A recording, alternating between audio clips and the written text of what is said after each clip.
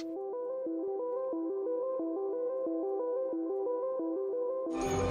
to the party, pal.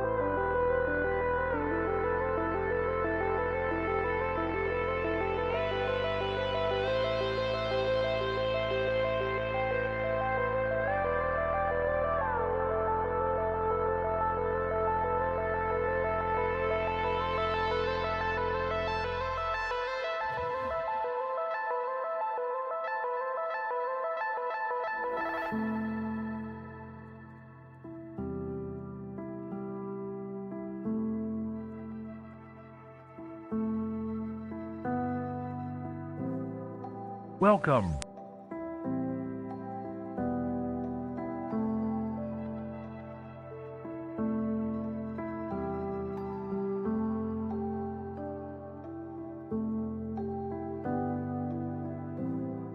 Welcome.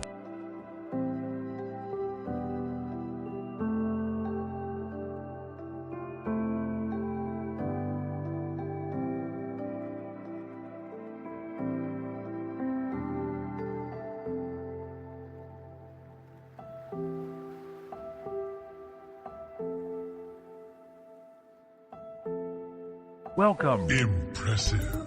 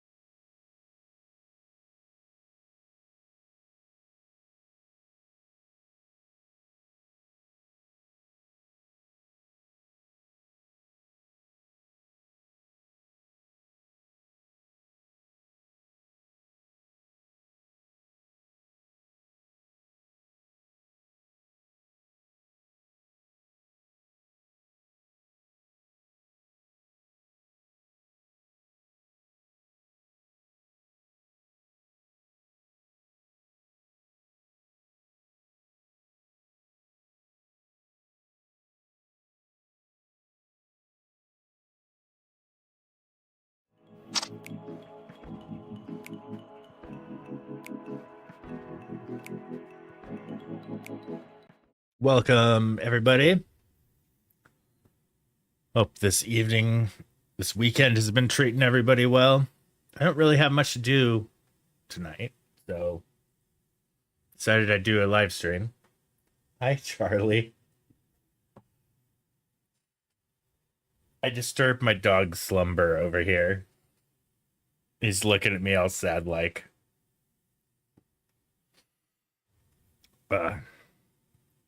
Oh, geez, the white balance is a little green tinted, right?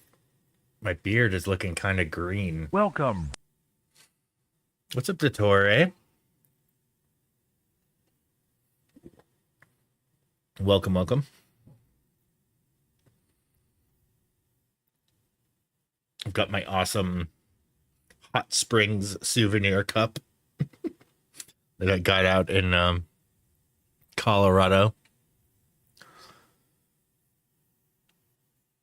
But yeah, this evening I went storm chasing with Jesse J Media, who's here in chat. It was not really the most fruitful of storm chases. Most of the weather was off in the distance. So I took a gamble and put my zoom lens on the camera, which for anybody who knows about trying to photograph lightning, the narrower your field of view, the harder it is to capture. And I managed to get quite a few lightning strike photos, so I think tonight should be a bolt counting stream. It's probably not going to come with much because it really wasn't the most, well, it was an active storm. It was in the distance. There was a lot of bolts that were out of frame, stuff like that. What's up, AJ Link? Great gamer VTuber. I see him streaming Fortnite. Oh, you're joining the Fortnite peoples. I haven't quite gone down that road. I've played once or twice, but yeah. Yeah, good to see everybody. I mean, back when I was streaming 5 nights a week, I would take the weekends off. But it's kind of a sleepy, lazy evening here at the Cleveland household. And I went out on a storm chase and figured I'd share the fruits of the storm chase with everybody and count some lightning. And maybe get back into some of the Hawaii shots because I just loaded up Lightroom and I'm looking at a sunrise from Oahu right now. I'm like, oh man, I should look at those again. There's some good memories to look through. Yeah, I hope everybody's weekend is going all right. Mine's been kind of slow and lazy mostly. I got some work done today. I work on Saturdays, so. But yeah, I'll start going into my main layout.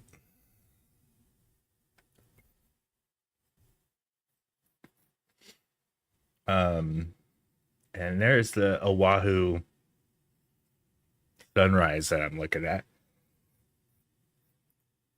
Ooh, it's so pretty. I want to go back already.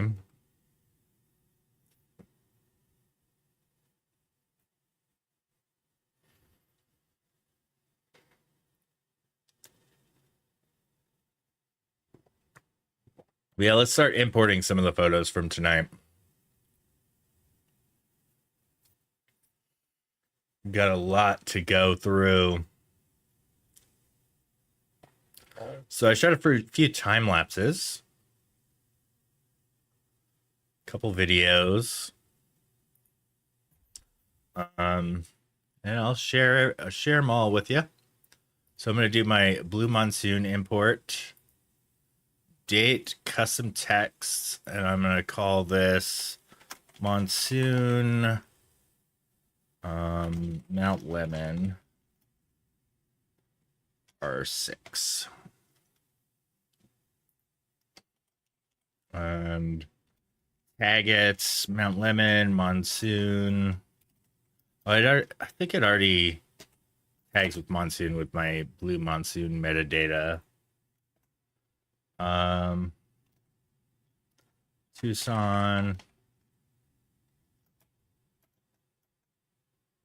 I think it'll tag it Lightning just in case. All right, let's do an import.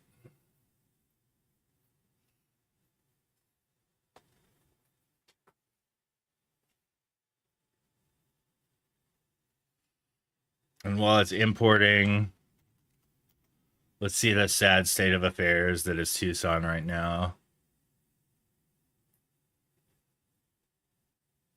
Is that my red dot still up on here? Yeah, right here. This is where we were at earlier. Wow, that red dot stayed there a while. That was 8:42 and it's 11:30.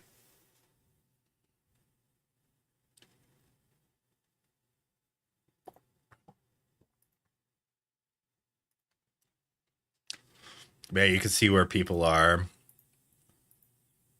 I know and have met most of those people in the red dots.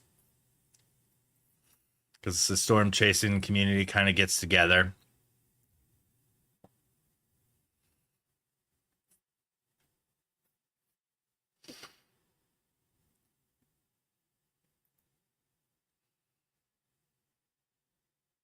I was about to say, is that all that's on there? No way. But it's still doing its import operation. So while it's doing that, I should grab my second camera.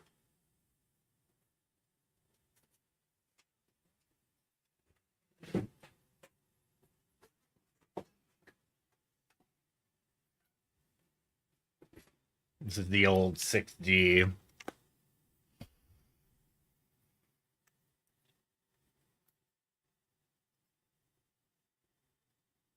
Oh, it's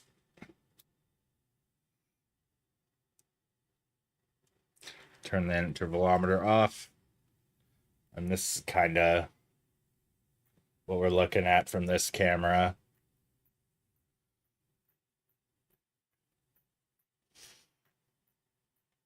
It was pretty active. You could barely see the lightning in the clouds, though. It is kind of going if I go slower. You could see. I'm not sure if many of these struck the ground, though. So we're going to wind up flipping through, counting to see if what we caught struck the ground. Like, there's something right there. So tiny. What about this one? I think this is something. A little something towards the left. Oh, that's a little bit better, but also very tiny.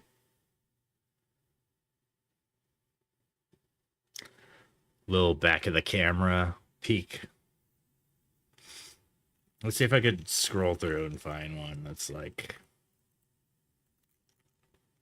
a little bit better. Oh, that one has a bit more color to it and looks pretty nice, like with a little bit of the formation in the clouds. That's pretty neat. Oh, that would look better once I have it imported from the card.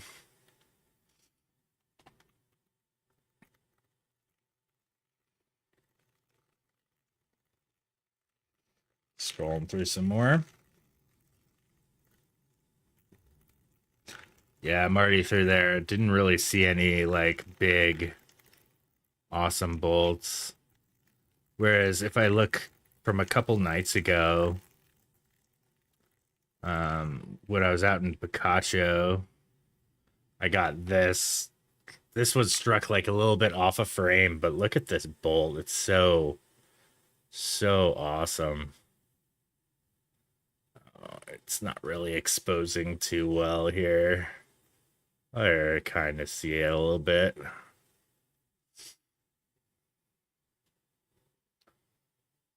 Yeah, it's kind of stuff I've been working on, trying to get some good storm photography during a bad storm season. It really has not been great. I've had a couple success stories, but usually the storm season's a lot more fruitful than it has been this year.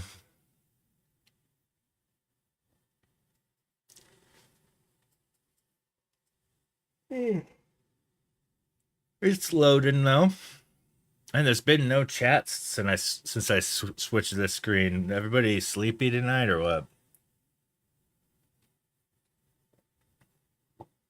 Down to talk about whatever. What's new in everybody else's lives out there? You sort of sleepy. Is it cloudy over there too? Is it gonna be hard to image something? This is about what our skies are looking like.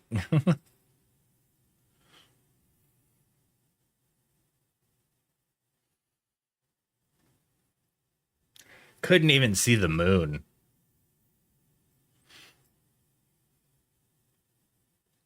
Yeah.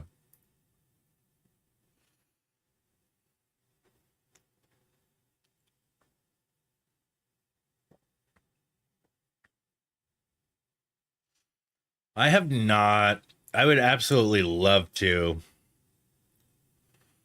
It's a whole photography challenge from what I gather. Most of the people I know who have captured some they have I think they use video mode to do so.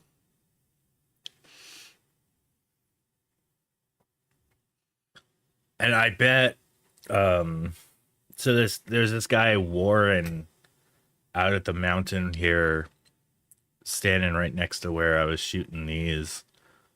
And I got to chatting with him, and he is an OG storm chaser. Like he turns out he's like pretty famous. He captured the photo that was on the cover of the movie Twister. That tornado photo was his. So probably the most famous ever tornado photo. And he was shooting with a few cameras, and he had the Sony, I think it was the A9 III, he said it was. But it's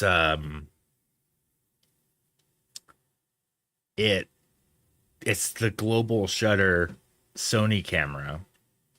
So he was recording all of the storm with video, and he would be able to pull stills of the lightning from the video, because with global shutter you don't have rolling shutter issues. Yeah, 95. It was a long time ago. But yeah, he was a great guy. I chatted with him for hours. It was good times. Meanwhile, Jesse, who's just popped into finals. Oh yeah. I can't wait for global shutter to be like more commonplace than DSLR mirrorless cameras. That would be great. Especially for stuff like storm chasing, but even more importantly, flash photography would be improved so much with global shutter, because you wouldn't have to worry about high speed sync issues. The Pixel 11. Yeah, but that's still a tiny sensor. Language.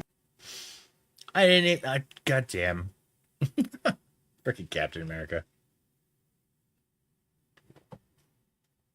Ooh.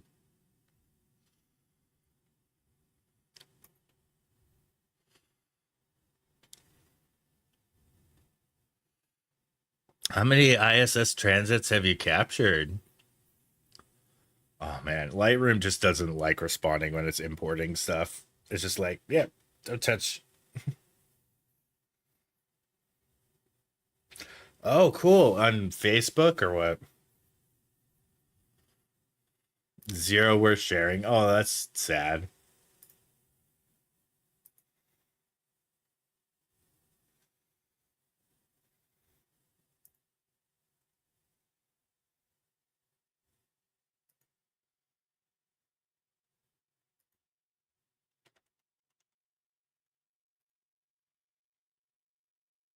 Ooh, is this from tonight? Damn. Yeah, 3 minutes ago. Look at this. No comments yet. 3 minutes. I'm just gonna say, ooh.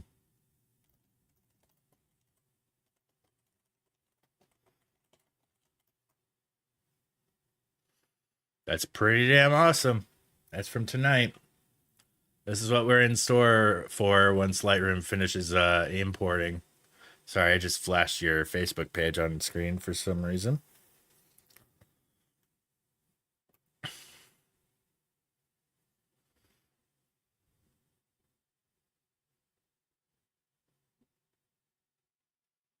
Oh, card is ejected. Now it's doing DNGs. I should probably also import the 6D shots.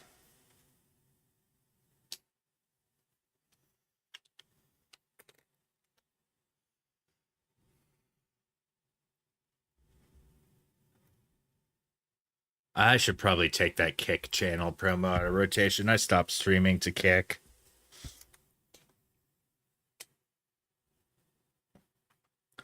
Kick is kind of weird.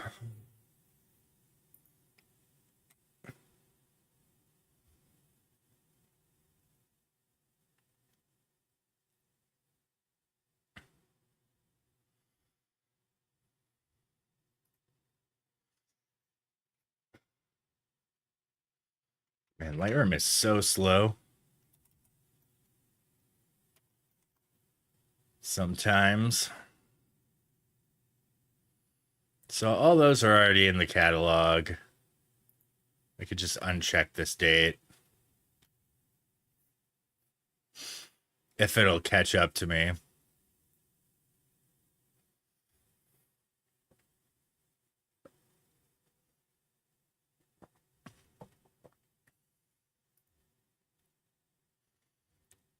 $254 shots from tonight.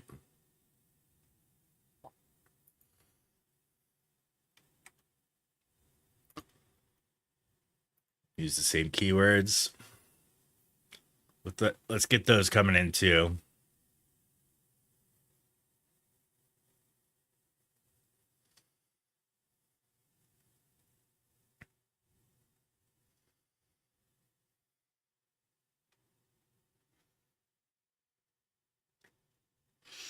Man, I'm gonna get some more constant lighting. It'd be great to use for streams and also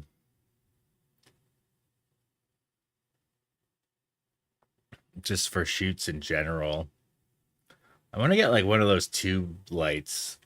Those are that you can focus and stuff. Those look really cool. I got to play with one on a like wedding and anniversary photos event coverage session that I assisted on. It was fun.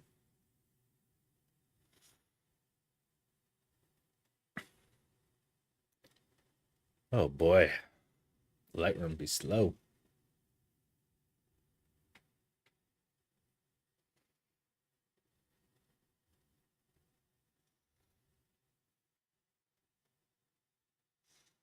What's everybody else up to? What's up, Dottore, Foot Knight, AJ Link?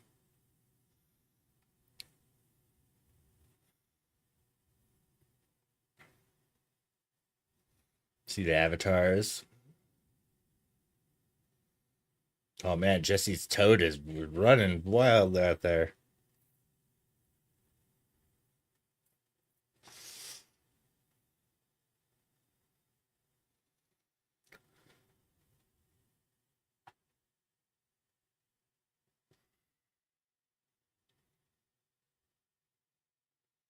Got the spinning wheel.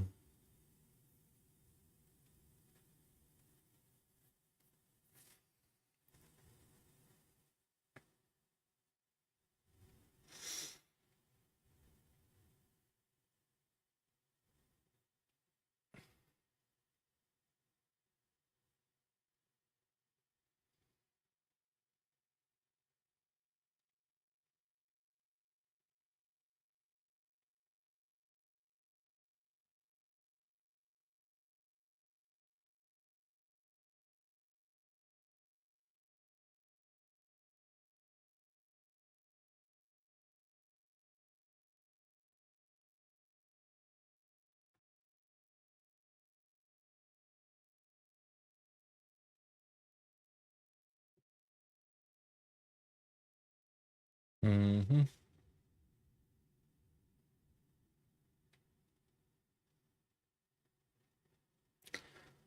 I should, what else? Can't really mess around with Lightroom while I was importing. What else could I look at?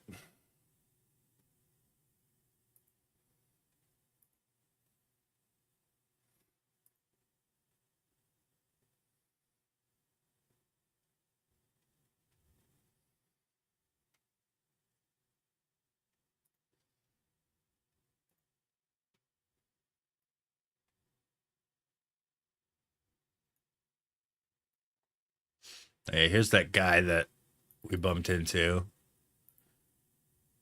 These famous photos here.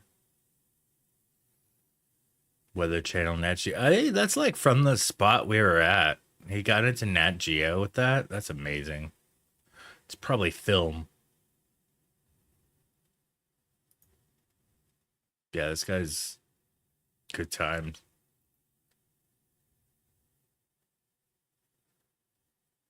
Oh, he posted this before we arrived.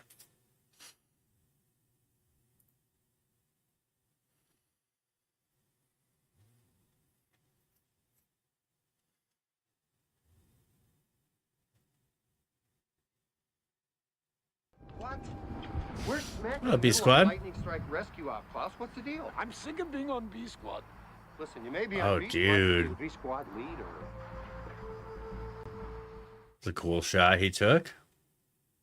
How's it going, B Squad? It's been a minute.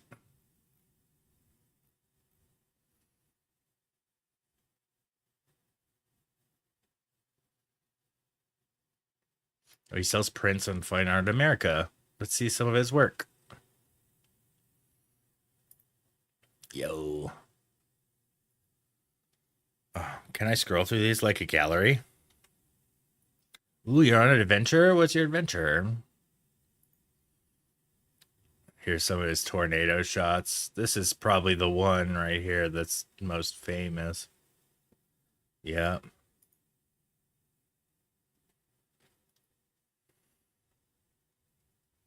Ooh, Texas Mammatus. That's pretty. These are also small, though. Let's see these bigger. We'll just zoom in manually.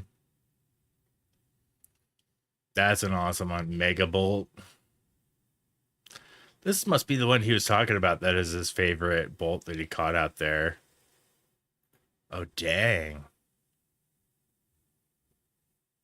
I think he caught the bolt striking this spot. Does it say what year he captured this?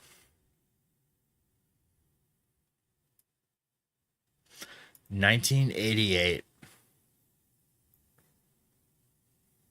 Port Hardy. Oh, cool. I don't really know Port Hardy, but sounds like a fun adventure. Oh, I have totally on the wrong thing. Ooh, caves. I don't know if I could spelunk anymore. I've gotten too big, I think. And then here's his most famous shot. Such an epic photo.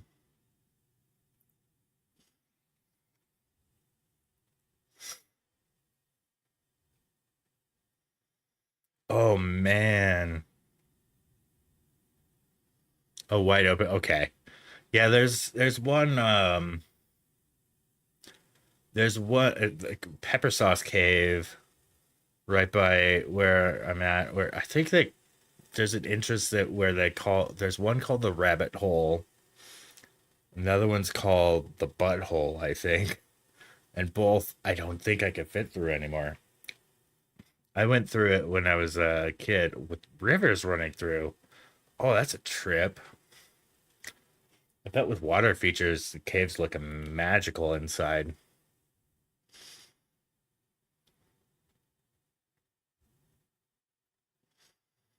And this guy's got a good catalog of. Oh, got a photo of Bisbee. Brush strokes. Desert voltage. Colorado tornado. Oh my God. What a shot, dude.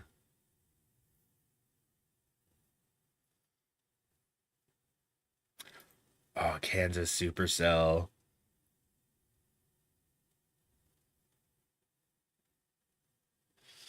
Man, I want to chase a storm that looks like that.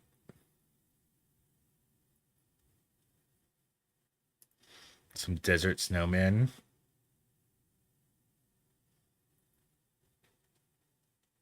Oh, awesome. Yeah, my Discord has all but died. I need to bring it back from life. Back to life. Mountain Madness. Oh, I love it.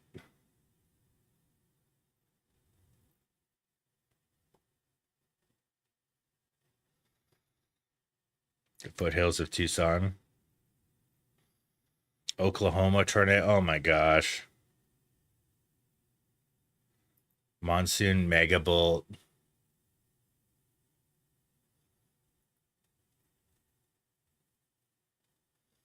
Canyon Fire.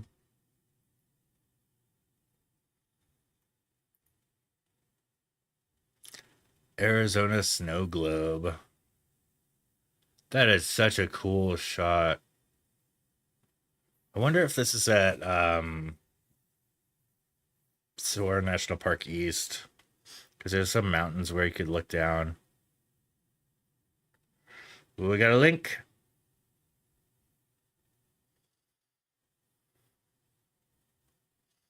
Ooh, good caves. Cave photos. Let's go. Oh, this is a video. This is a cave. Just flooding through from the other side. I'm just narrating what this guy's saying. The river goes down. And this is how we get there.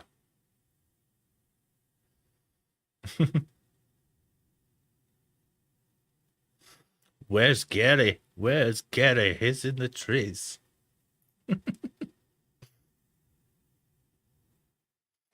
Damn, that's cool looking. Great adventure, man. This kind of like some of the way the waves form and this from the water, it reminds you of like the slot canyons. It shapes the cliff sides very similarly. Another link.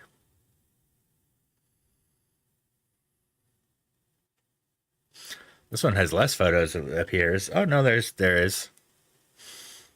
Ooh, pretty. Oh, look at that pano. Can I come with? That looks so nice. Bear. There's a bear.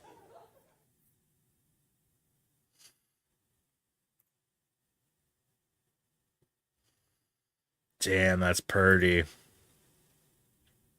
Okay, I would not want to bump into that though. That would tear you up.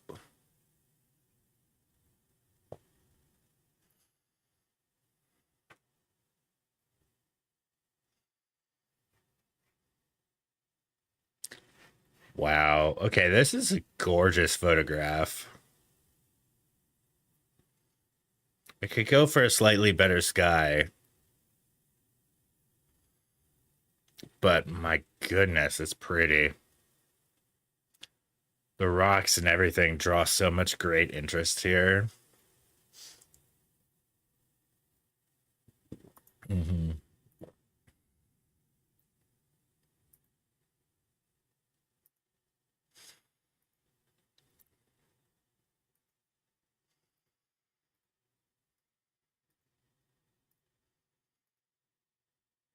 Boy, you're on an awesome adventure this weekend. I'm jealous. Granted, last weekend I was out in a cabin doing some adventuring too. I'm gonna explore the caves some more.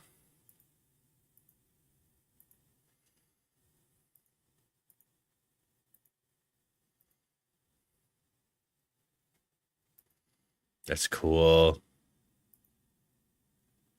Is it like a beaver dam? Ooh, awesome. Wow. That's yeah, ours didn't have Wi-Fi when we got there, but my friend went up to Flagstaff and got a Starlink satellite, and then we had Wi-Fi towards the end of the trip. Yeah, if there wasn't Wi-Fi in your cabin, how else would you be here talking? Man, I like that. Those caves are nice. Is that legit looks like a redwood up there?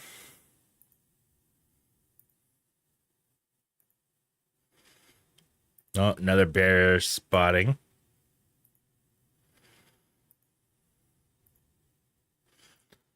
Oh, Lightroom is still importing.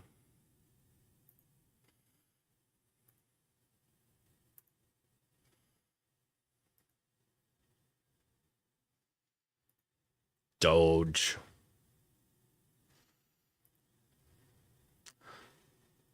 All right.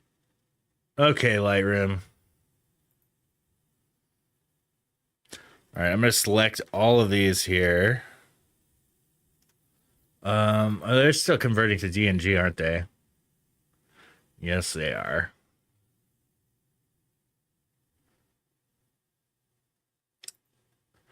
Let's explore this a little bit more while that's going on. I was going to start organizing them into folders, but that would interrupt the DNGing. Man, what a chill spot right here.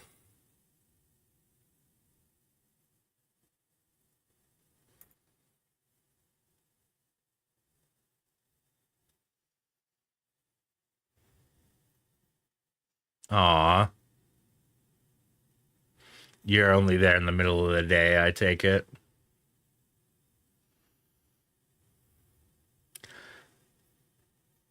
Man, I would love to just go out here with a good old ND filter, maybe a graduated ND. And just go to town with some long exposures. Get the water all smooth in the pictures.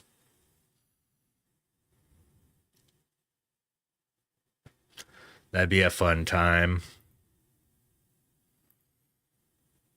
Oh man, the pattern so pretty.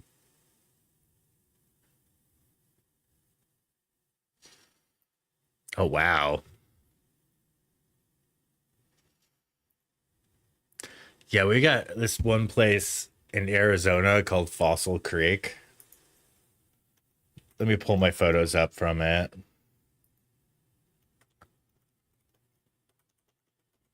And the dirt road out there is something like, I think it's only like 10 miles or something like that. But it takes like 2 hours to drive there because that dirt road is rough.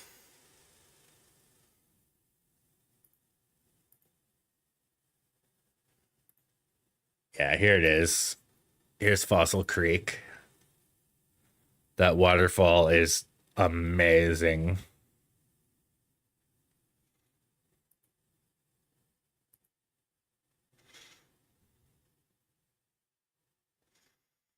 You have a minivan, you scraped it today? Aw. I want a minivan. That'd be such a good storm chasing vehicle.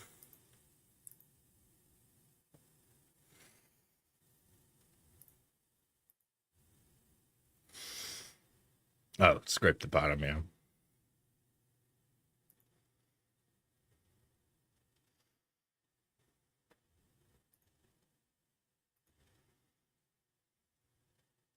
My video from my trip out there.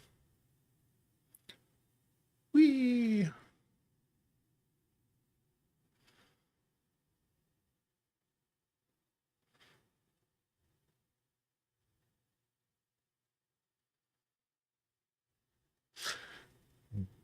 Oh, that's true. A Forerunner would be great. Yeah, look at that waterfall.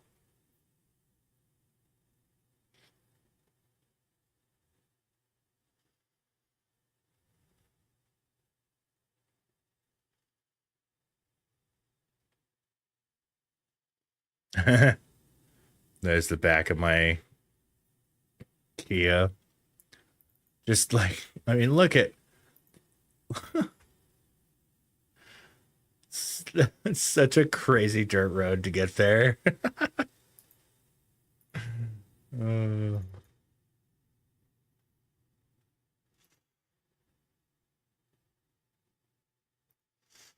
I know. I would love to get a hybrid Forerunner. All right, go to folder in library. All right, create folder 60.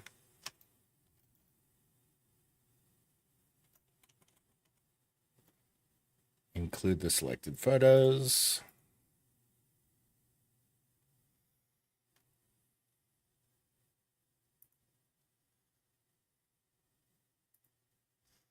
Is that not moving? Okay, now it's moving then. Now I'm going to filter by R6.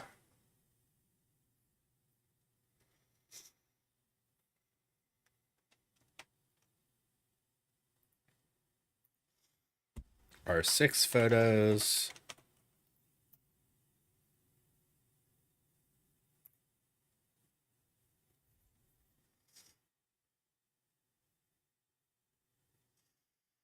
Hmm.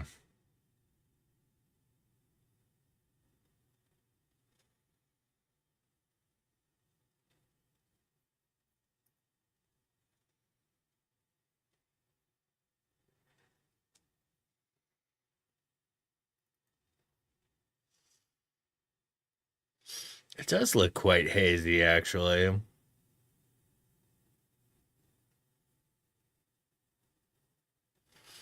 Little bit of light in the clouds there versus.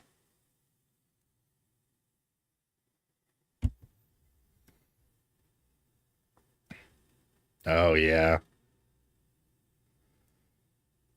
Sometimes it's really hard to get the right car.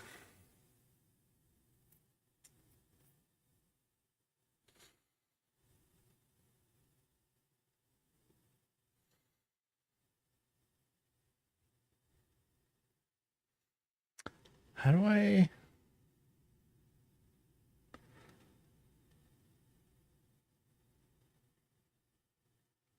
Where did I put the bolt counting stuff?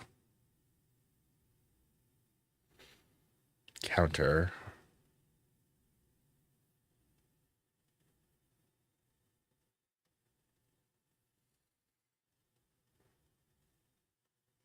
Man, my last lightning count was 191. Oh boy. I don't think we're gonna get that far.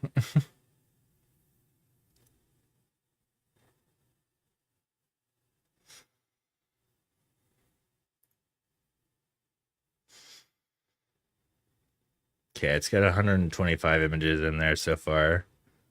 Let's start combing through these and finding some lightning bolts. Well, there's a little bit of something. I don't think this is something I would count. You can see some electricity going in there. I do really kind of like this rain shaft and everything going on. This is a little overexposed. I should probably tone it down to make it look more like nighttime. It was a little bit after sunset here. Seeing a little bit of electricity. Oh, it's popping a little bit more. It's like all around the same spot in the cloud.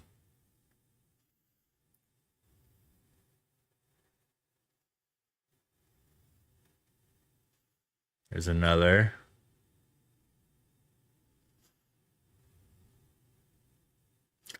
But I really want to count the cloud to ground lightning. So the intra-cloud stuff, it's really good, maybe. But boy, was that electric.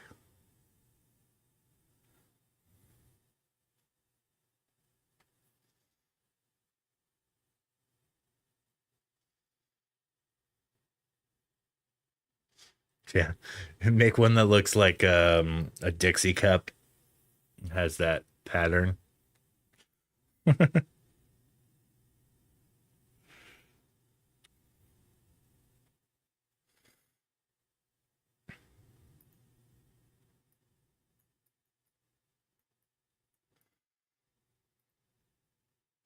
I kind of dig this one. I just like the lighting of it. Let's see if I can find one with a good cloud to ground bolt, though. Whoa, what happened to my settings here? Or is it just not... Oh, yeah, the preview's not updated yet. Okay.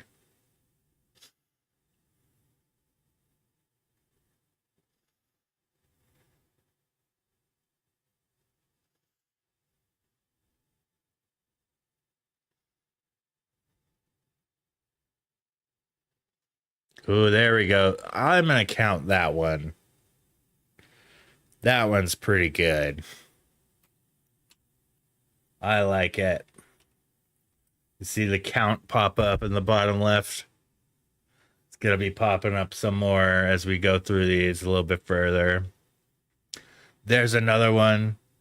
It's a little too far right in the frame to my liking, but I'm going to count it.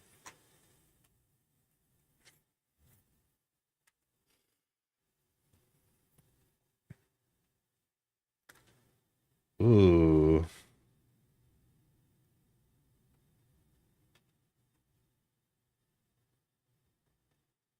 I like it.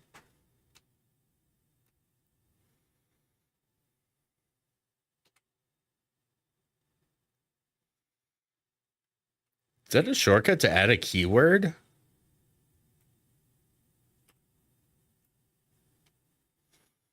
Okay, we're starting to get some bolts here.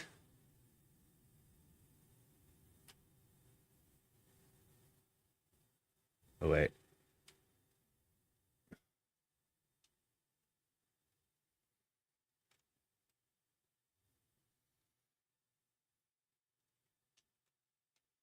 I overcounted a little bit. There's another one. There's a very distant one. I'm not going to count it, though. What up, Frank? Yeah, I streamed a day or so ago, but yeah, I'm back. How you been? I kind of don't want to count these rain wrap ones, but that one I'll definitely count. That one's nice.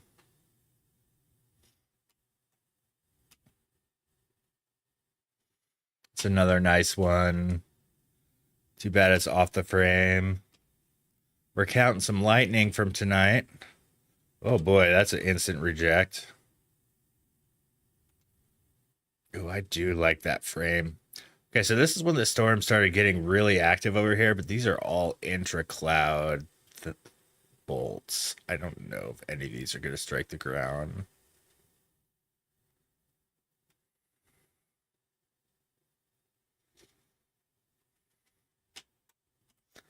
Right? Well, hope you're at least happy in your struggle.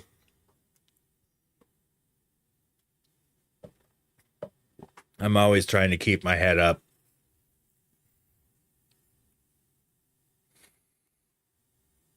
A car must have been driving by. That's like a lens flare or something.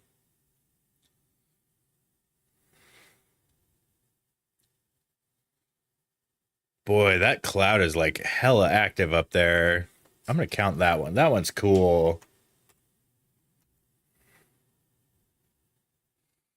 Dude, every single frame. How long are these? 20 seconds? Every single frame has electricity in that cloud. My goodness.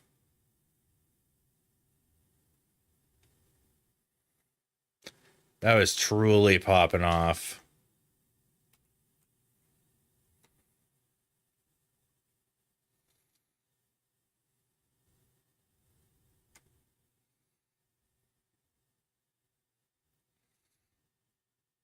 Ooh, I like that one.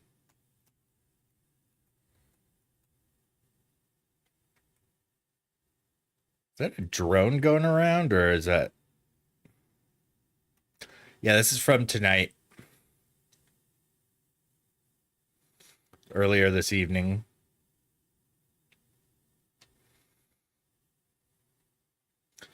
And if I look at the radar right now, it died.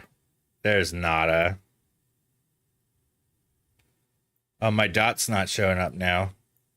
So it's like over 3 hours until your dot disappears. 10:50. That's a couple hours. 11:35. This guy's still like actively looking.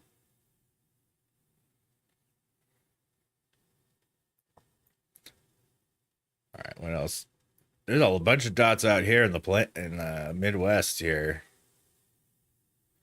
Oklahoma.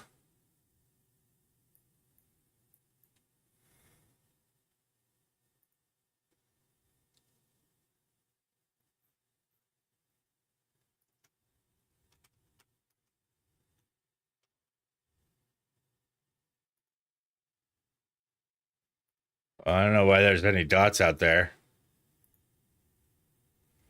The radars are looking very similar to ours.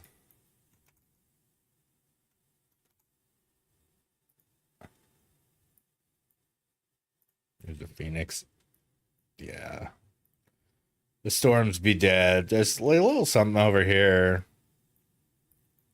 in New Mexico. Boom.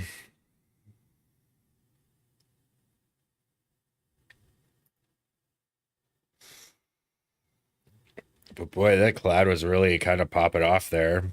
Oh, there's a CG. The tiniest little CG. I'm going to count it though. CG, by the way, is cloud to ground. For any of the uninitiated.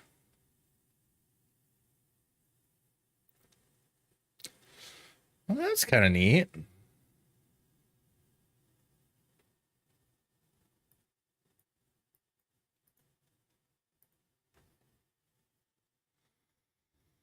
Oh, that concludes the 6D. Wow. All right. Only 14 bolts from that one that I'm counting. All right. Maybe the R6 does better here.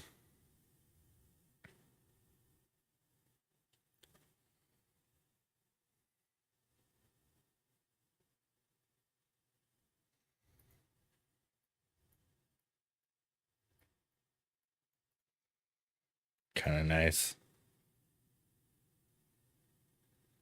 A little bit of like, oh, you can see this cloud forming right here. This is a bunch of clouds just forming. That is cool.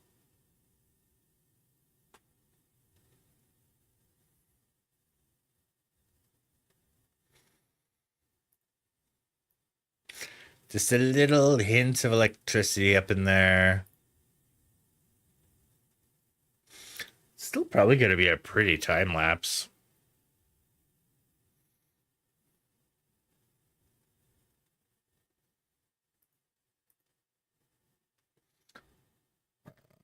Let's delete that one. Did I change the position here?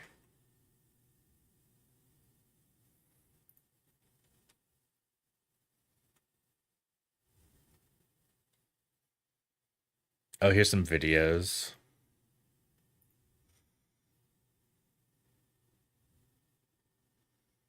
Oh, dude, have fun in your adventure tomorrow. Thanks for coming by. And that sounds so good.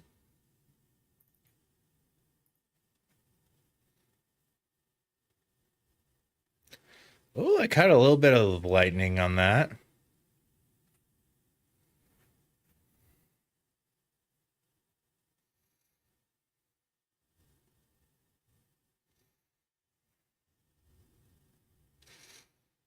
Oh, that's nice.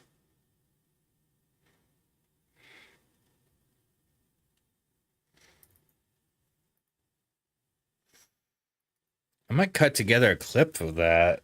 What did I catch on this one?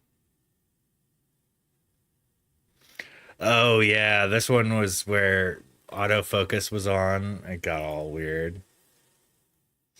Put some photos in Discord. Awesome, man. Well, thank you.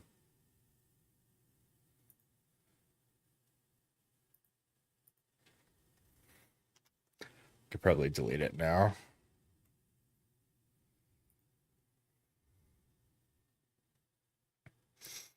All right, let's pop this open and resolve real quick.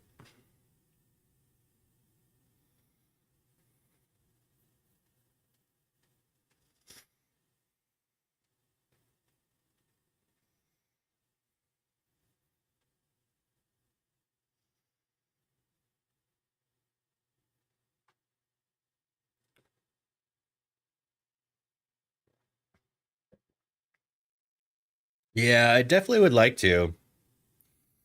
I want to print it locally again this time. Because last year was kind of weak.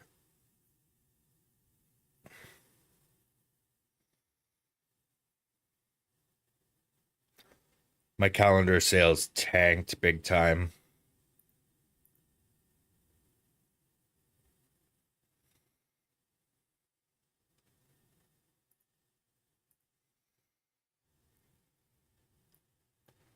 Oh, whoa. Why did it open on that monitor? That's weird.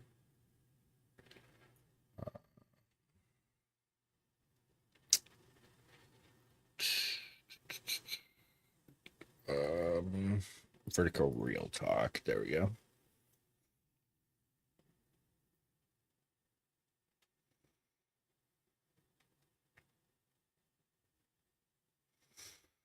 Hmm.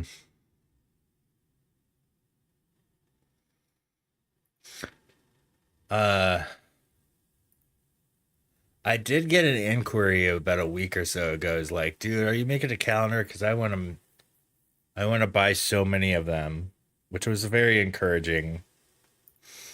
Like, I want to buy like at least 10.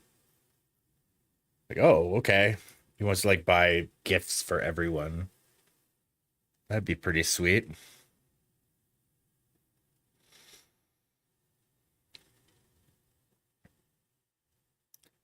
All right, we'll put this over here.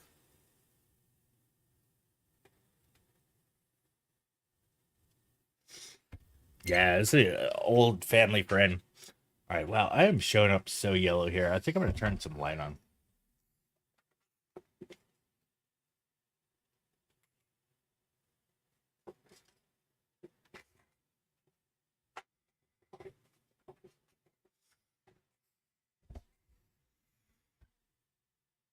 It's weird. I am showing up like a Oompa Loompa in the color here. It's so bizarre.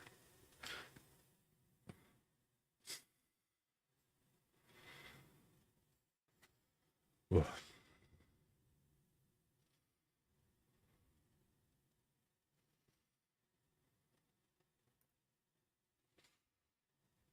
All right, ad starts in a minute.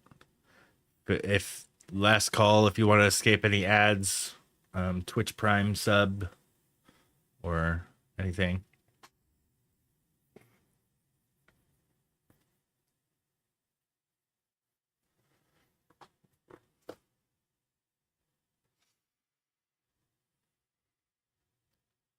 All right, so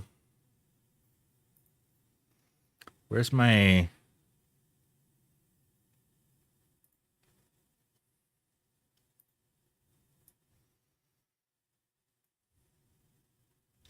There we go, base project. So base project copy.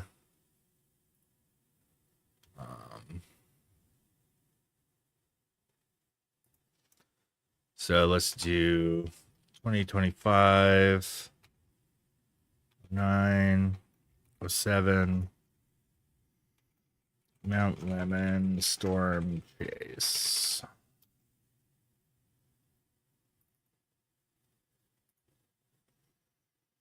Do a horizontal timeline, or actually,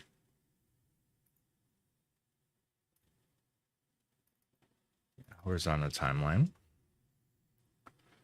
All right, let's get the media for this.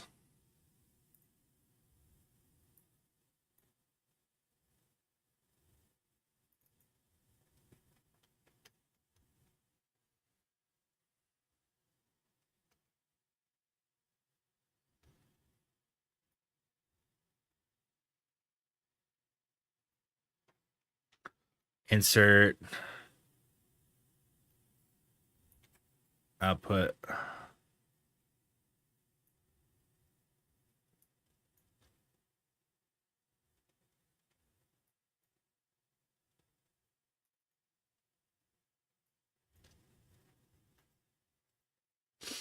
Okay, I adjusted it here.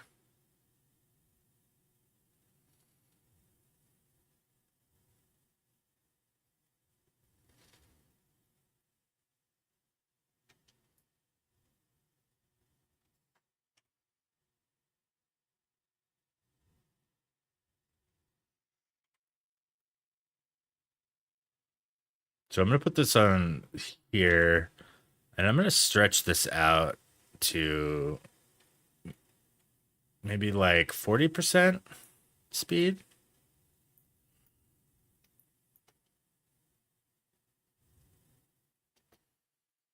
Okay. Let's do some stabilizing, camera lock.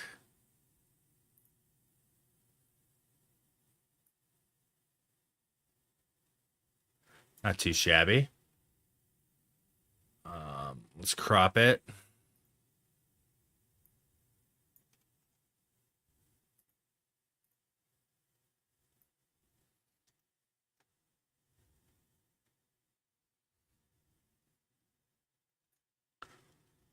Transform.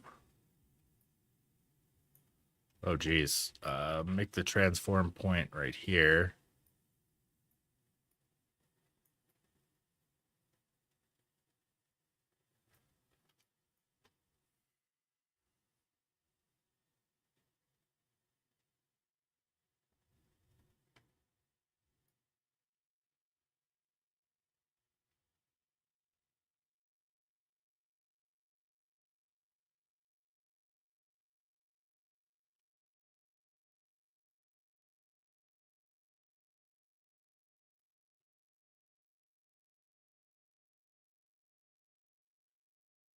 Asking for a friend.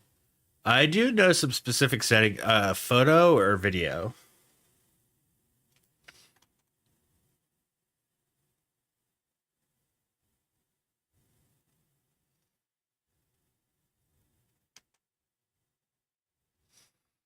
All right, so for photo, in your develop settings, right? Under the detail panel, this will rescue you. Enhance. Under manual noise reduction, you can pop up the luminance here And this will reduce a lot of noise issues for you.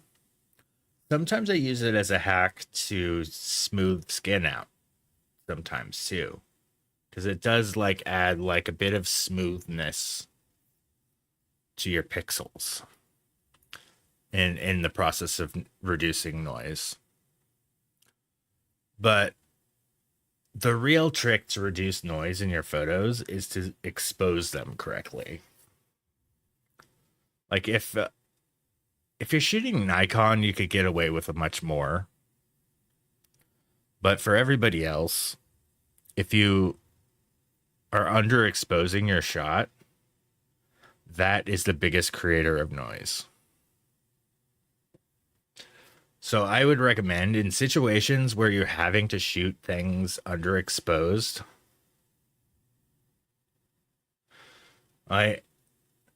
well, if you're shitting, you want it to be underexposed because you don't want full exposure on that. But when you're shooting,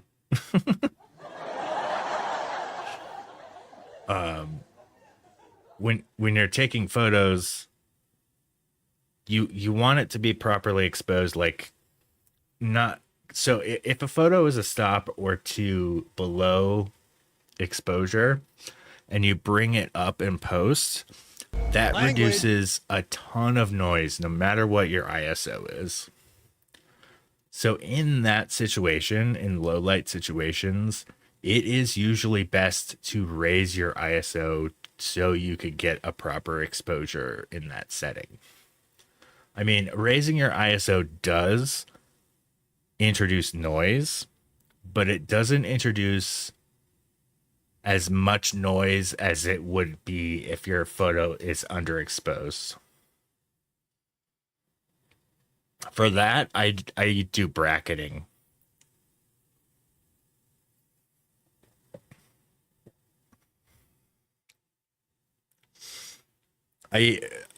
For sunsets, I always shoot HDR.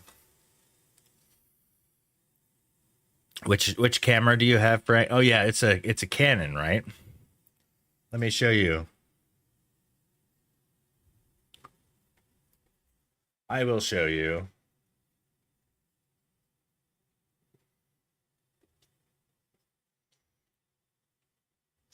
Oh, okay. I don't know how to do it on an Nikon. There is a dial for it on an Nikon.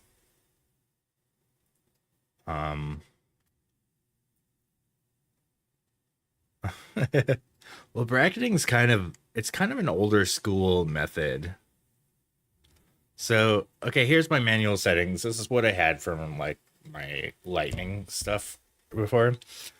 And underneath the 22nd M F5, there is, I can select it. This right here is the exposure with the yellow block around it. That is the exposure compensation. And if I click on it, I get the option where there's a line here. And if this camera still had this dang wheel right here, you could set it to bracket more than one image. So if the option existed in this camera, I would have 3 lines. Do I have my other? I do have my other camera. This one still has a wheel.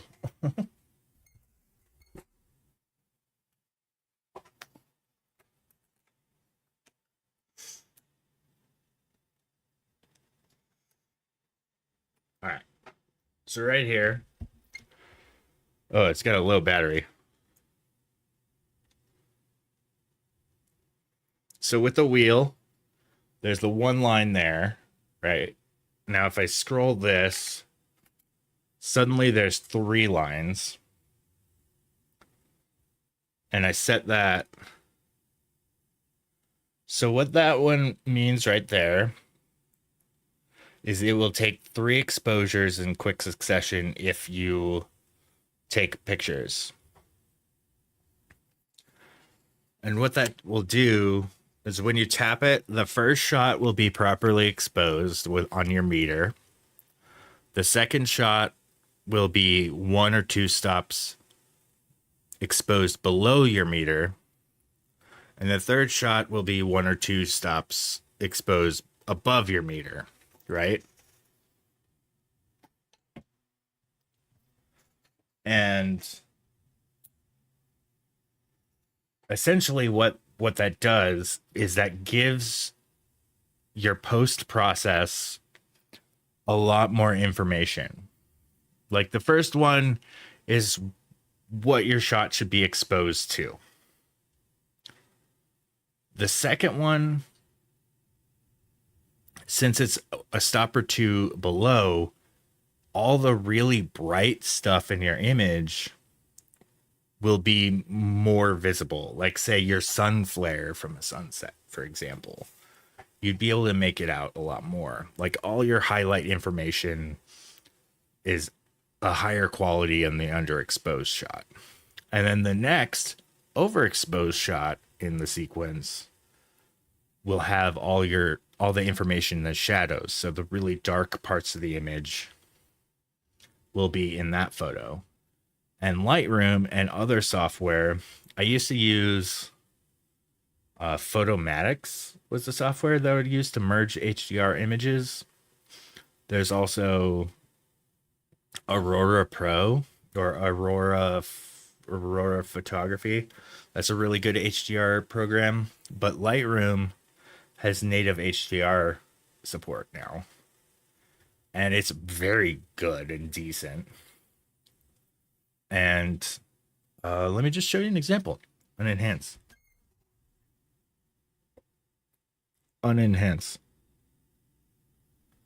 All right. So if I go here to, I didn't remember I was on image 82. So I have some examples in this Hawaii folder.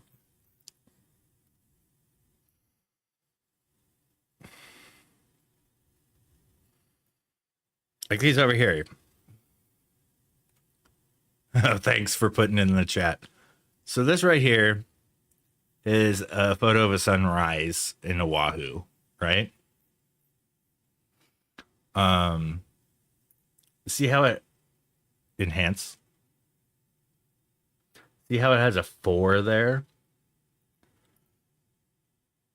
This is really 3 separate photos on enhance. So here's the first. Actually, it's probably better if let's turn auto sync on and hit reset on the 3 of these. So all the edits are gone. So here is the flat regular exposure, right? The next one, this one is 2 stops below.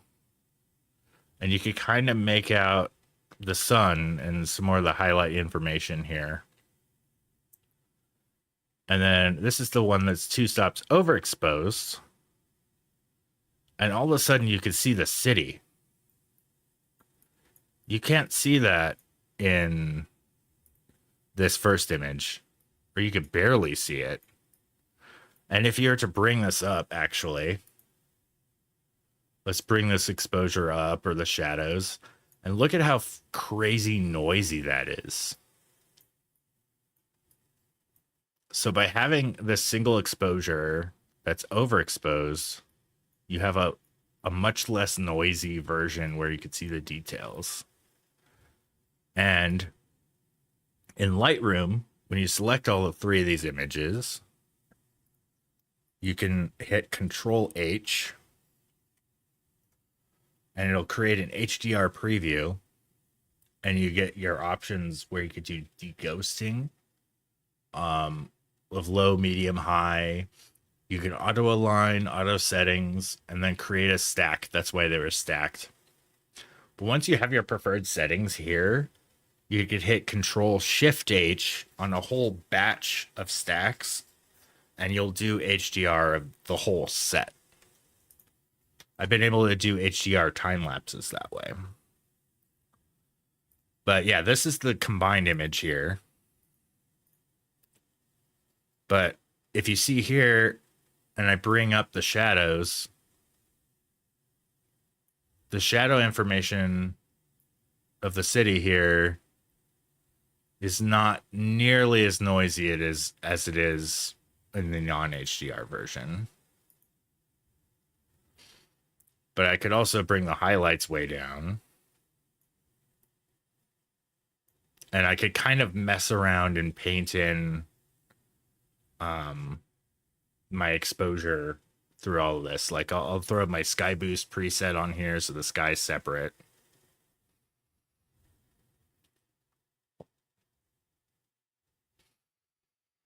And then my foreground is separate. Select my mask. Oh my goodness, Lightroom's being a little bit slower than I'm used to because I'm also streaming.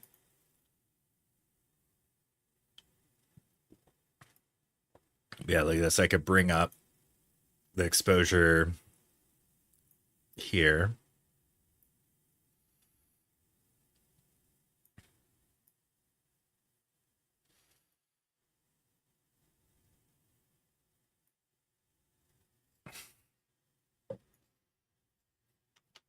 But yeah, this may not be the best example because the actual sun is there and kind of takes Welcome. away a lot of the contrast.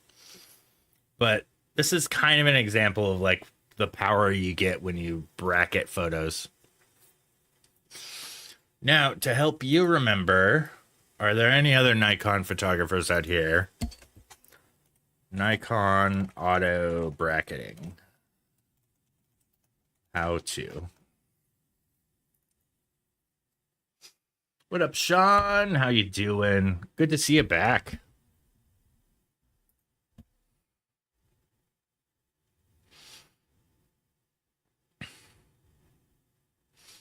Okay, so they definitely have that on Nikons. So here's how you go. Enhance. All right, so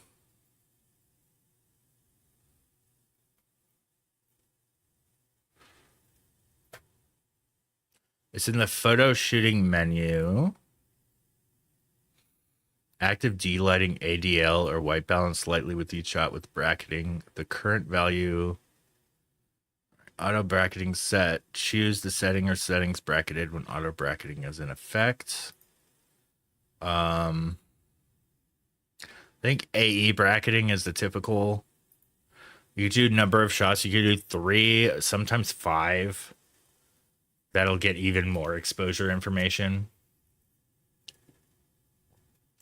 You could choose the increments, amount.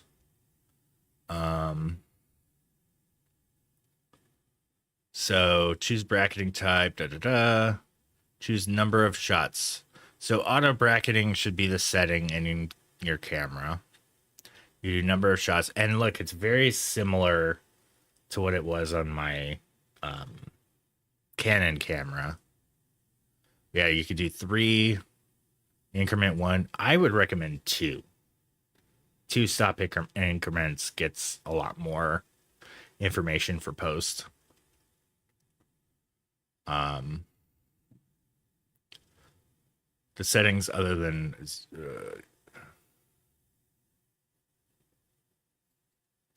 cat and cats everywhere. Yeah.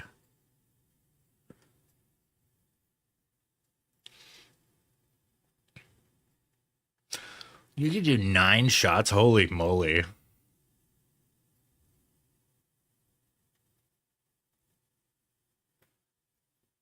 So yeah, on your camera, if you put the timer on, like most cameras have like a 2-second timer. So when you're set to do bracketing, you got to remember to hold the shutter down to do the whole bracket. Or you could set your timer on. So you could have your 2-second timer and it'll go beep, beep, beep. And all of a sudden it would go click, click, click, click, click of however many brackets that you have set. That's the nice, that's probably the better way to do it is when you're bracketing shots, put a quick timer on. I mean, granted, you gotta wait for the shot. I mean, granted, anything that you're gonna do an exposure bracketing shot on is probably not gonna be in motion. Because when you jing with motion, bracketing will mess it all up. So a timer is advisable for those situations. But if you're gonna try to photograph like wildlife running around during a sunset, you're kind of screwed for bracketing. Unenhance. But yeah, back to this.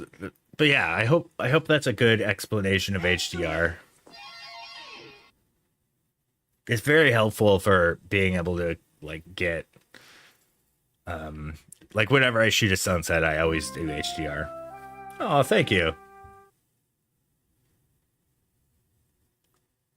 I bet I could probably make a better video about that.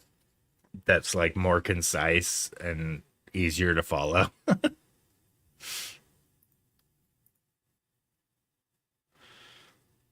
don't know, maybe I can make a short about it.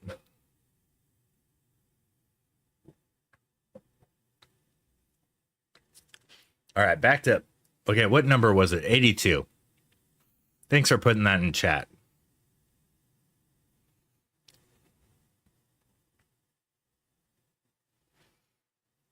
Yeah. I've been thinking on making some shorts of like helpful photography tips. They might do okay.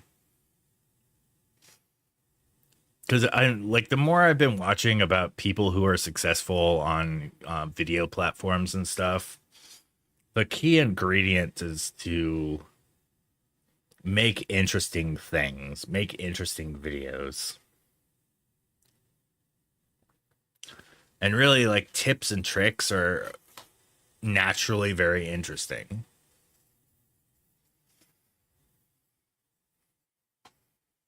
And I do have a few favorite tips.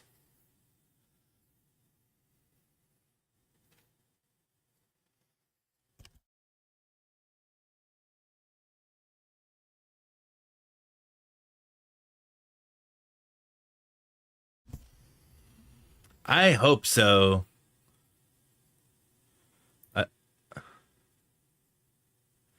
Yeah.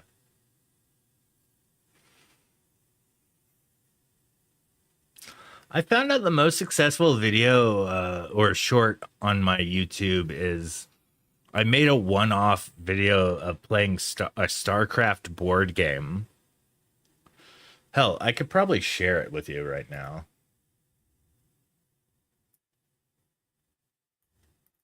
Oh, by the way, do you want to see my killing spree I did earlier today? I'm on tangents upon tangents right now.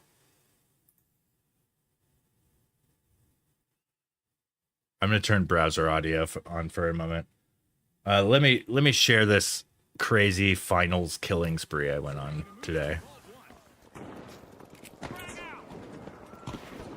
This is the very start of a round.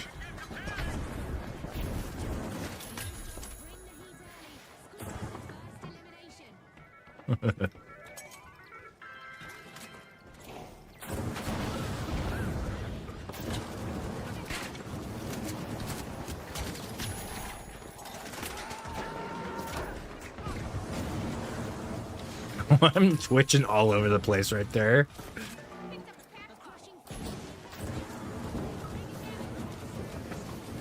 Everybody's just running from me. It's great.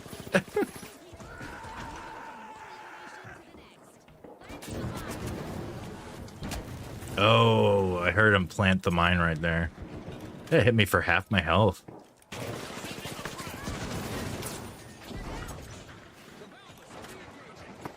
Yeah, that's a short little killing spree. I got like almost all the other players on the game right there.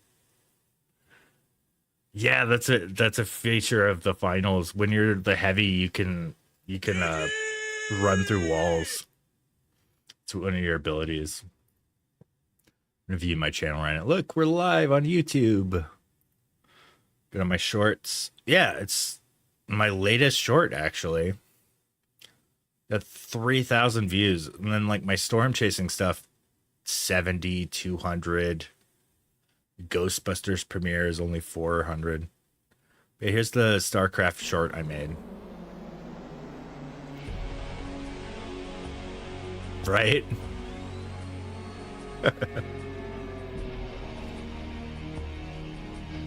Super nerdy StarCraft video. I pulled the theme song.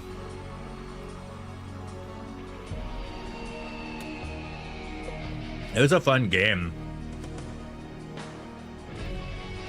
But boy, does it take up a whole friggin' table.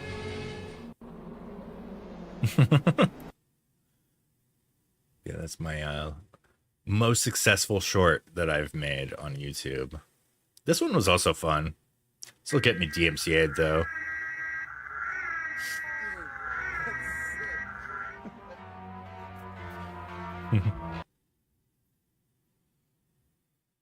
Yeah.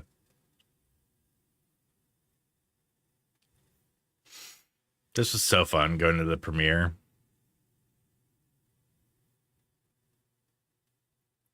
It was StarCraft, the board game.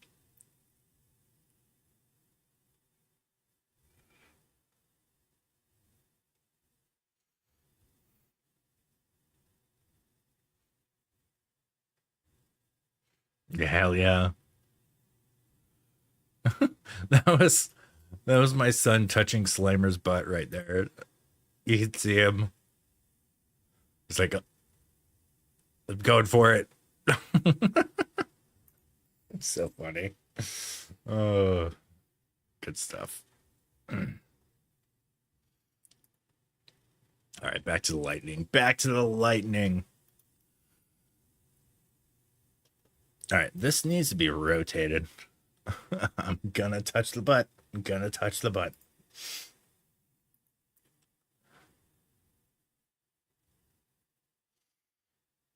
Mm-hmm.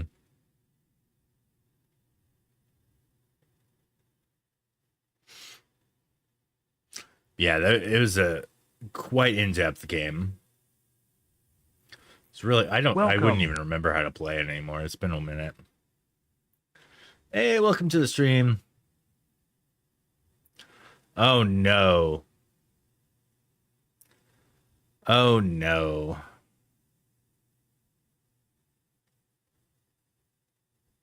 Do I click on it?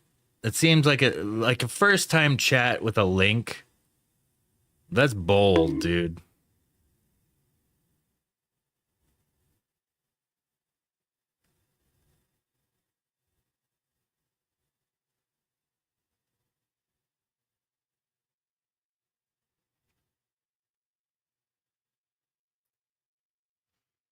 Been timed out, man.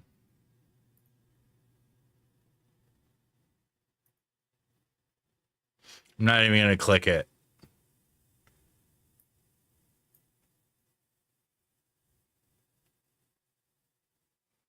Yeah. I know. I was considering. I was like, oh, it seems so spammy too, the way the comment came in. I don't know. I mean, you could be legit and all, but a first time chat with a link that's like everybody should know that's horrible Twitch chat etiquette. Gotta introduce yourself first. Doesn't matter how good your link is.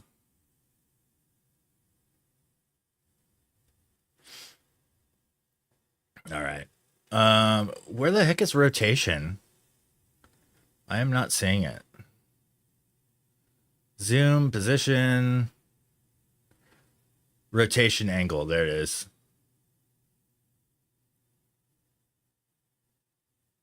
Yeah.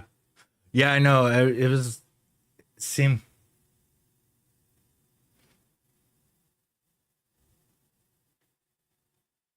Oh, did you click it?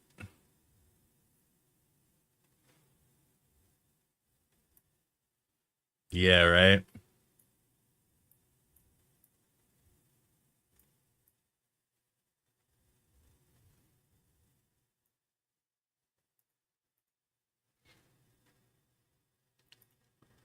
All right, let's uncrop a little bit. Oh, that is the end.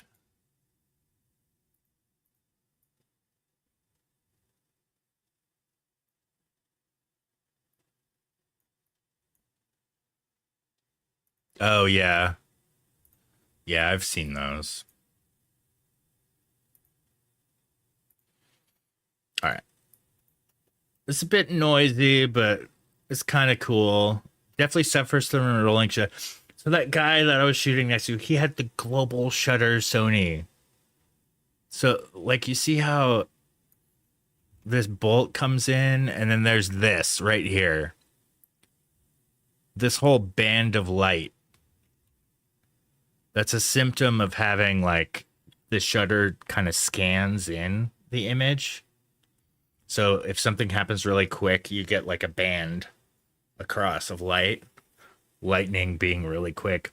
That guy had a global shutter camera, meaning every single frame is done at the same time globally for the whole frame. So, but shooting video of lightning, everything's just going to be perfect and not have any sort of banding. Like that's incredible. I hope for the day that all our cameras have that tech. It would also be a miracle for flash photography, because whenever I turn high speed sync on and try to shoot anything above 1/200, like a 200th of a second, it lowers the amount of light my flash can emit dramatically. I think it's like maybe a quarter of the light that it can if you're not using high speed sync, because it has to really rapidly fire the lights.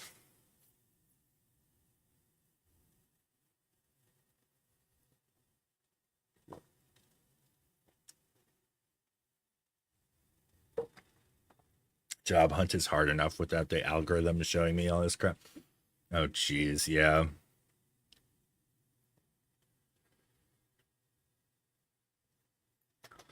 All right, let's get this other strike here. It's kind of cool.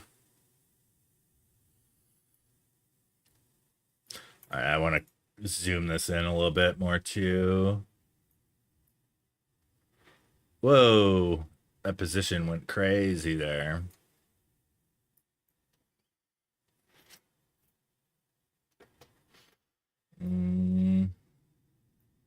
Let's move this yonder.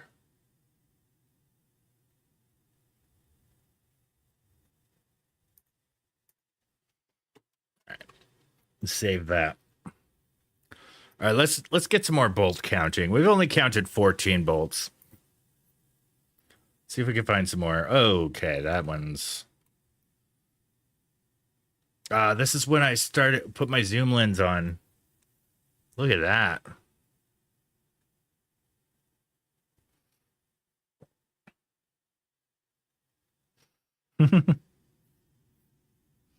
Yeah. I mean, I think Low Base Guy is starting to get like some projects where people are hiring him to do AI prompting stuff. He's starting to do some really clever stuff with AI. I've been coding with AI, which is crazy. It blows my mind how handy it is for coding. And it kind of like brings me to speed with some more modern ways to write code too. So yeah, let's count this one. We're up to 15. I'll give that a few stars there. It does look like it's pretty shaky. Yeah. Oh, there's another one like that. That's pretty nice. Oh, yeah. And it's almost looking like it would have been better. So if I'm... Well, no, this is pretty stable. I thought this was very shaky. So this right here, like this area from here to here, this is our downtown for Tucson. All of this right here. The rest of this is the whole city. But this right here, our downtown is so crazy small.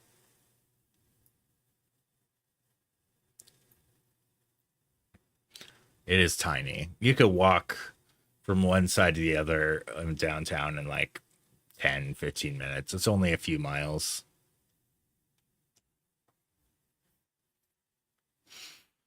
Ooh, this one's kind of interesting.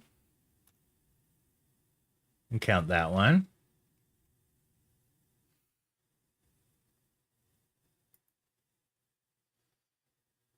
Small too and full of crackheads. Oh man, what a transition. I'm sure there probably is too. There was a damn hatchet murder downtown this year. Crazy. It's such a sad story. All right, switching to library mode.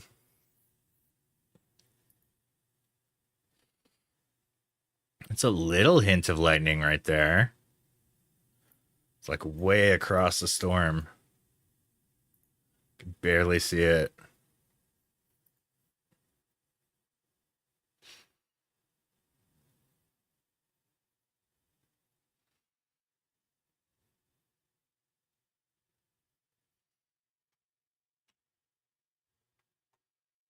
All right, counting that one.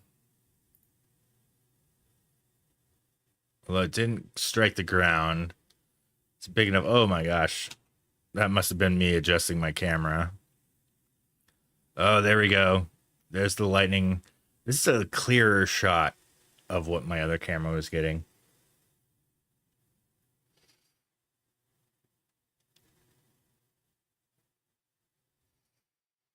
Oh, man.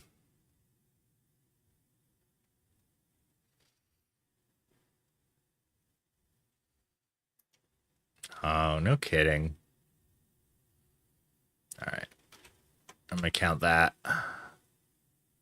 This also looks like lightning, but it might be... Is it too bright? Like, what is happening here?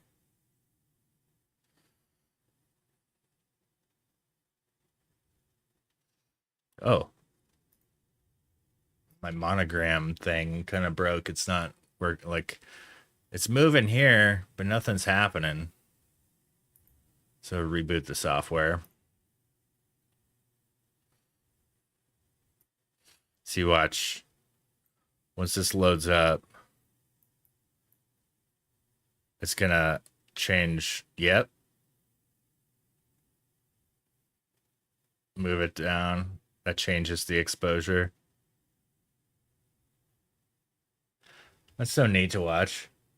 Just the I feel like a DJ with this big wheel.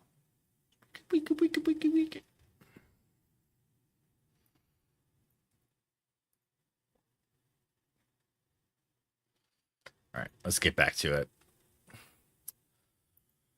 I don't think there's going to be many CGs. Oh, that one's pretty cool, though.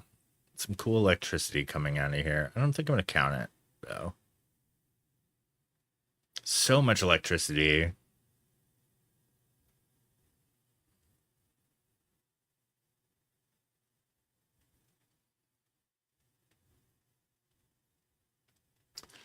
That one...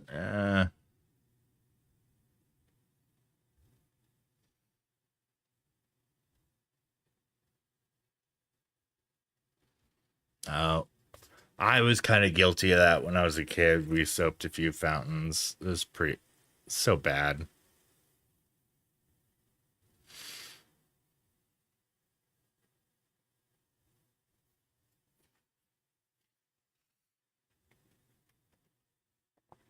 Oh, okay. Here's where I move the camera. And bam, there we go.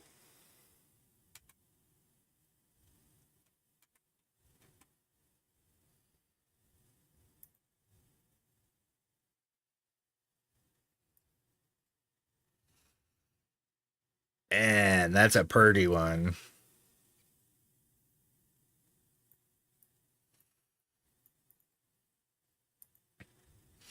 The colors are kind of weird here. Need some more magenta.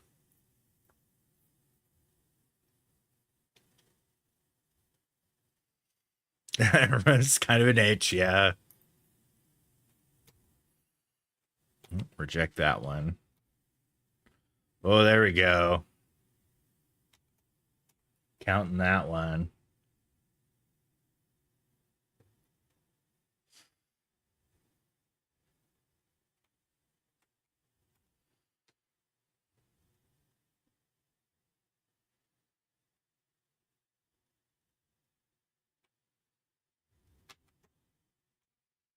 Man, this is not that many bolts though.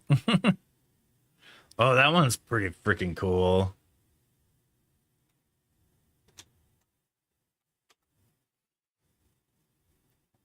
Counting it, counting it.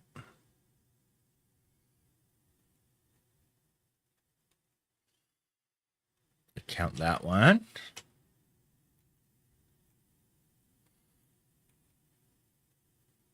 Ooh, that's a good one.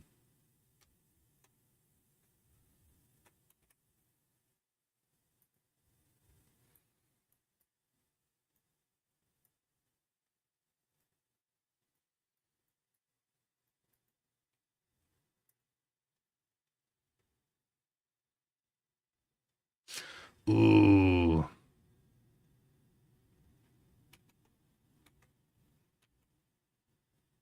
I like it.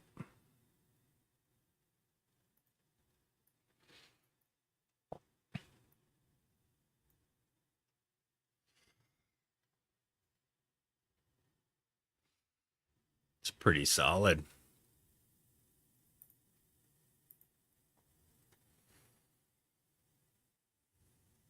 Wow. That's good too.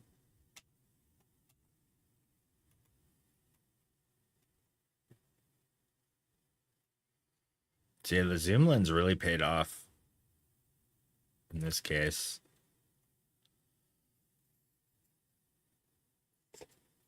Oh, that one's pretty nice. Another similar one here.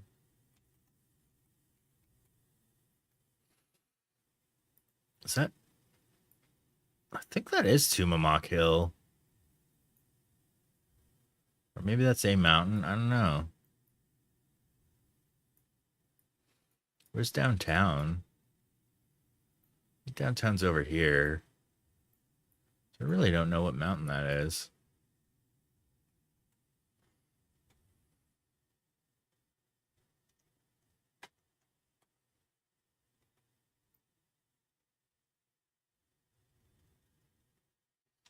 Another bolt.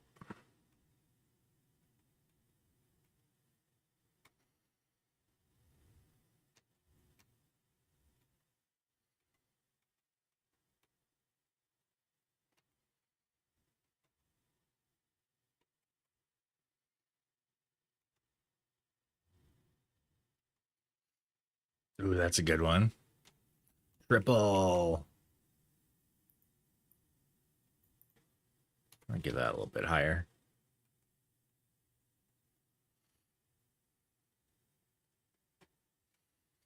It's a little one. I'll count it though.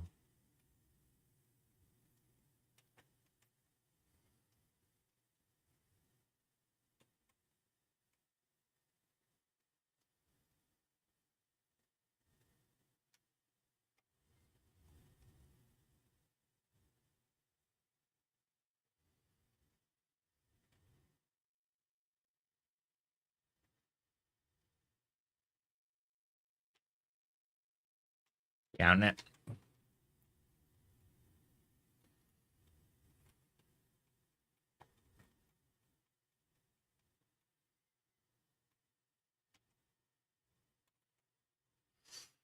All right.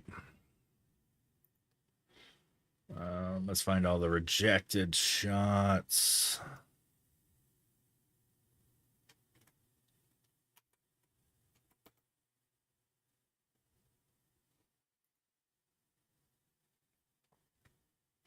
Could probably put together this time lapse here.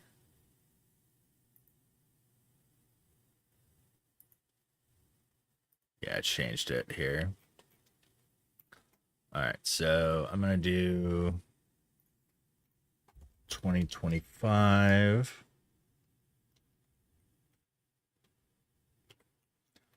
06. TL Monsoon Mount Lemon Sunset. Or I'll say Twilight.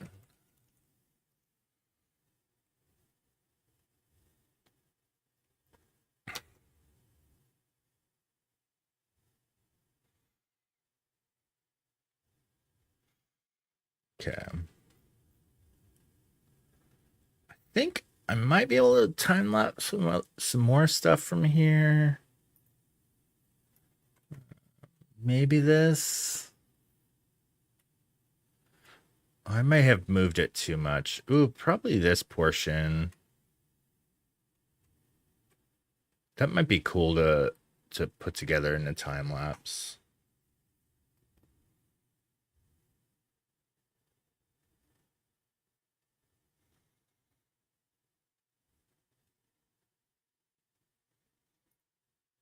Oh, is it changing every time it moves?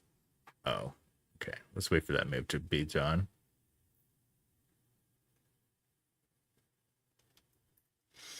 It's only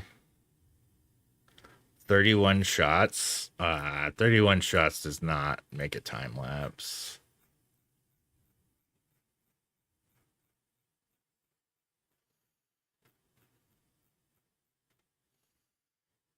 Damn. This looks like more than 31.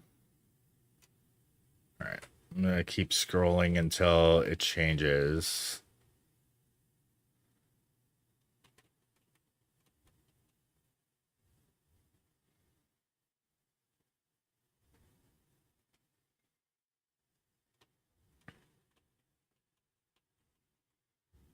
That'll be an interesting one. There's a lot of lightning in it.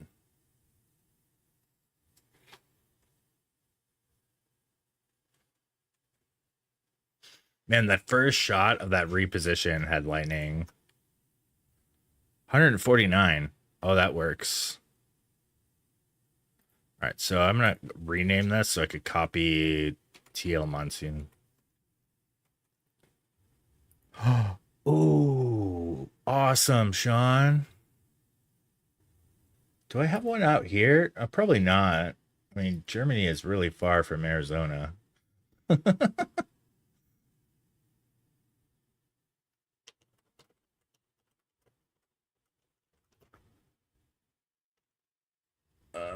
September 7th, 8th.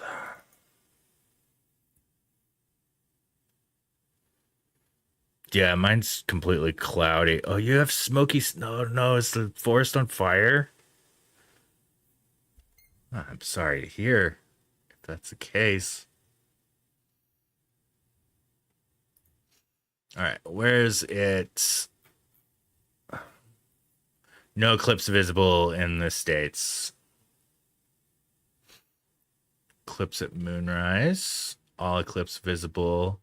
Eclipse at moonset. Yeah, North America completely out. Enhance.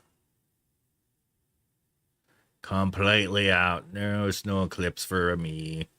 Although it's completely cloudy tonight. I couldn't even see the moon. There was a moment where the clouds were thin enough where I could see a little bit. But it was still like a very hazy.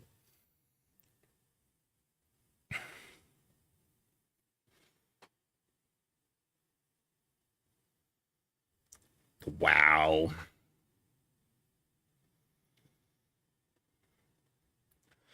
I mean, forest fires are always so bittersweet because I know it's an important part of the ecosystem there. They're just always so sad to see it go like that and displace all the animals and sometimes people and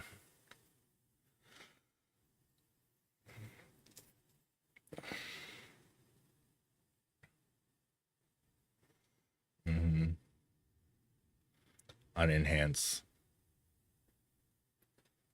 Although, so one of our worst fires was caused by lightning a couple years back. And I got some amazing shots of it.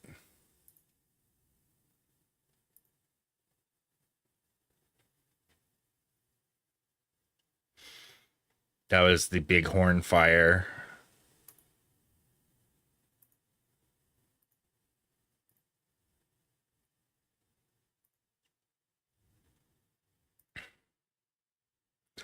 This one right here was the Finger Rock fire, I believe. But wildfires are kind of amazing subjects to photograph. They look so, like, I'm in awe of them. It's so weird that that is a cause for nostalgia. Wow, yeah. Well, that's crazy with the context.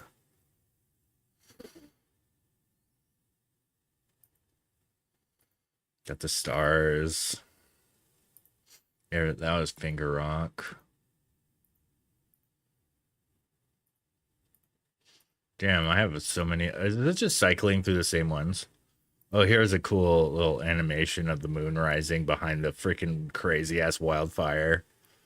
That's so nuts.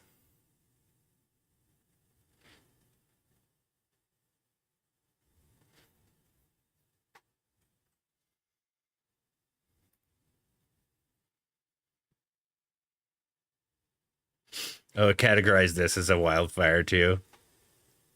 That's just a badass sunset, dude.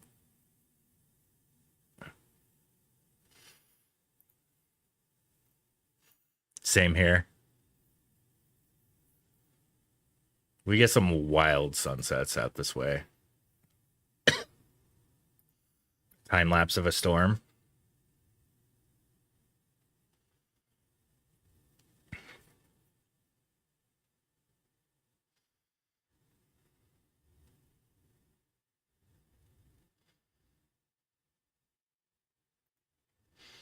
Mm-hmm.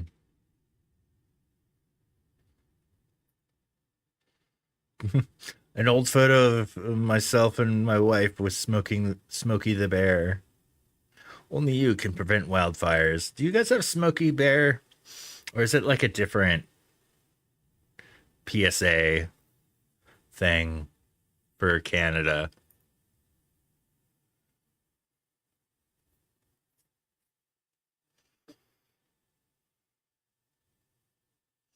Mm-hmm.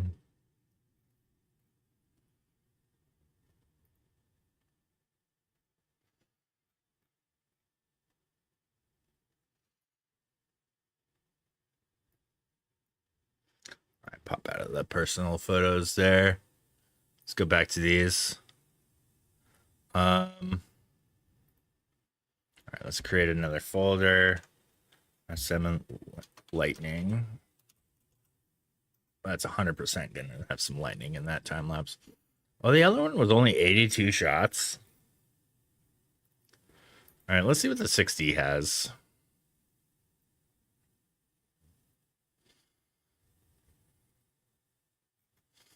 All right, let's zoom through these.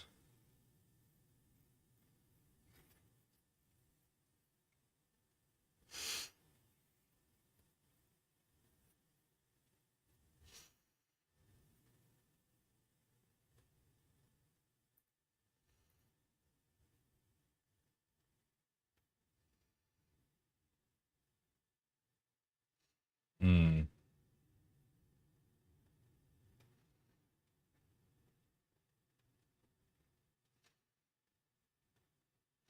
My tripod got out of balance at a point. Is this the same one? Or did it change? I'm zooming back.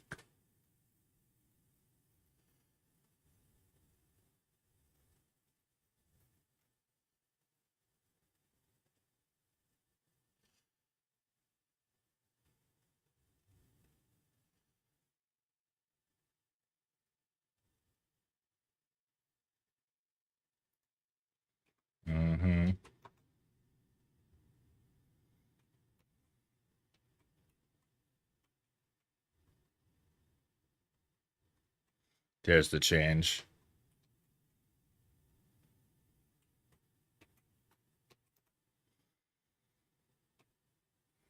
All right. 103, not too bad.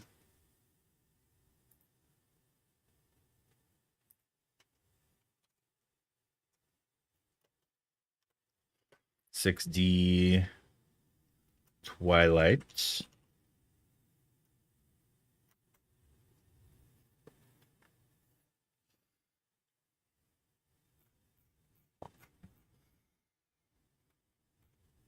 Oh, I gotta wait for those to move before I look for the other set. Charlie's down there sleeping.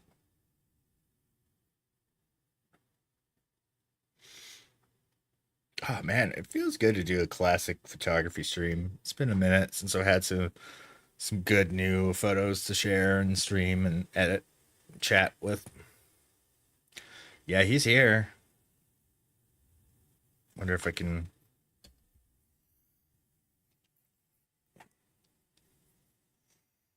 I don't have any treats though, but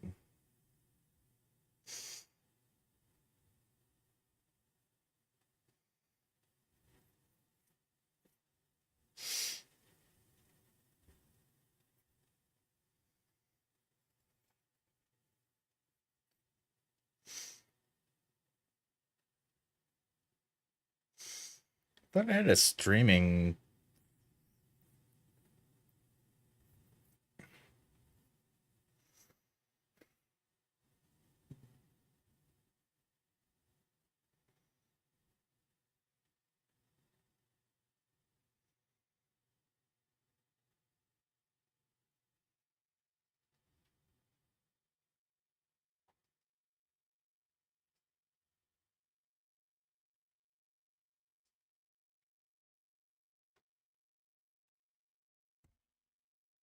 I don't have any treats for him, but I'll share him just for a moment. There he is.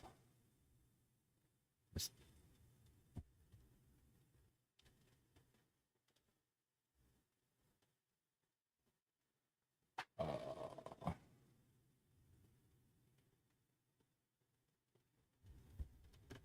The sleepy guy.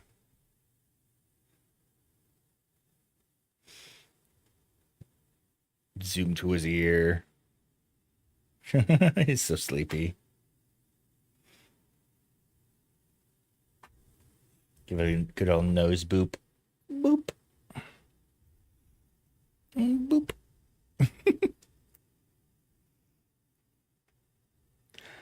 Boop.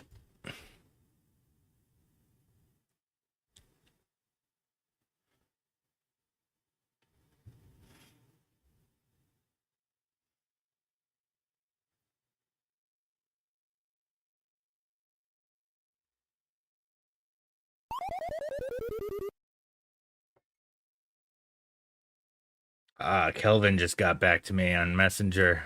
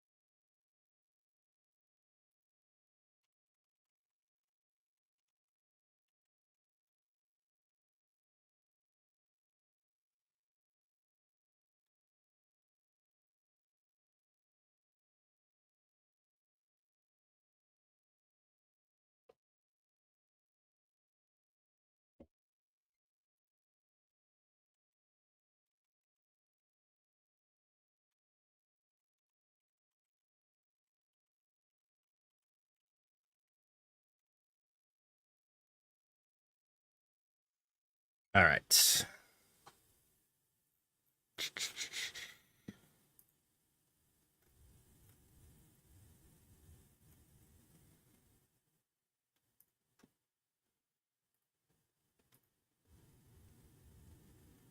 Oh, wait. No, I don't want to create a folder in there.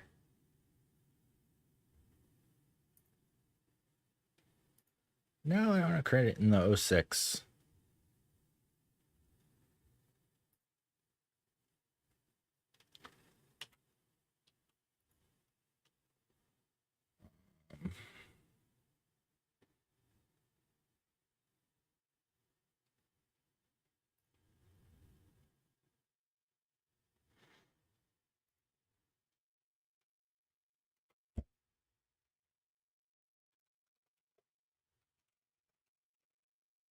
Great.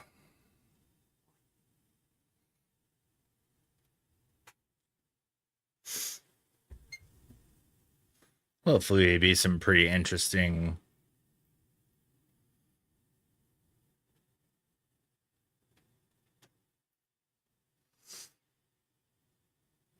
I only got 35 bolts. That's so sad.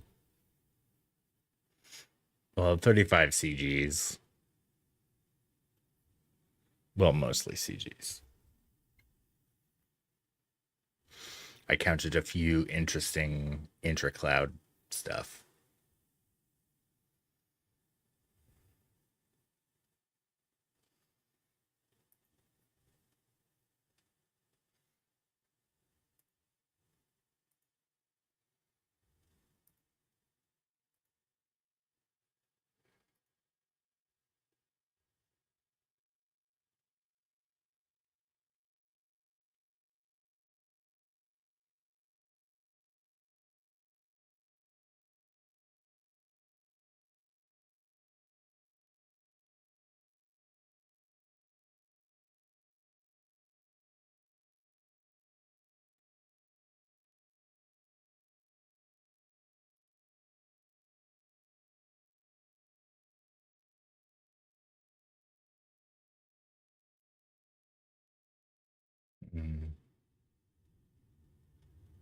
Is there a way to show lyrics on Spotify?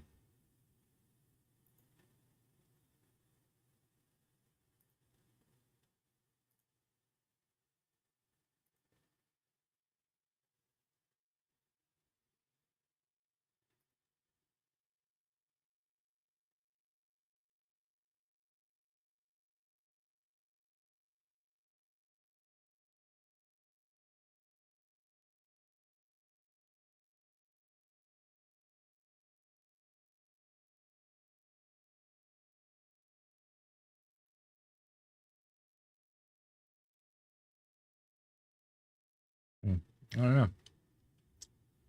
All right, so there's 43 that remain for this set.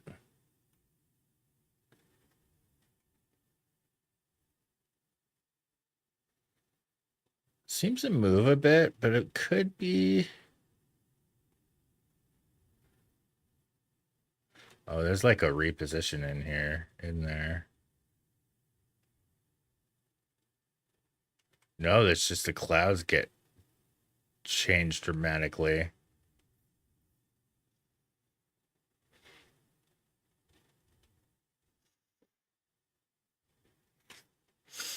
All right, I think I've got enough time lapses to process here. So what I'm going to do in this time lapse is I'm going to select all the folders. And I have some already marked with stars that have lightning bolts, right?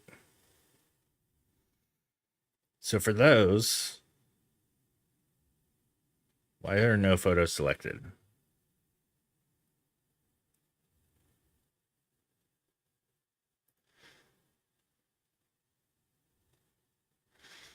Oh, it was trying to do rejected. Oh, I see.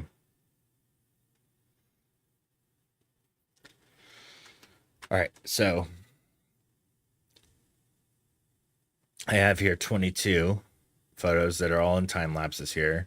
So I'm going to right click on and create virtual copies. So that has created virtual copies for all of these that have the star ratings and everything. And now I'm going to edit, select inverse, and I'm going to zero out all of those. So now only the virtual copies have the ratings.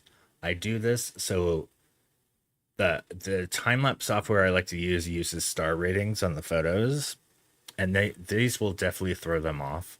And also, it's nice to have virtual copies of all of these so I can process them differently than the time lapse. Like, for example, if I wanted to process which one's good? Like, here's a pretty good one. And I want to process this differently, right? So, for example, I'll crop this to a more vertical image here. And this won't mess up the time lapse at all because it's a virtual copy.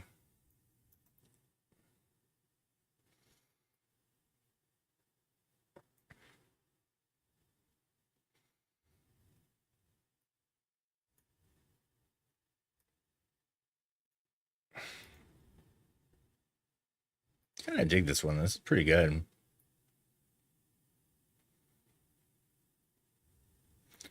Want to make it like super dramatic. All right, I'm gonna undo the dehaze and I'm gonna give it a sky boost here. Sky boost, however, with lightning images, I've noticed the auto sky selection sometimes does not include the lightning. In this particular case, it looked like it did.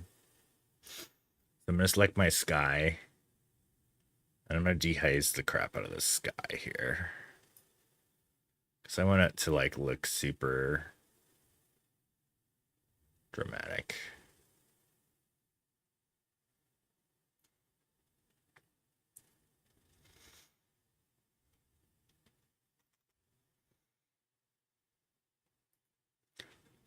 And let's go a little bit lower. Get more of the city in there. The city and mountains are going to make the bottom third. The lightning makes the middle third. The top third has this little bit of lightning here. But it is super dark. I think I'm going to do maybe a little bit of brightening to the top to lift the shadows a bit.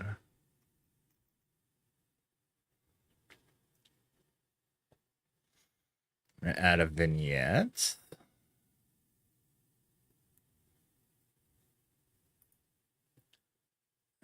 I think for globally, I'm going to boost the whites.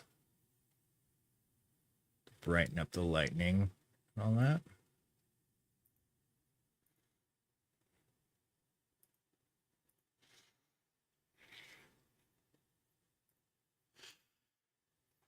This is kind of a cool shot.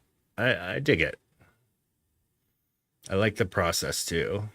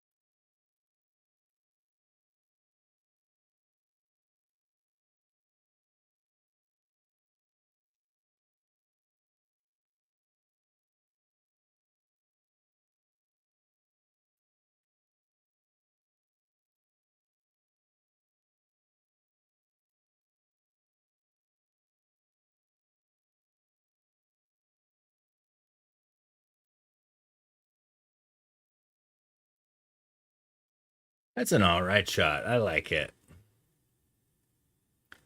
Let's see what other ones I got on here.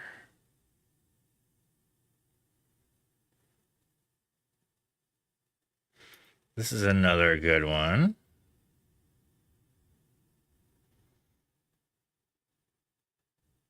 Ooh, that might be, yeah, I like that one a lot.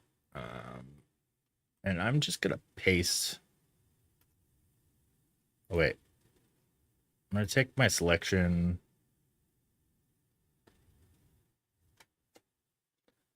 And I'm gonna try to sync with all masks. No transform nor crop.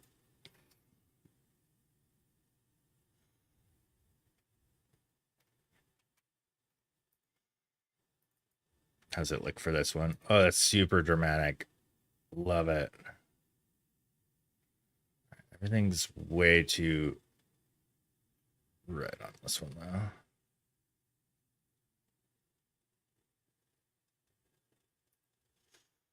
Now, does this need a vertical crop or does horizontal work?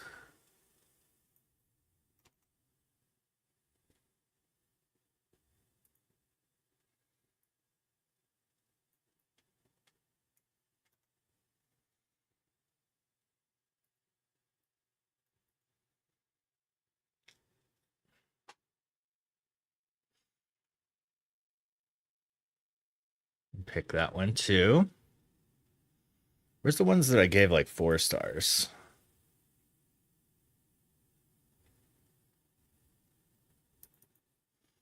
There's another one. So I'm going to copy my settings again. And go to this one.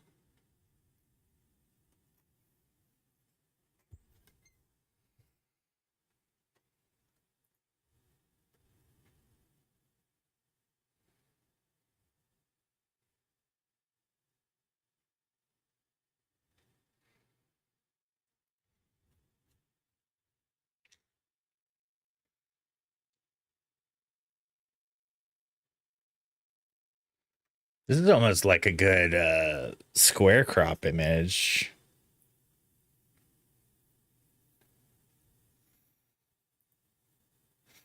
You could push the city back up though for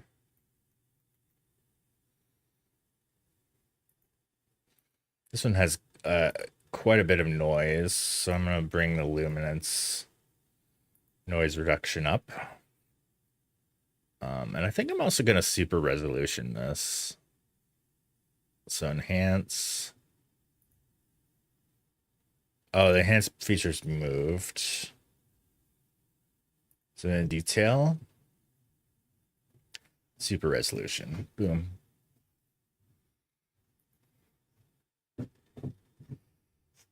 Hi, Charlie.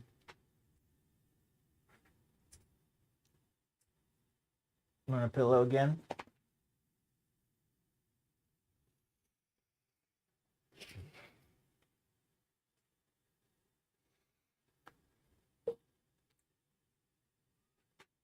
Thirsty again.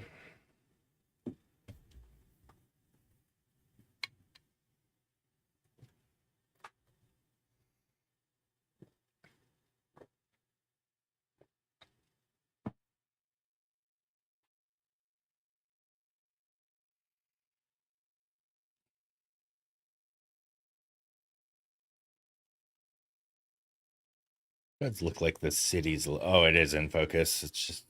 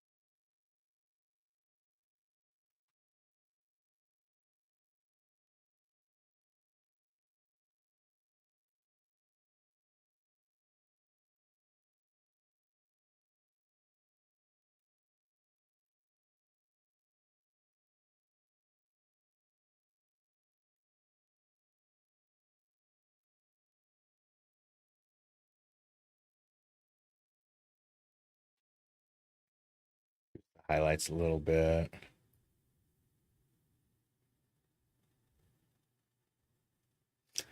Now, one thing I want to do here is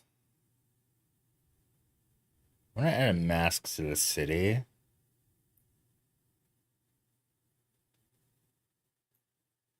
Highlights are good, but exposure I'm gonna put at 0 and bring the highlights down. The whites down a little bit. So I essentially want to make the city light a little bit darker than the lightning. So I'm gonna bring the exposure down too.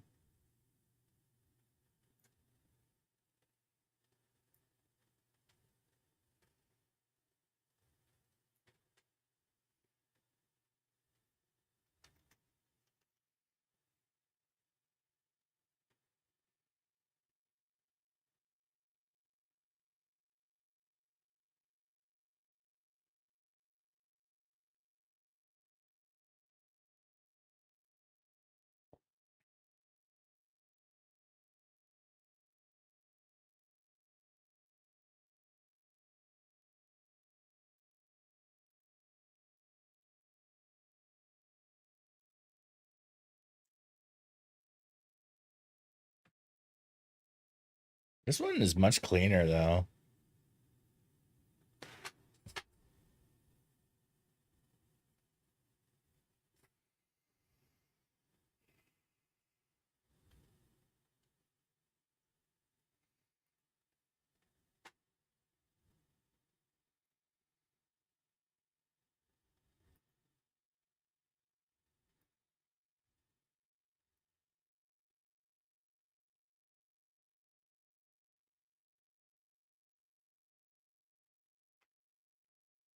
All right. LR time lapse.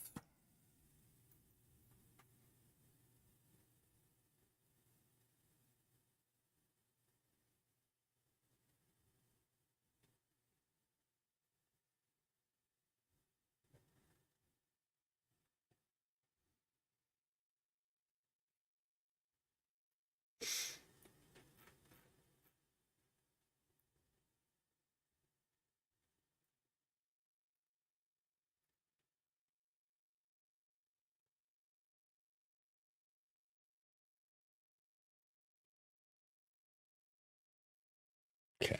So what this application does is it goes through all the values and light levels and all that. And it reduces flicker and all that fun stuff. And also averages, it graduates the light.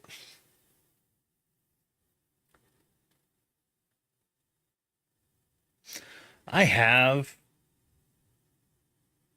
don't know if I like them as much as just the basic sky mask.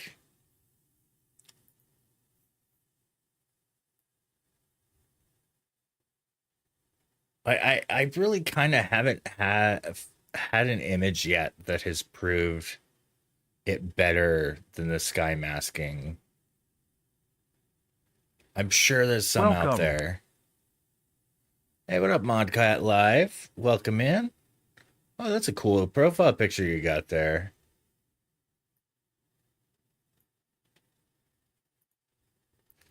All right, I'm gonna do. Yeah, right now I'm editing time lapse. I've edited a couple of the lightning stills that I captured, and right now I've got 4 time lapses that I'm gonna start going through. Here, let's make this preview bigger. Let's see what this time lapse looks like. Oh, this is kind of all over the place. That's why I use this software, because it, like, the exposure is just wild how different it gets there. And this is really going to average it out and make it look much better. All right, so save. And then let's load up the next one.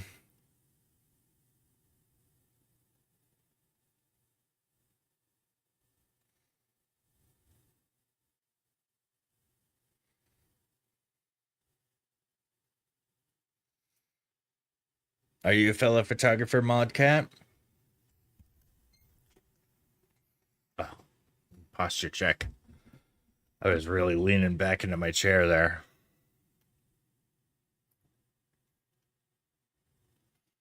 Whoops. Let's keyframe this first.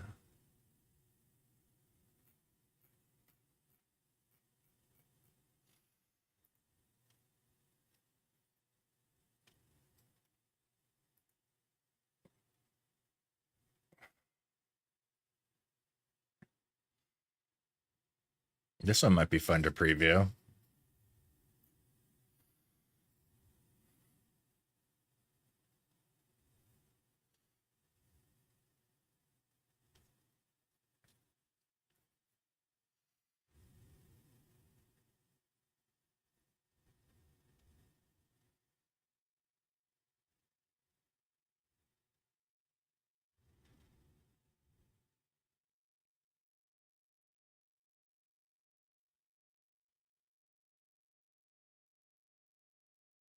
Oh, nice.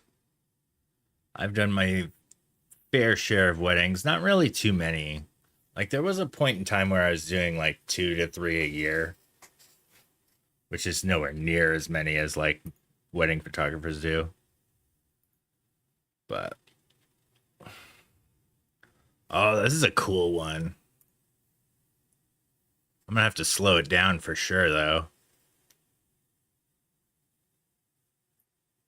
That one's got some good bolts in it. Let's get the keyframes going. No adjustments, so save. Just got 2 keyframes. Good one. This one here is probably gonna have adjustment. Yeah, once I get it all cooked up and processed, it's gonna look even better. This one's probably gonna jump all over the place, actually. This one here. Oh yeah, flickery like crazy. Oh, it's not long at all, though. Slow it down.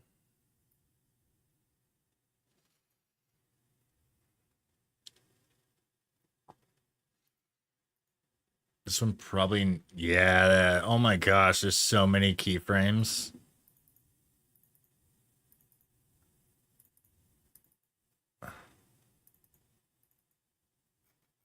All right. Go pop it back in here. Go back to library mode. Get all these loaded up. Select all metadata, read files. Wait, no. Don't select all. Oh, no, I do need to select all.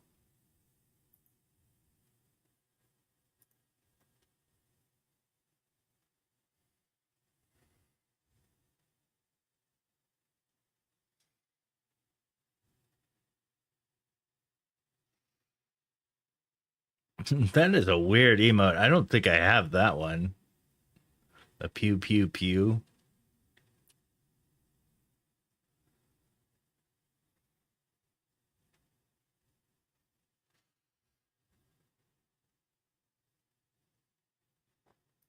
Okay, please don't tell me it overwrote these.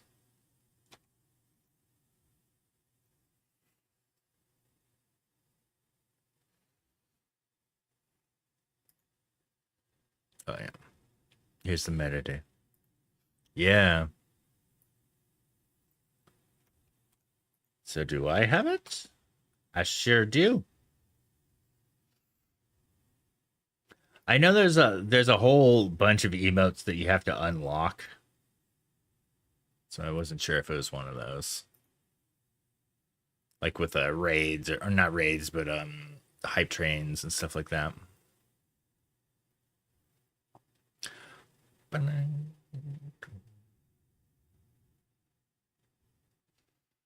All right, those are in. All right, let's go to this one first and go to keyframes.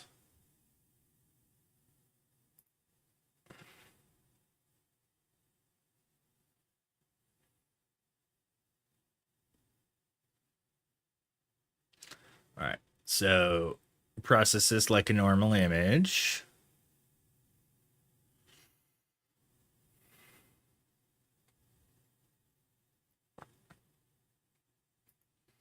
And give this a good old sky boost.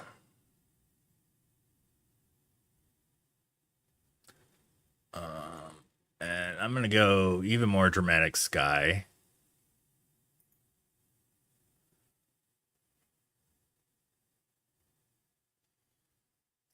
Let's go dehaze.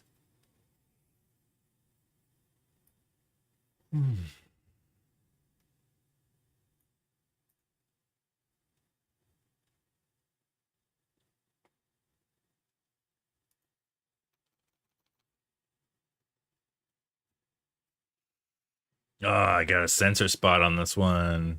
Oh, that's a bummer. No, not WQ. Q. It'll catch up eventually. And I'm going to do a normal heal and not an AI one, because when syncing this across an entire time lapse, the AI one will get really funky.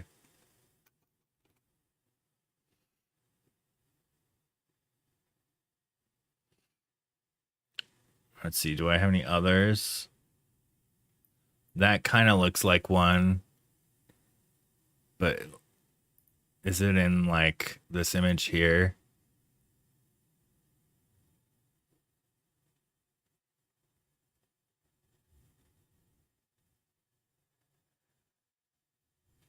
Check this spot. Come on, you can load. No, it doesn't show up there.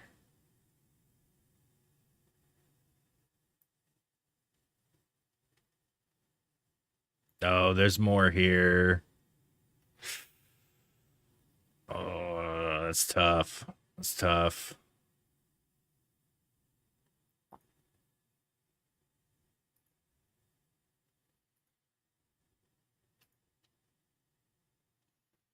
I'm gonna need to clean my sensor.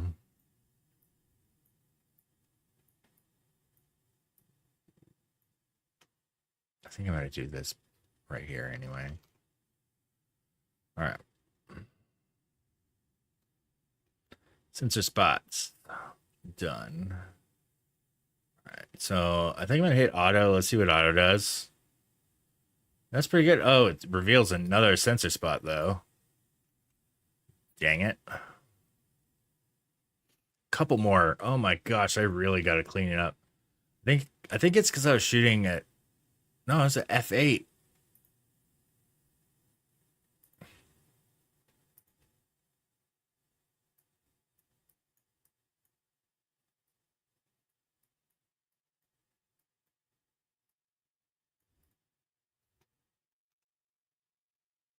Yeah. It used to be down here, but it's now over here.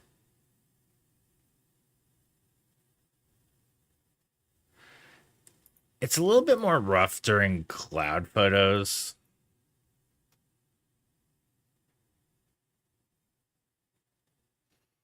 I've pressed it right here. Tends to reveal spots. It looks like I got them all. Slide it a little bit further. But as you see, the cloud textures really make it look like there's more spots. There. There looks like a few. But no, that's just cloud.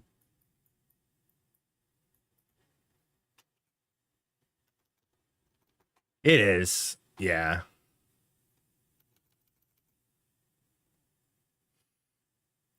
All right, I actually kind of like what auto did here, but I'm going to get a little bit more contrast. I'm going to bring the blacks down some. Now, this was just starting on Twilight, so I'm going to warm it up. Because there still was like some sunset colors tracing around in the sky here. Give it some green.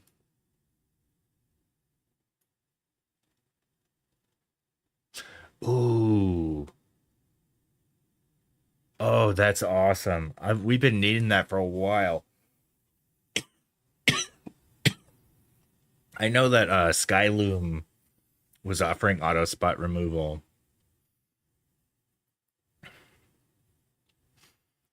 And I was wanting to try that someday.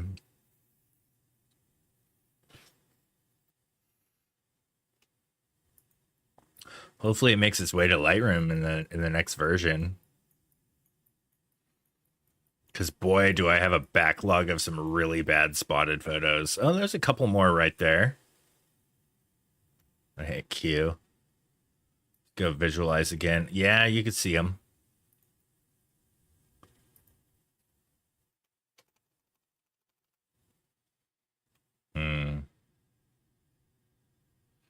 Well, I'm pretty stoked about that. That's some exciting news.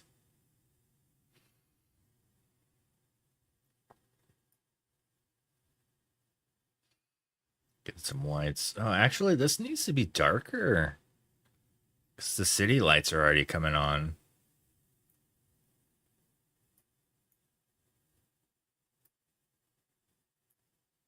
This song.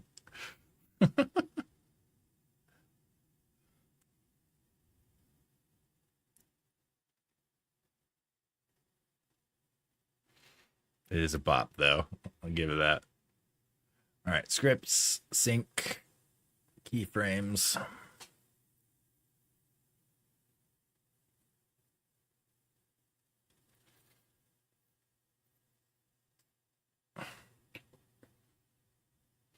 Do a normal sync as well.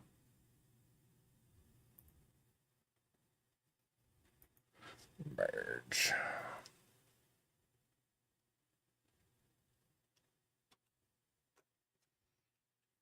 Okay, so for this, I've made keyframes when there's an adjustment. So the second one is about what the exposure should be at. So I'm going to go to this one. Now, this one is wildly red. So I'm going to bring down and add a lot of blue.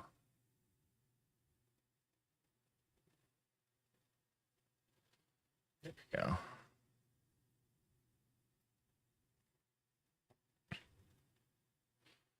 That's kind of around where I want to do. Now, I'm going to sync these two with my little button. But you notice the exposure is going to be like drastically different. Really cool shortcut that I've learned for helping with this time lapses is you could do, I think it's in the right click menu, but I use Control Alt Shift M. It's like merge exposure. Let's see where it is in this. No, not photo merge. Develop settings. Match total exposure. There it is. Control Alt Shift M. I hit that button. Boom. The exposure should be matching. It doesn't appear to have matched it as good though. Let's see. The second one looks like it's a lot darker. It is.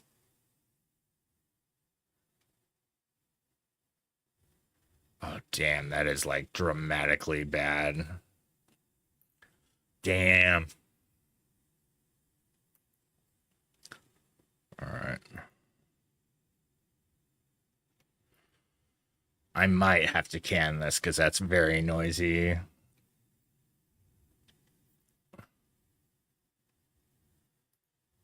I let it go far too long.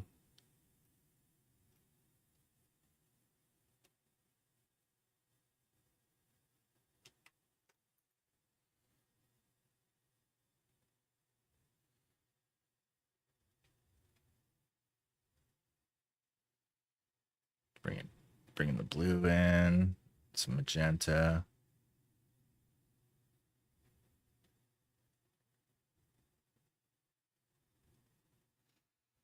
All right. It's kind of rough, but I'm gonna save it. See where it goes. See where it goes, and I think it's the 6D Twilight. Yeah.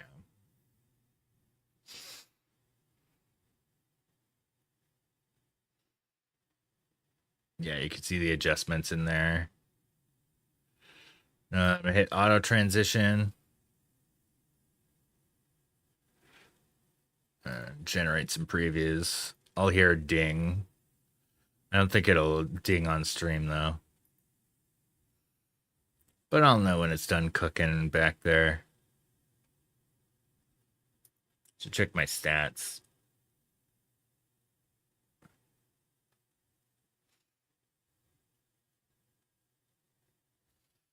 All right, get the keyframes here.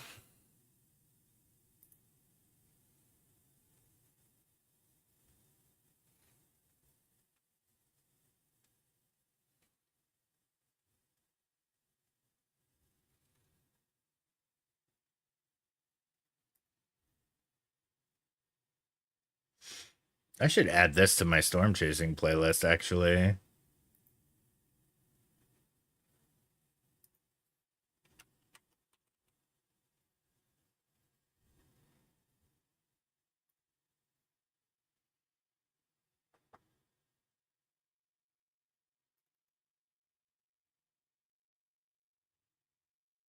All right, so these, I think I could edit the same. So I'm gonna just have them both selected.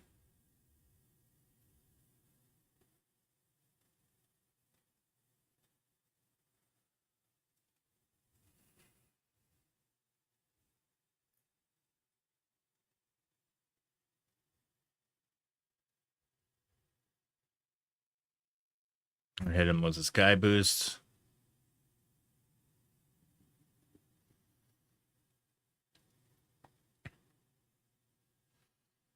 Oh, that's beautiful. For the foreground, I think I'm gonna boost the exposure a bit so you can see a little more.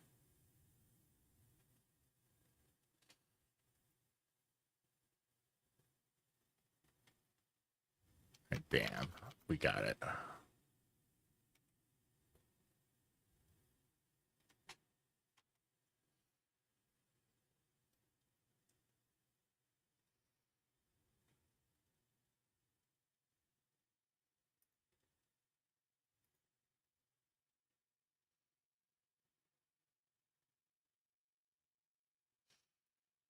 I didn't hear the ding, but it looks like it's done.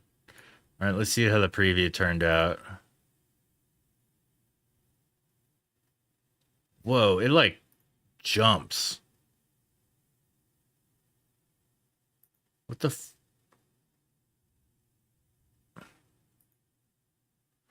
Did I just not keyframe that correctly?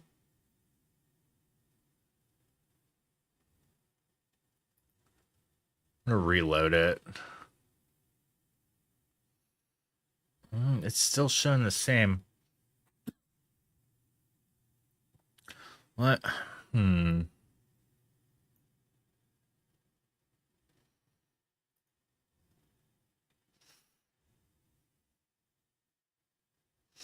Try this one.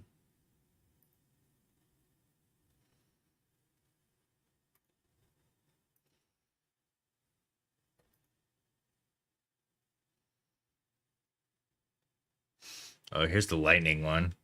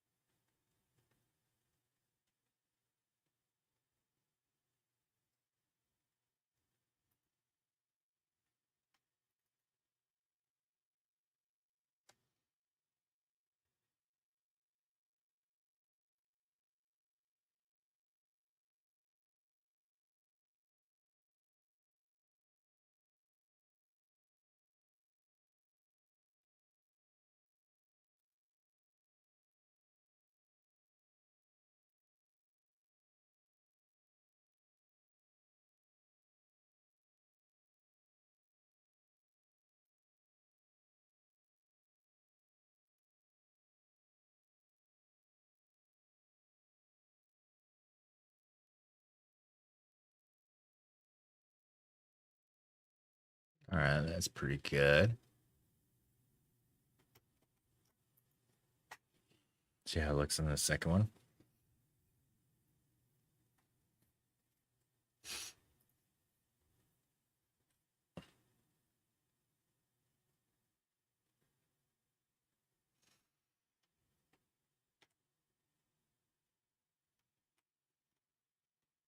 And save those. All right, this one's done cooking. Let's see what the time lapse looks like in the preview.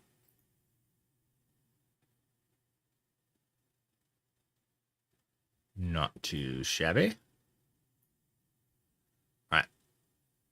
Now, since that one's done, I'm going to go to Visual Deflicker, apply.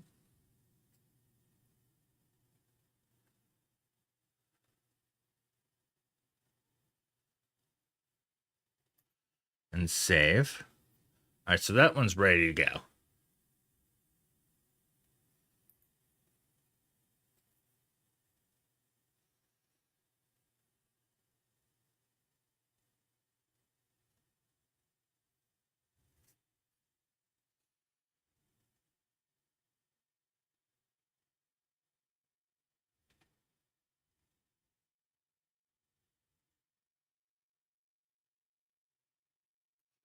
Auto transition, visual previews. All right, let's edit this next one. That's kind of a cluster of keyframes. It's only 82 frames too.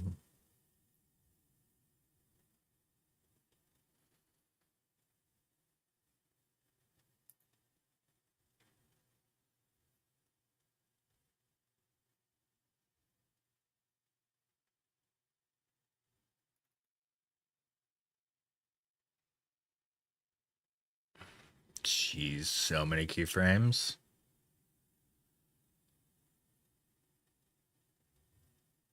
All right, switch to develop.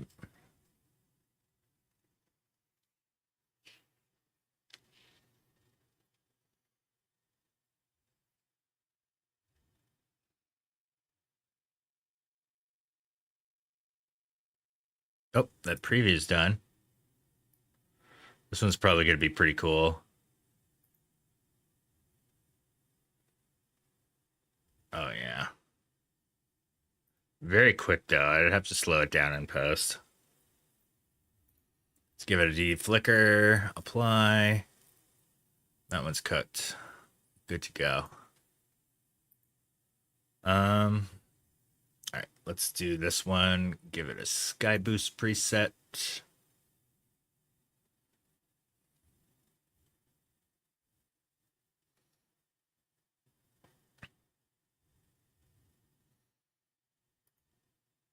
My import preset. Yeah, the traffic is really neat. This is such a great overlook of the city, and it's just really great to watch some storms from here. I guess I probably would prefer to have like a saguaro silhouette or two in the foreground and hike down in there. But I have had quite a few rattlesnake encounters in this spot. This is Tucson, Arizona.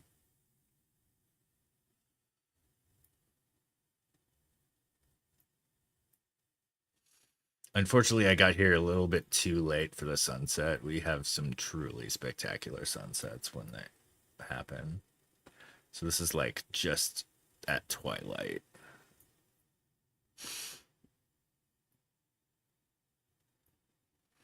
It's a bit of Mamatus going up there.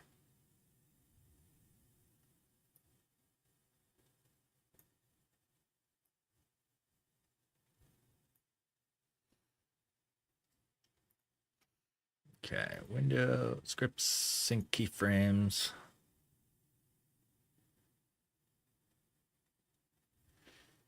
Give it a good old push button sync.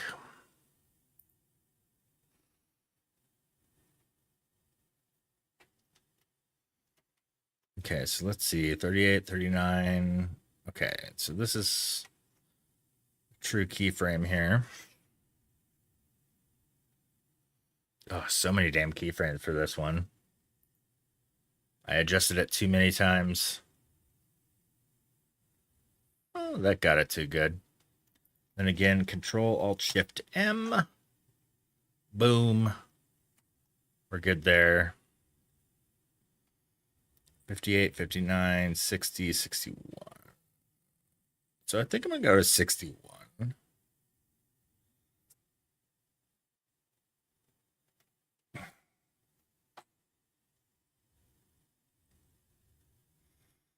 I'm adjusting more than just exposure here, so I'm gonna probably sync before I do the Control Alt Shift M. Language. Come on, I said Shift. So I'm gonna press my push button sync.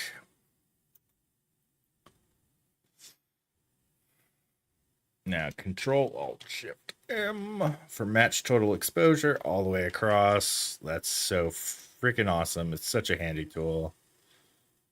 You know what? I'm gonna do my push button sync for these rest of them.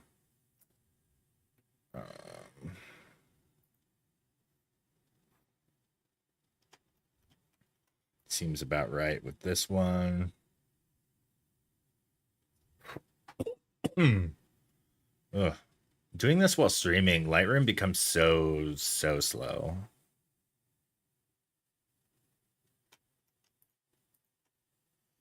Sync again. All right, now I'm going to match total exposure. That shortcut. Did it do it? Yes, it did. It did do it. All right. You know what? I might try to match total exposure with the last frame as well. If it could keep up with my input. Good Lord. Lightroom being slow. All right, Control Alt Shift M. Language. Did it work?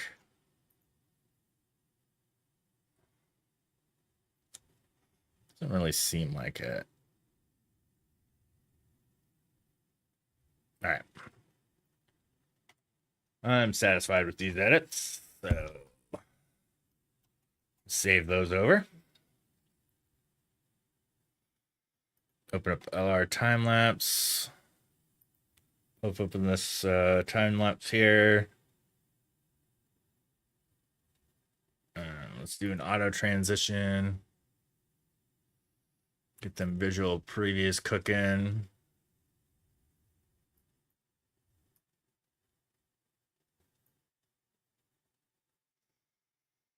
This is so much easier using solid state drives.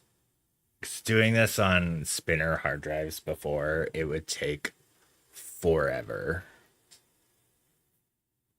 I mean, this is already 50% previewed. Like we'd be sitting here for minutes waiting for the visual previews to generate for these. All right.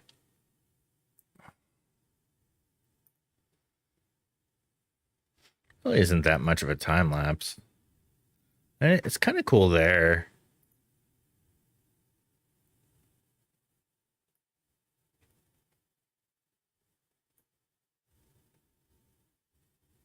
Right? Yeah. OBS is so resource intensive that I just kind of wish there was a like good portable solution.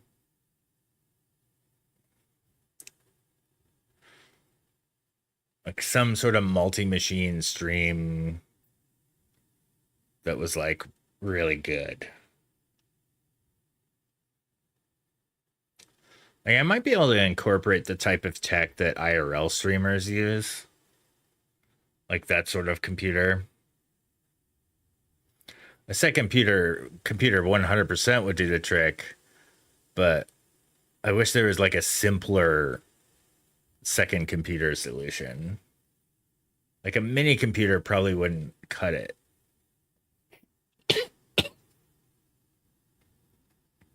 Well, with how complicated my stream is, it wouldn't cut it. I guess for most people, a mini computer probably would.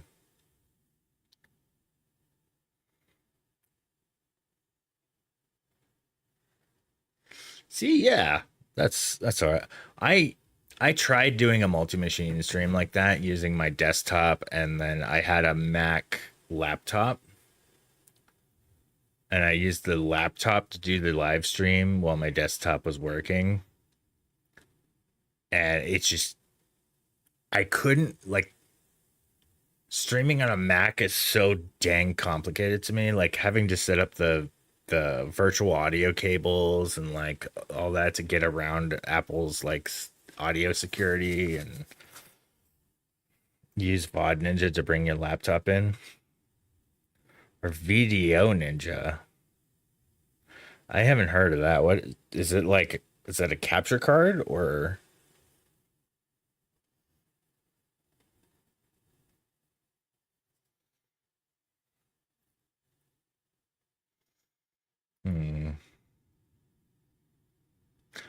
All right, I think I could probably fix this first one as well.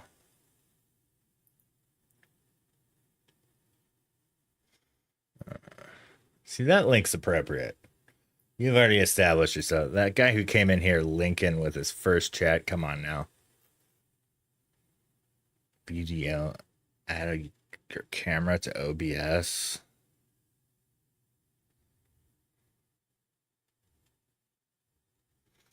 Bring live video from your smartphone, remote computer, or friends directly into OBS or other studio software. We cut what?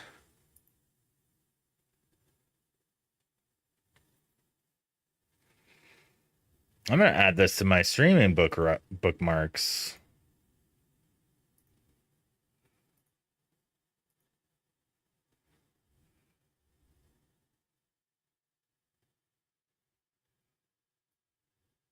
Does it now?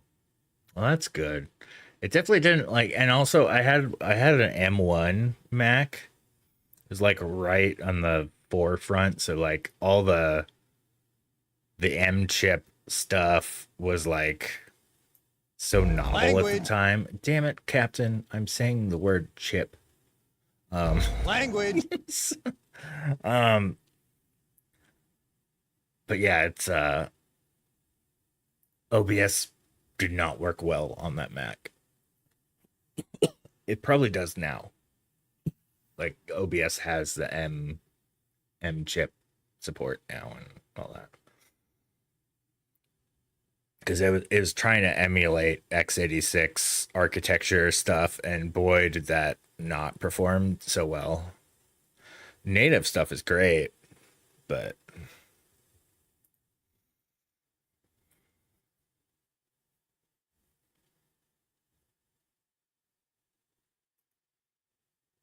the language thing?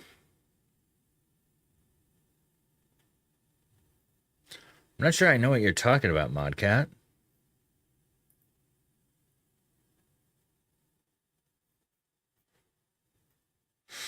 All right, I think I'm going to keyframe this random one here. Oh, yes. Yeah, it's... So, the Captain America thing's kind of interesting because it's supposed to censor me if I say the S word. But the audio software that detects what I'm saying is censored. So if I actually swear and say the word... Actually, let me show you. I have a few other ones on here. Where is StreamerBot showing at? Where's StreamerBot? StreamerBot, where are you? Right? It's fun. Are you aware of StreamerBot? Where the heck is it? Is it in it? Why do I have uTorrent? I'm not torrenting anything.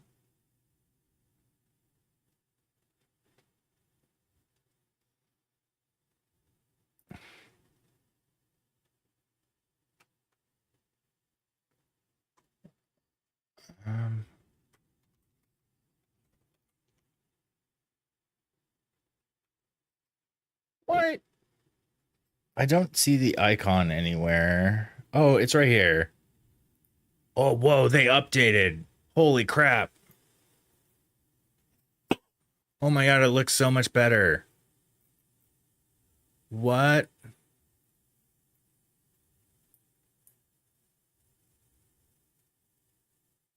When the hell did this happen? I always have it minimized. Event feed. Oh, that's cool. Global variables.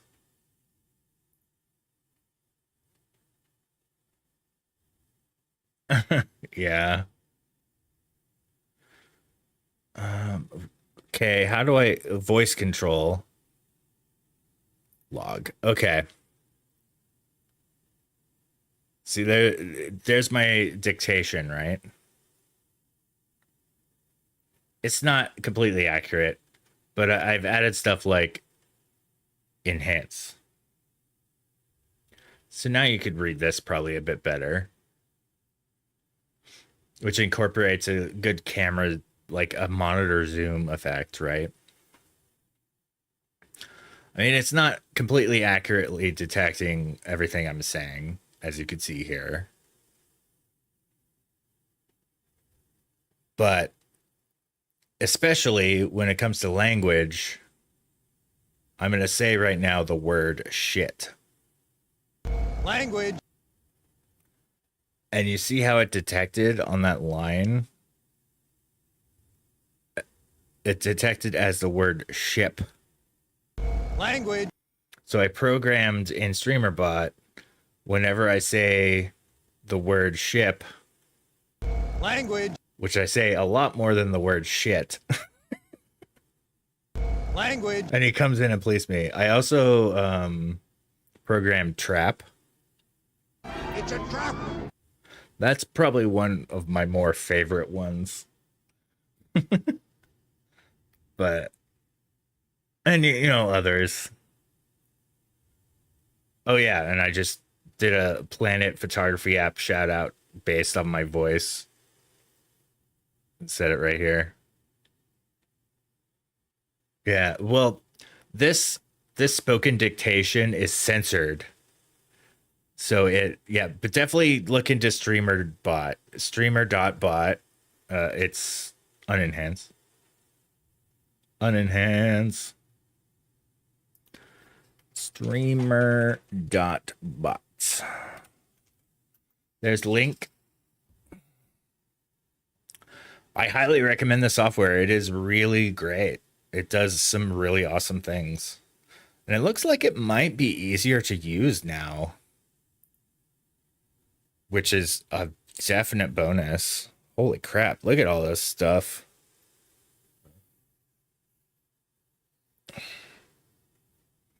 It's connected to StreamerBot, TwitchBot. It's connected to OBS. But yeah, it has really great stuff where it'll listen to your mic and react to it, and a bunch of other bonus things.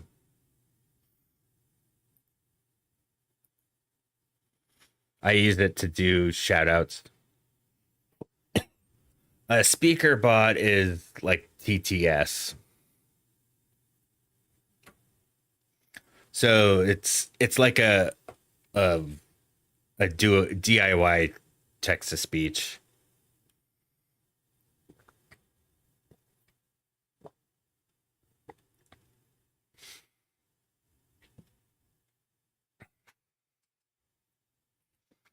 It's for there's a lot of Twitch channels that have like channel rewards where you'll have like a TTS, like some text to speech say something on the channel. That's like a do-it-yourself method. There's also others where you could use a site that you will do like an AI voice or something. Like you could have random celebrities do shout outs and stuff. Oh crap, it's ads in a minute. If anybody wants to not get ads, please your Twitch Prime sub or anything like that.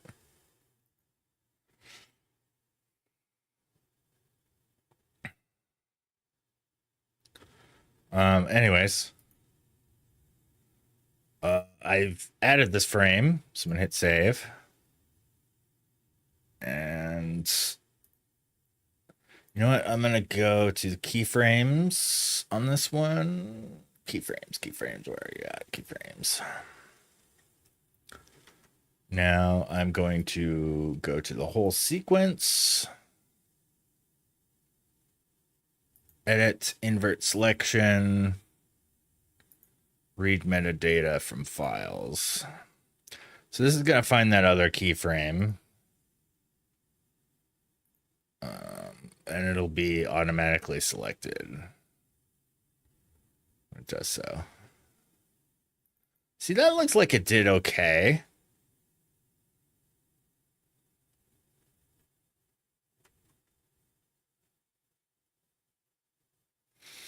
But really, I should probably darken this one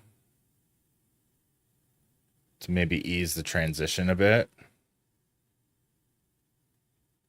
Maybe not that much.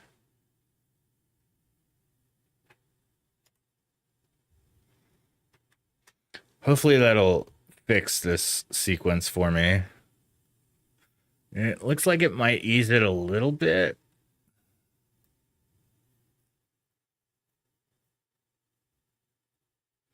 What is this one?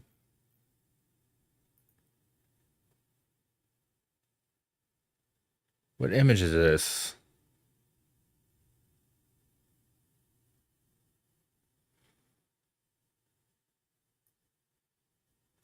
$73. That's you.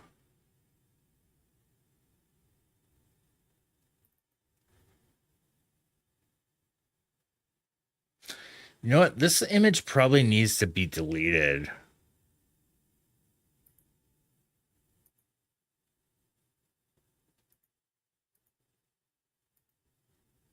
It might be an underexposed. Like, what is the time on it?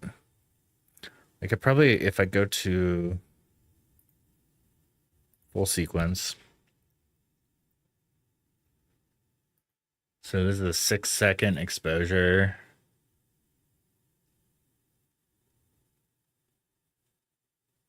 One right before it is also 6-second. Why does it seem like not a full exposure?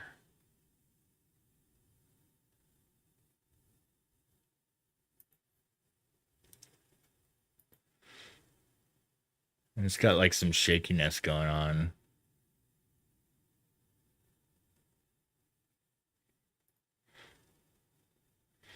Yeah. I think what I'm going to wind up doing here is omitting that one. This is way too much effort for this smaller timeline. It's only 103. Well, I got to go to library mode, metadata.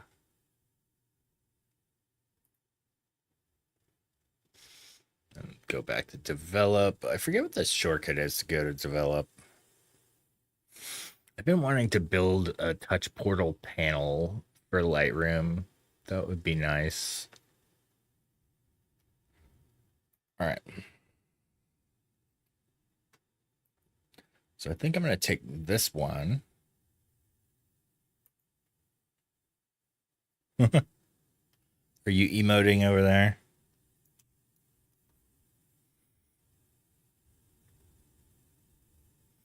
Like there's a seriously complicated amount of shortcut keys for Lightroom. And I think if I was to make a touch portal panel. Oh, D is the shortcut to develop? Oh, duh. Maybe I should remember duh. But yeah, that's kind of the reason why I'm thinking on making a touch portal panel. Like by touch portal, this is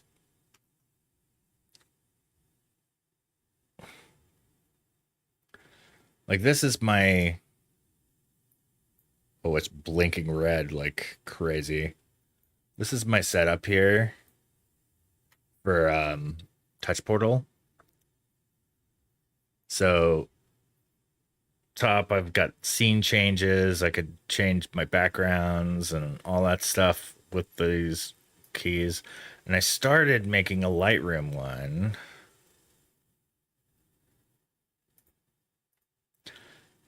And it's just got these two things so far. But I want to start making a full panel, like one that has library, develop, and everything. And it'd probably, instead of home, it'd be like a LR button. And then like the main one would have the home one.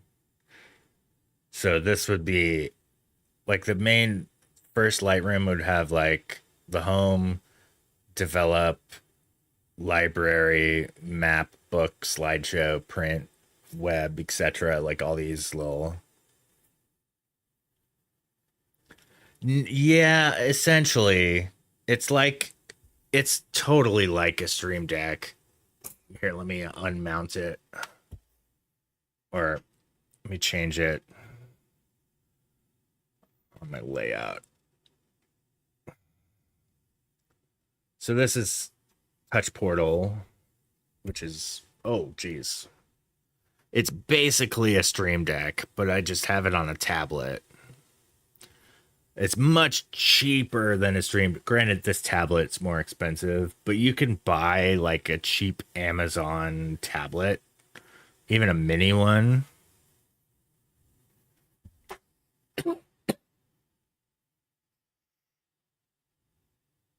Oh damn.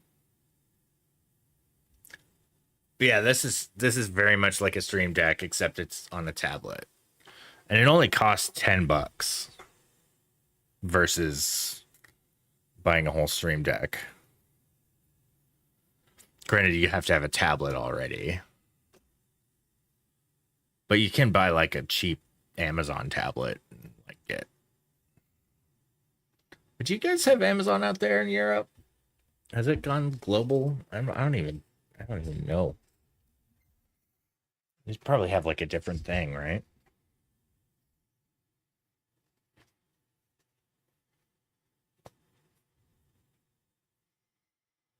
Mm-hmm. Mm-hmm. Yeah, Amazon.de. And there's Temu as well. Oh yeah, and also Hi Chicken. Got right to conversation. I didn't even get like the pleasantries out. It's great to see you. It's been a long time. I was looking up chicken cross the road jokes last stream, and it mentioned poultry in motion as one of the punchlines. And I thought of you, sir. I thought of you. It's because I took a photo of a chicken crossing the road. So I had to look up every possible chicken crossing road joke. And they're not good. I don't think a single good chicken crossing the road joke exists.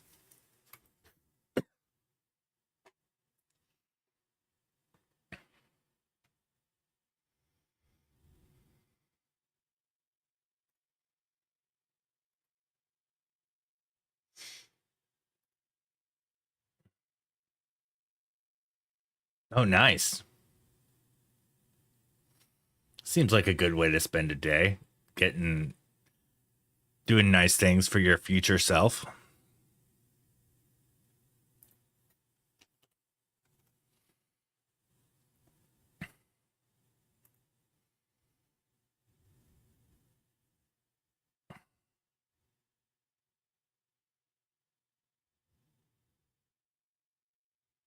Oh, jeez.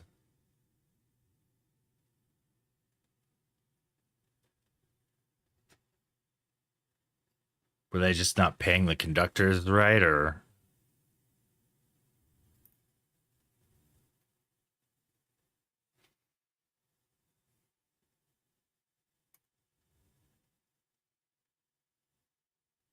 Oh, there we go. That should be better. Let's generate some new previews.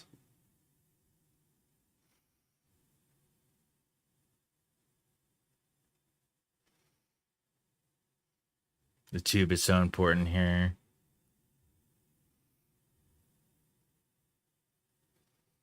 Yeah, right?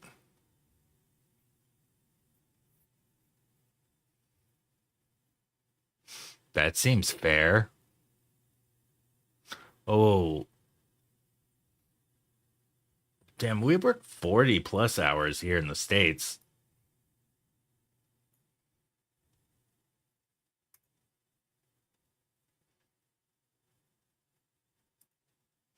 It still seems to hop.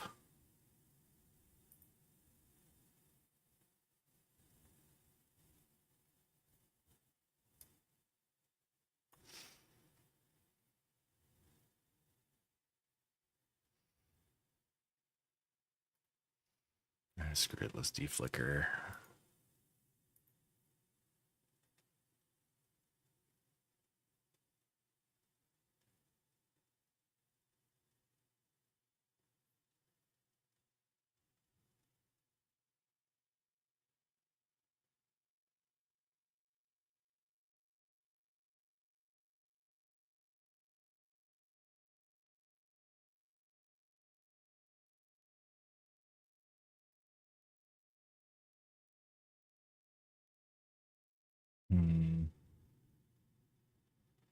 Does this make it work? It did. Yo. That's great. All right. We're ready to do some exporting. Oh, this is going to crash some stuff, isn't it? Lightroom's tanks a computer when it exports.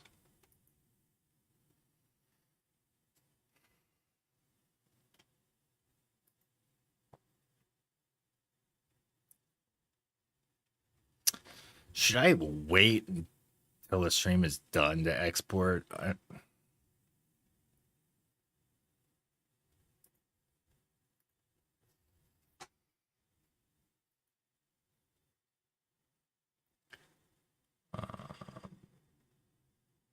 Let's edit, invert selection, read from files, metadata.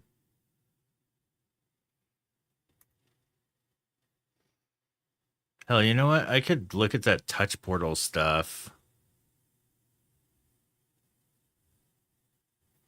when this is exporting. Where'd touch portal go? Where'd you go, touch portal? There it is. All right, let's clear all those.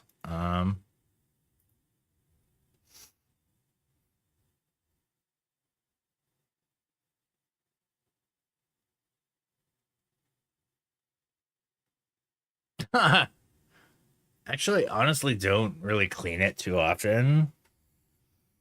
My monitor doesn't really get dusty too much. But yeah, there's like if I find myself doing that, I'll go and clean my monitor. I honestly need to clean my sensor though. Did you see those sensor spots? Holy crap. Got my sensor cleaners somewhere around here.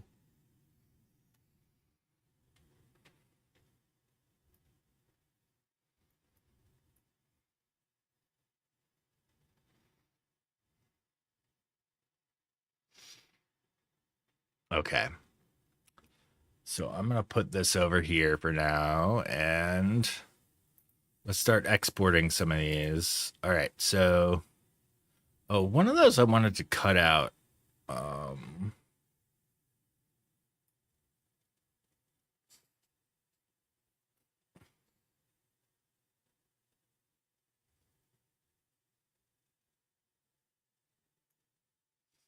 You have to take photos for 24 hours? It sounds exhausting. Like a 24-hour day?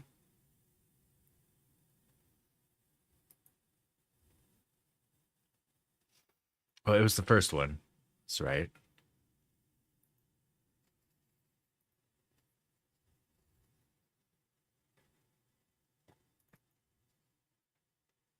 Yeah, it's this one.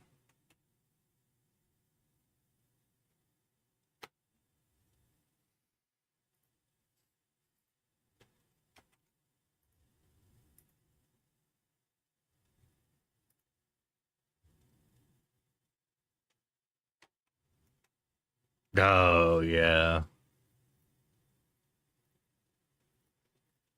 I haven't really been posting much on social media anymore either. It's gotten so damn toxic on there.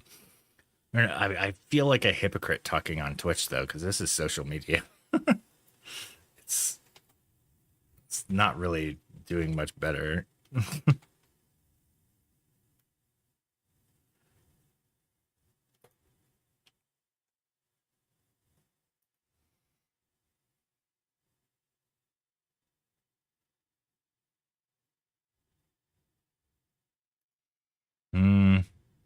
Yeah, that's kind of a good point. So much of it has gotten so fake and ugh. It makes me sad.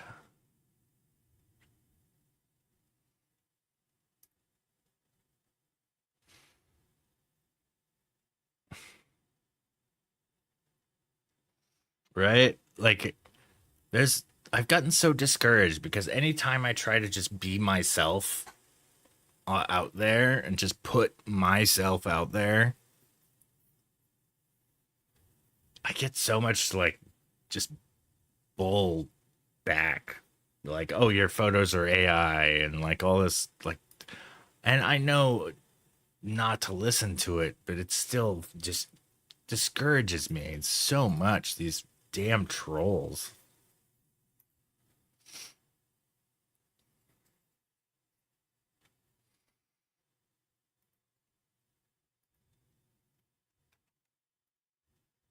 Yep.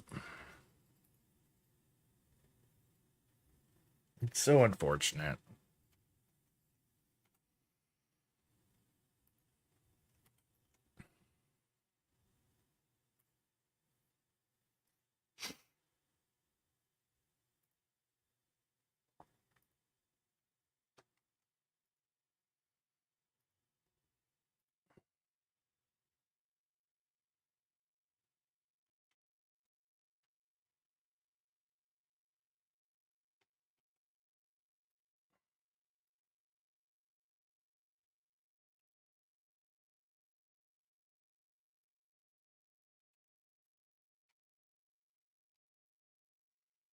Granted, I'm having this whole conversation where I'm making something that I'll probably very likely post on social media.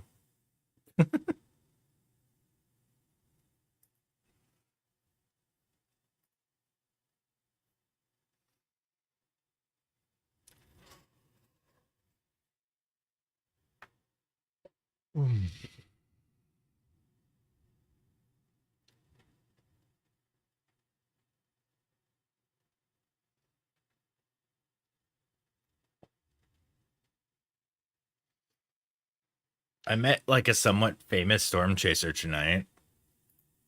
It was pretty darn cool.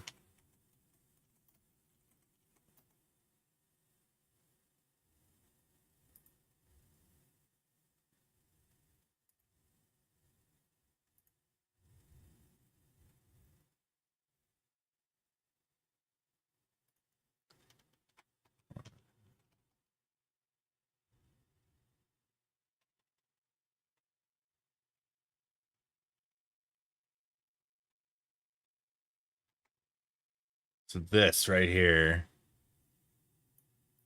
this image, super famous. He did have a cool truck. So that very image was used to create this movie poster and various versions thereof. Is this. And I met this guy, Warren Fadley, who took the photo. He did have a really cool truck. But yeah, he lives out here in Tucson. What a trip. And took that like absolutely famous photo of a tornado. And he still loves it. He was still out there chasing storms.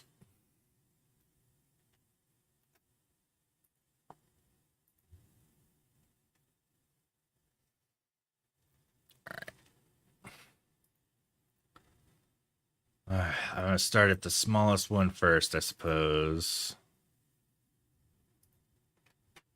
Let's export.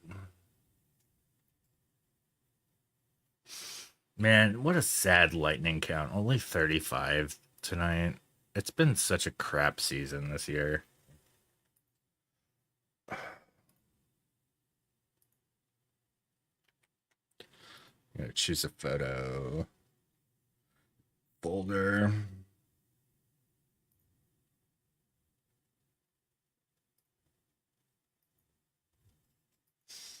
All right. First export is going.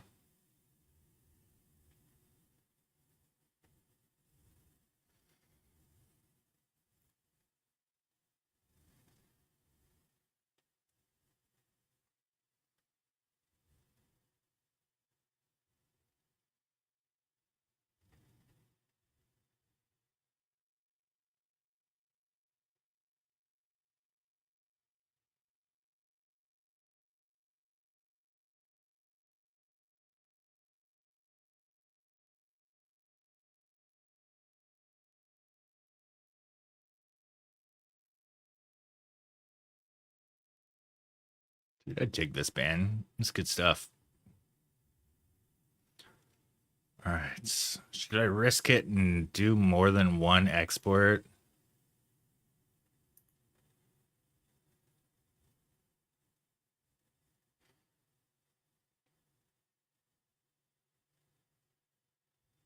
Oh.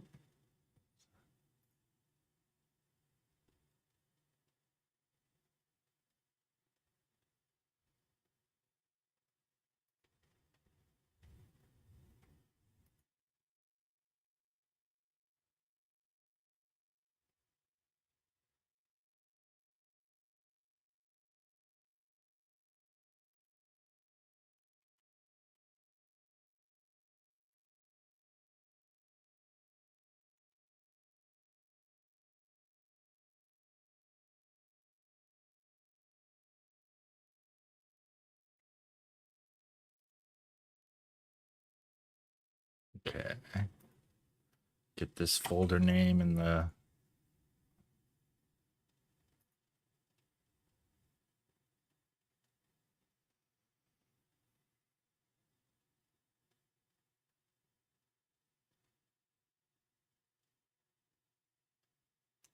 Lightroom. You suck when you export so much.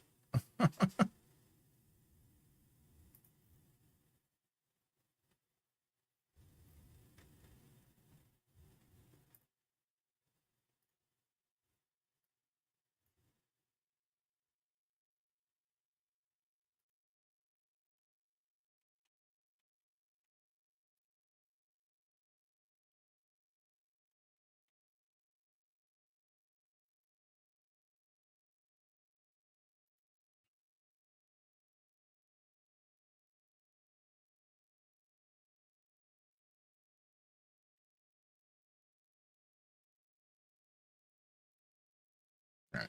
Let's see if I could get all four going. I think it'll take turns.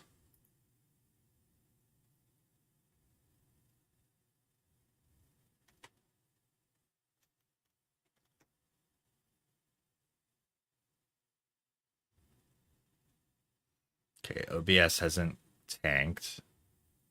But Lightroom also hasn't started exporting the other one.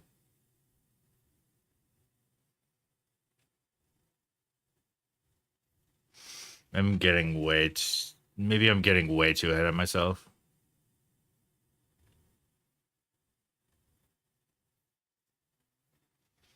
There it goes.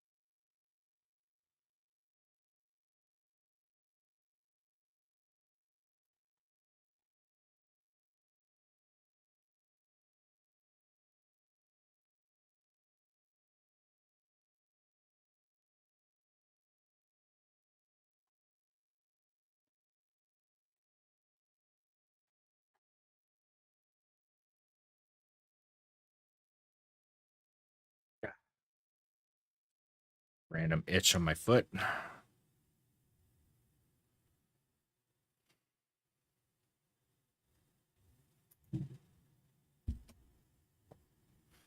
Oh, you know what? I was gonna do touch portal stuff while that was happening. Where'd my touch portal window go? So let's see if I can find Lightroom shortcuts. Actually, let's make a new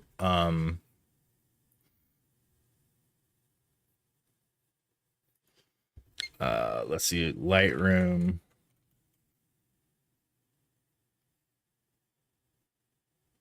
Can I duplicate this page?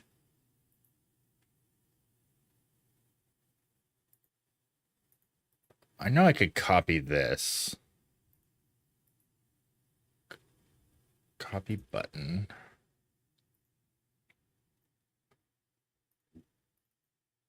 Let's just make a Lightroom page. Paste button. So my first button, I'm going to do develop. And background visible. Cell size, all that. So this is going to switch to panel. Go to page. Lightroom develop. Save and close. Oh,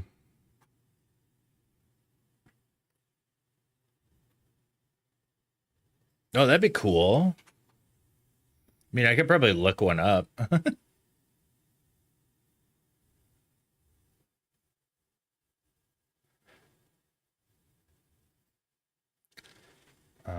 So then I'm probably copy this button, paste button, make this one library.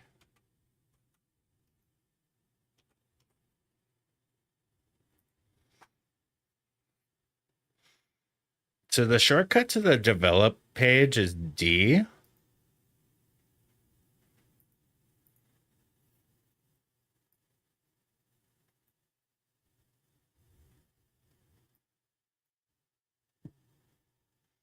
Nice.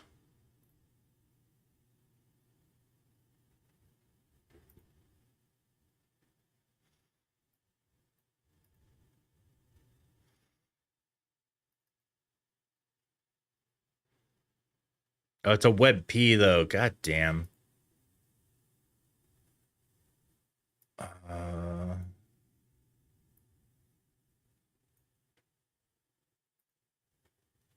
I wonder why I didn't pull up my actual Discord. Did you do your Discord?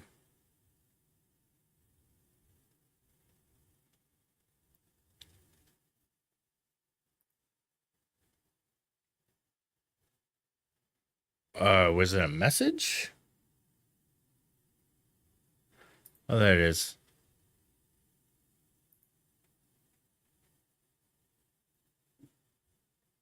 There it is, a PNG.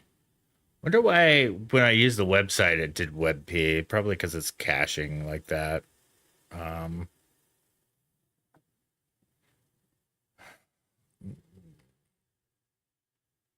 Streaming media icons.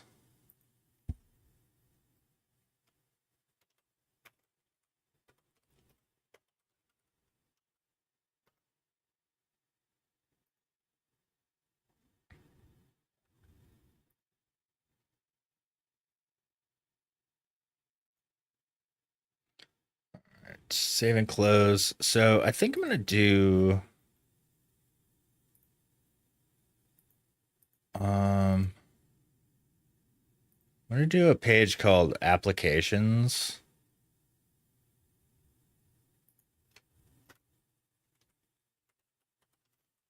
I'm gonna put Photoshop and Lightroom on there.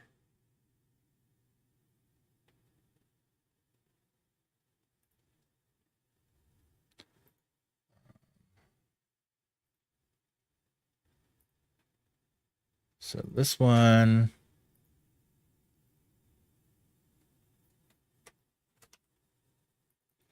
This one, then go to Lightroom. Let's get a button image from file. Downloads. Oh no, it's in streaming media. Icons. Open. Save. Why does it show up so small?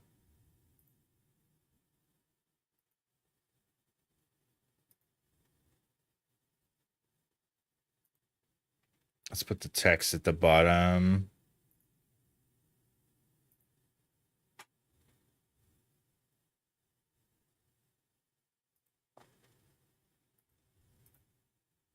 Copy button. Paste button. Go to my main page. Where's that one at? There's my Photoshop. Copy button. Paste button. So got a Lightroom and Photoshop.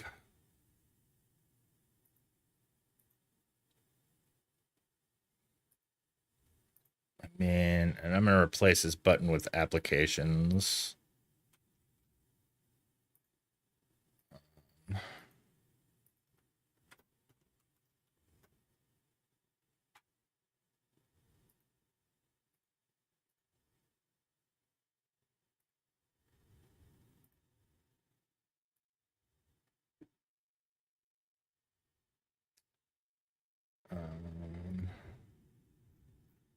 Make it huge. Okay, not that huge. I could make a cooler icon for that, but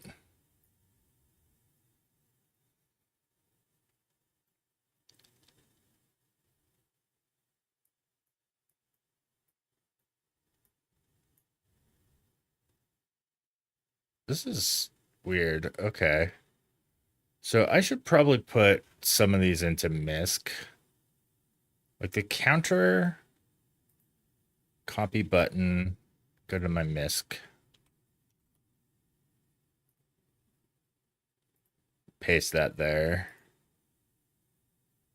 Go to my main again. I'm just going to remove the counter.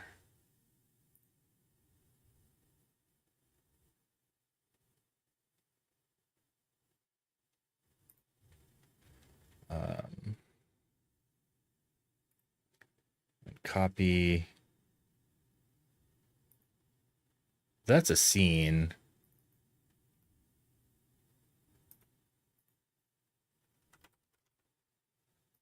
Man, this is such a complicated setup. There's my comedy scene there. Oh, I already kind of had it. Oh, damn.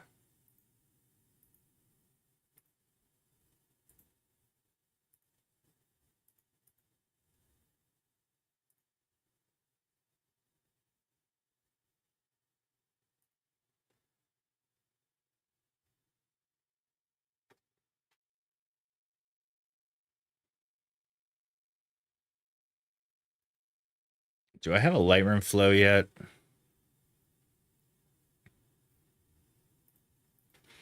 Okay.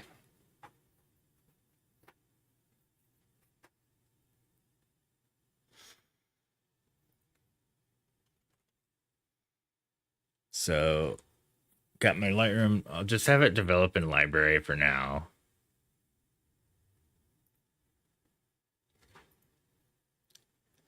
And, oh, I should go to get my apps.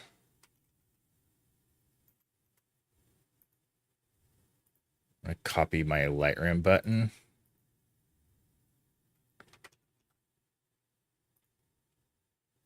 Paste.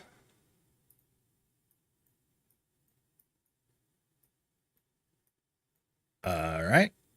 So that's kind of a start. What other developed shortcuts are there? For some strange reason, I'm not really I know there's like a good site for this somewhere. Lightroom Classic shortcuts. I should probably be specific. It's still exporting, by the way. Freaking bananas. All right.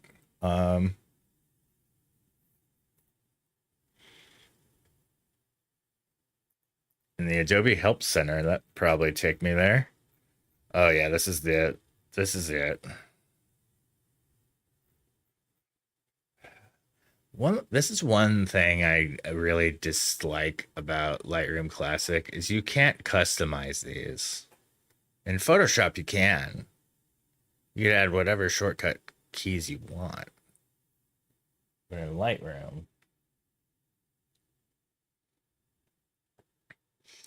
your keyboard is also a minefield. I remember there was a few times where I had left Lightroom open on my desktop, and my son, when he was a toddler, would come in here, and I had to go and Control Z the crap out of my Lightroom window to try to revert whatever the hell he did, because he would just bash on the keyboard, and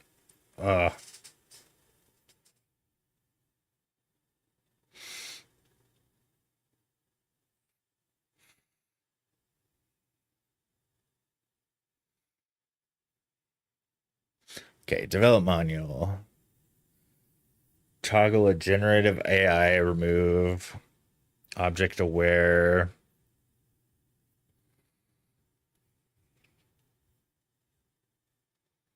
Auto tone, auto white balance.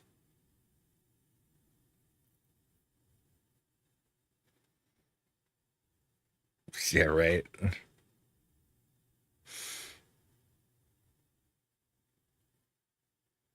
All right, what to do? Double click slider name. Alt click group name.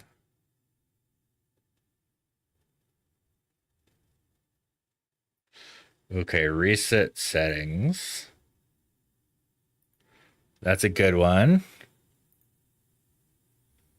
All right, so copy button,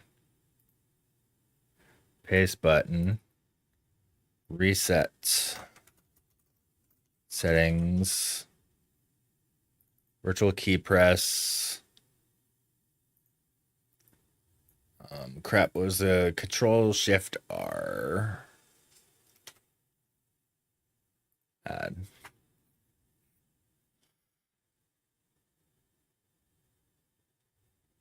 The Control Alt 2 is to switch to develop, by the way. So, in a sense, it's going to be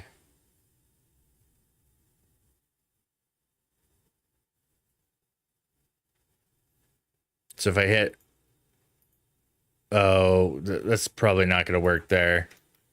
All right, let's select just one of these. I'm going to hit this reset settings button. Let's see what that does.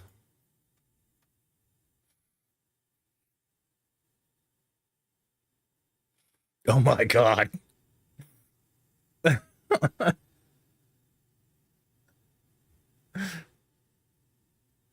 Lightroom is not happy about me trying to edit something while it's exporting. Maybe I'll test that stuff later. Let's not touch that for now. Oh my gosh.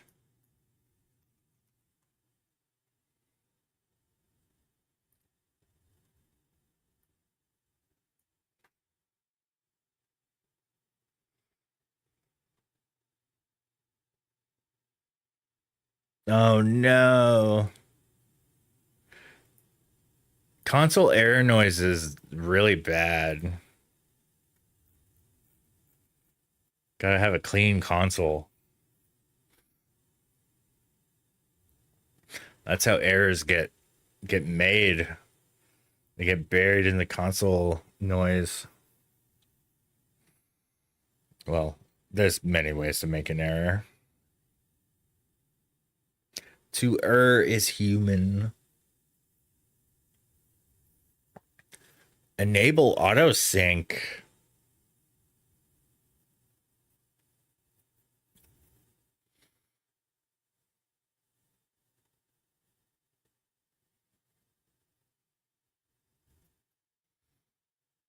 Hmm.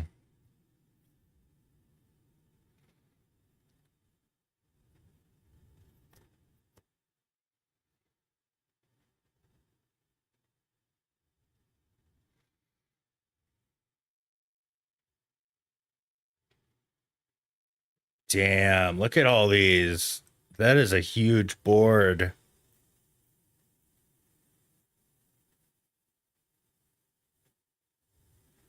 Edit in Photoshop.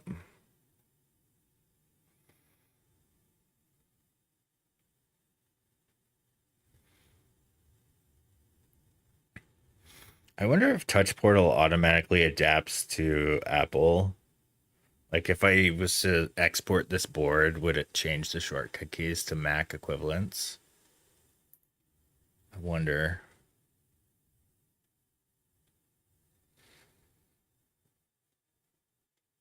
Copy after settings to before and copy before settings to after. The hell does that even mean?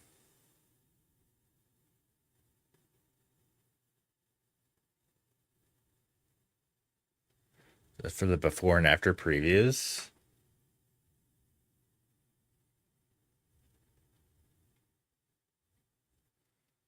It's kind of confusing.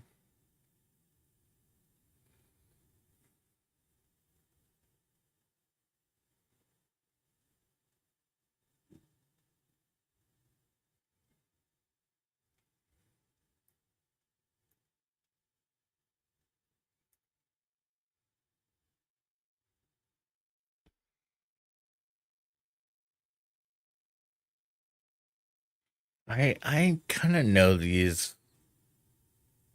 Um,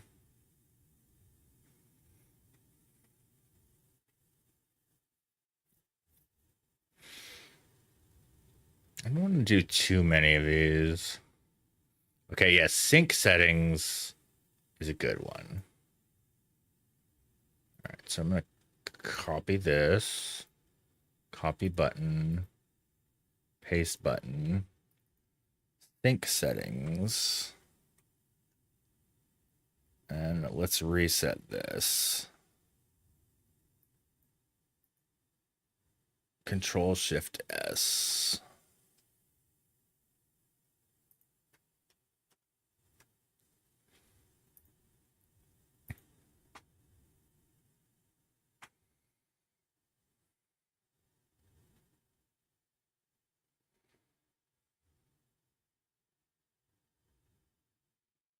Control Alt S.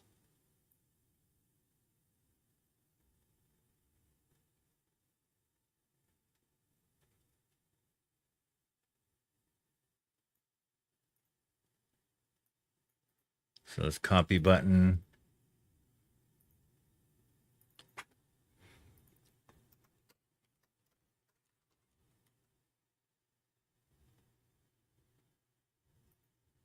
So this is Alt.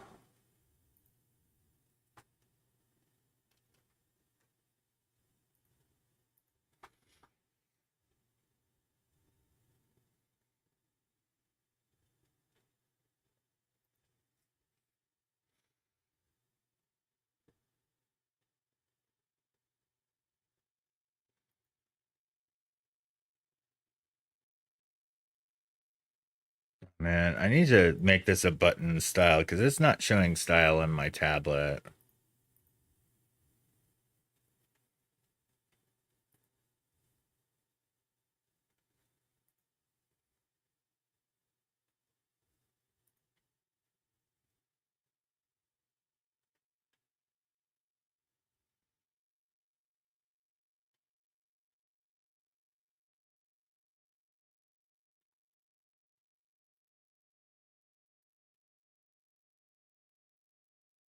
No, that's cool.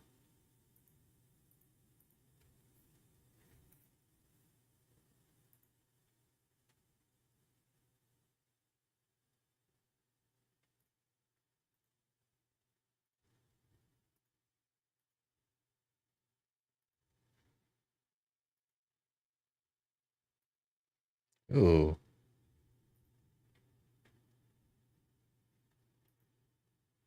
Ooh, I like that.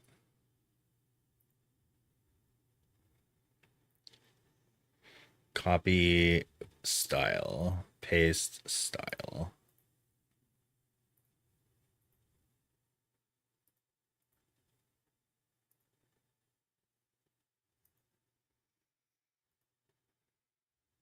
I like it.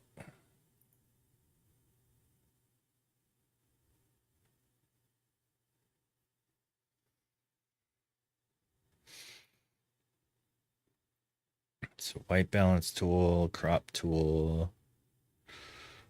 Do I have a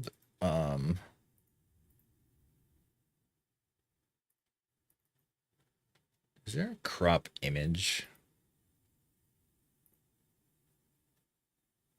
There it is, crop.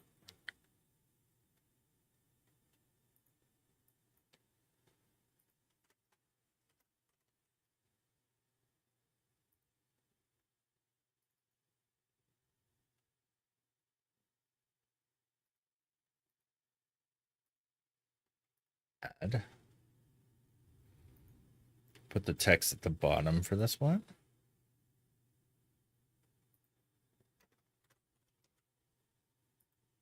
Crop tool. Any module is just R.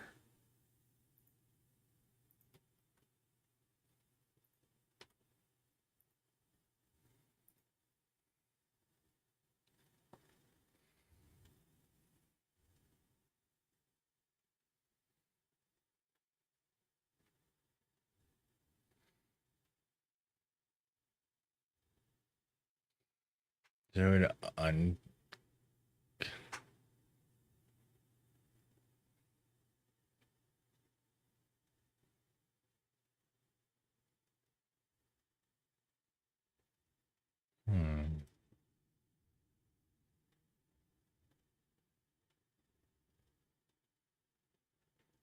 Spot removal, I know, is Q.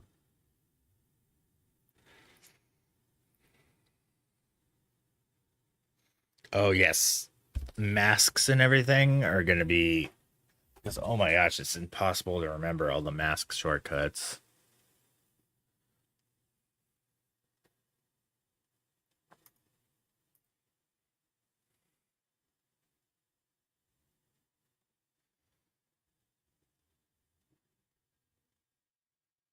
Wow, the first one is almost done exporting.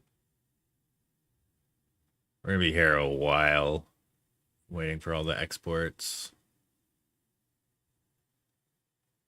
I've made quite a bit of progress on this Lightroom tools. It's more than my Photoshop one. I'll click back into Lightroom if I can.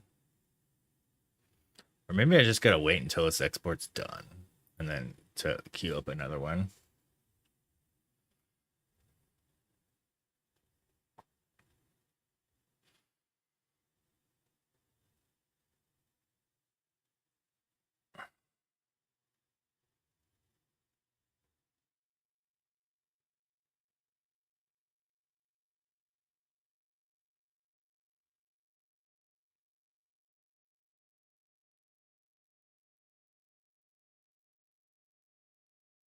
Shift T. What is even the icon for that? I think it's level. That's one I'd probably need to test.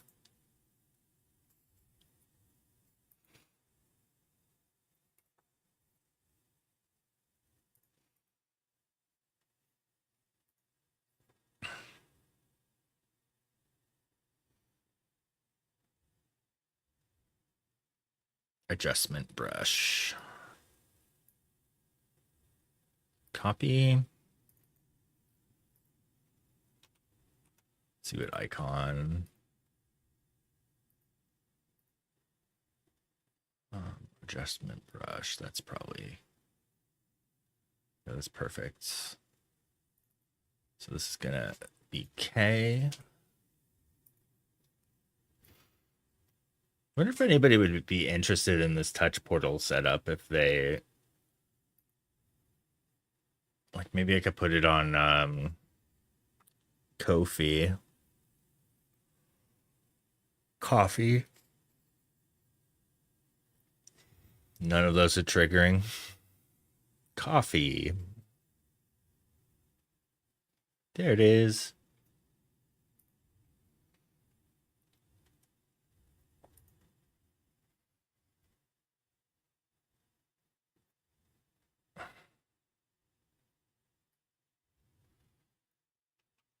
All right, copy, paste button. Correct. Right?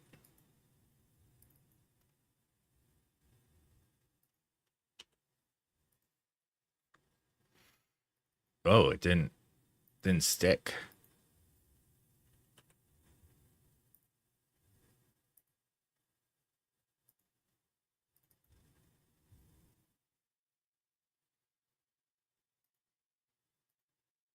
Actually finally went ahead and made yourself a coffee profile. Yeah. Might as well.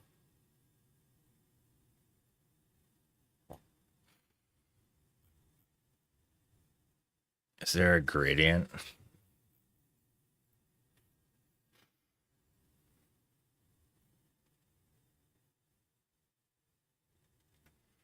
think that's probably a good graduated filter.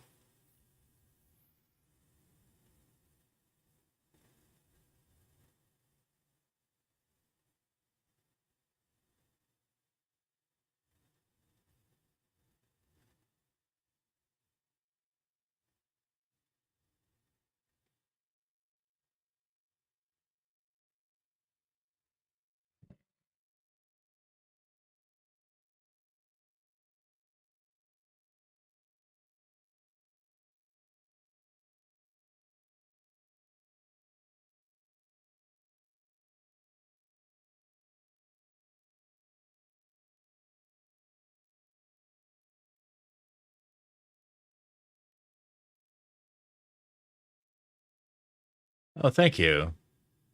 I didn't know you could follow others. Streaming now. Oh, that's cute. Is there a follow? I'm not even logged in.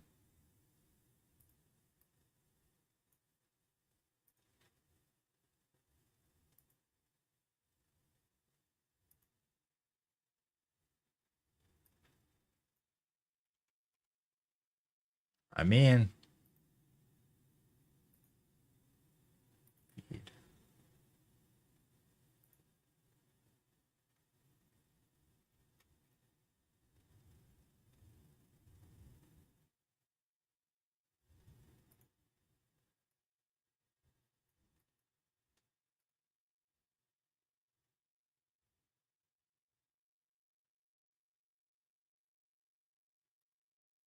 Foot night.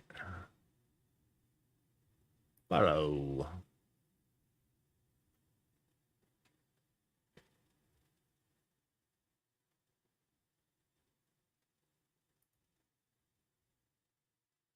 I voted on your poll.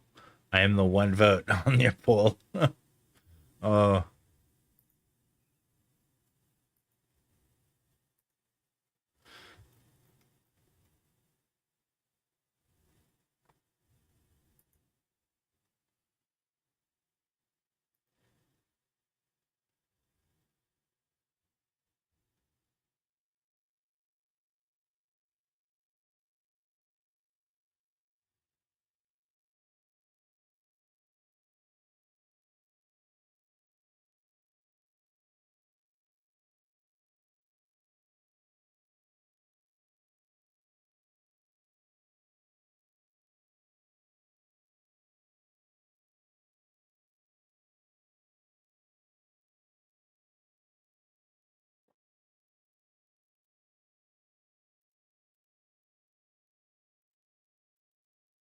Do this one overlay.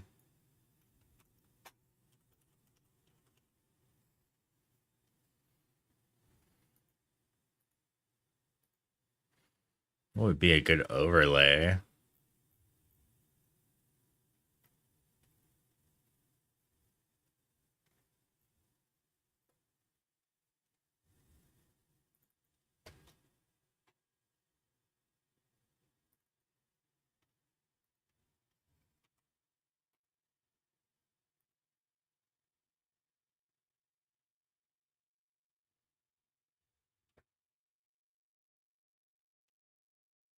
Ooh, rotate.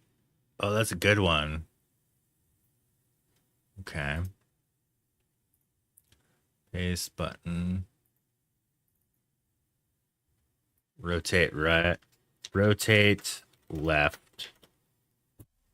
Let's see if it's got a rotate icon.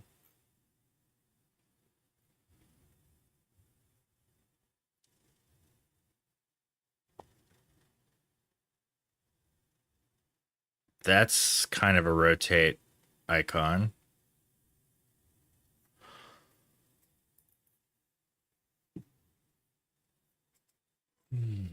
So it's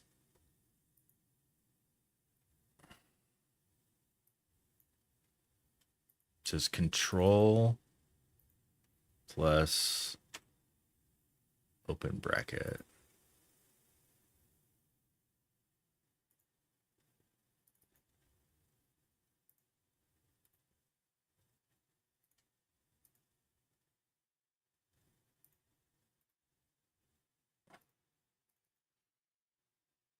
Let's make it rotate right.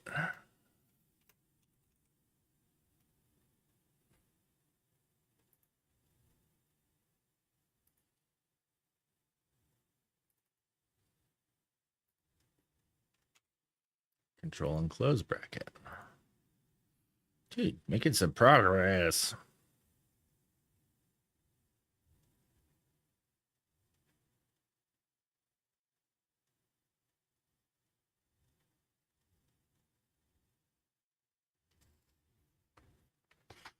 Hmm.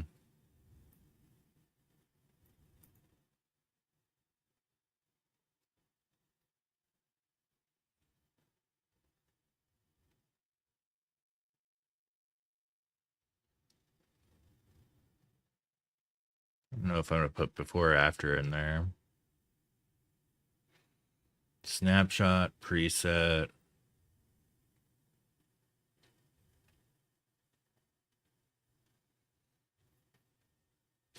Ooh. Radial filter.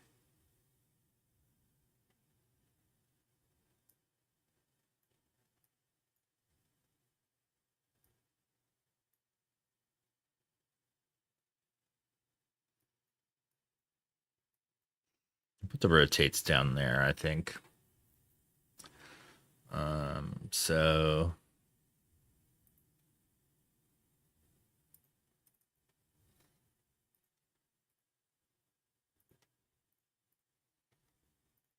radial. Okay, what's the key press for that?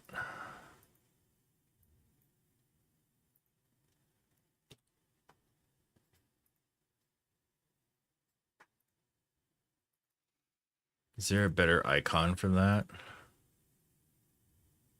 Probably the circle.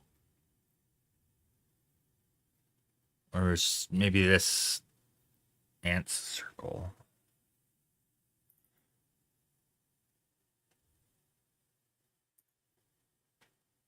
Yeah. Luminance filter.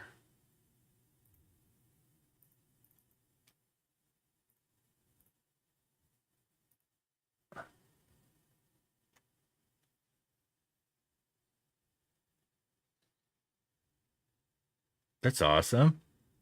Oh, making progress. Oh. Sometimes it's hard to decipher what people are responding to in chat because of delays and whatnot.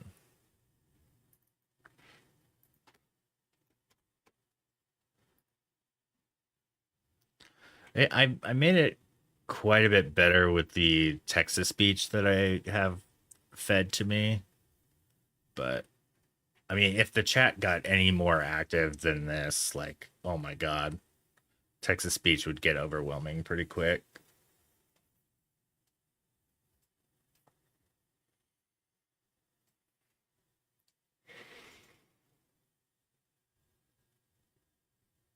Luminance filter.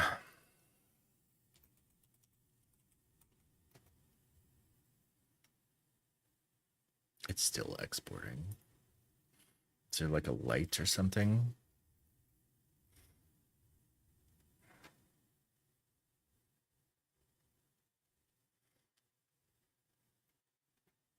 The eyeball? Eh.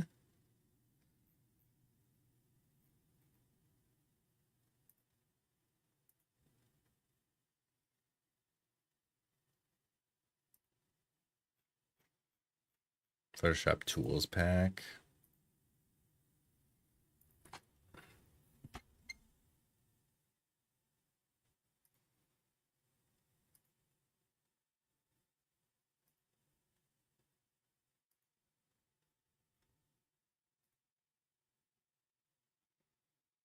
Oh, there we go.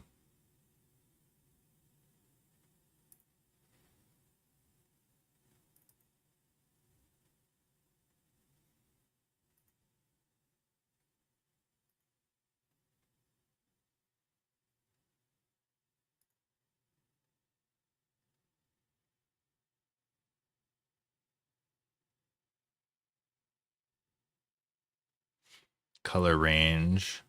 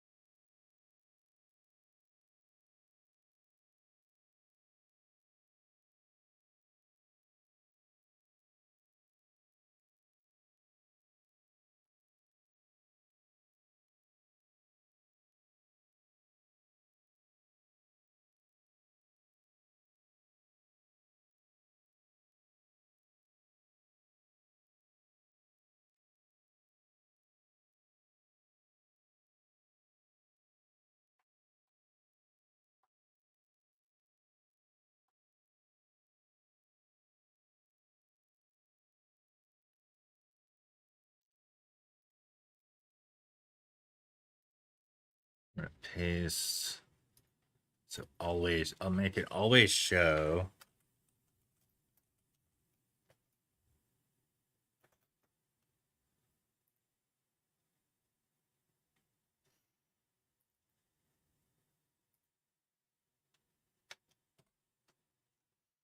Still exporting, you guys. Holy crap, dude.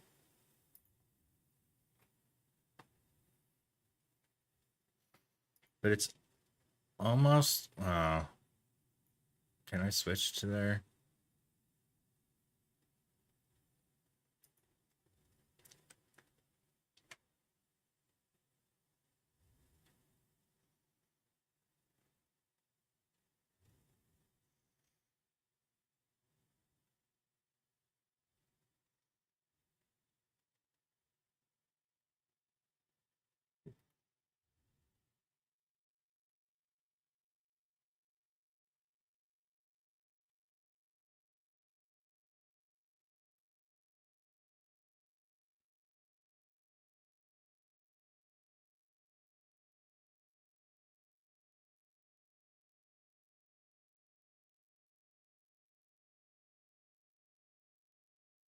Is this new?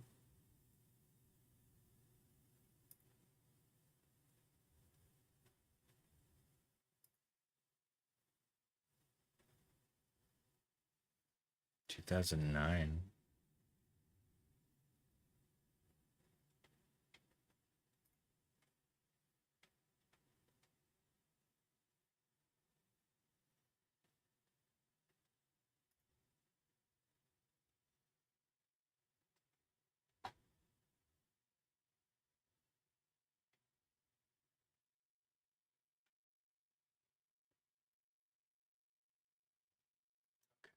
That's all done.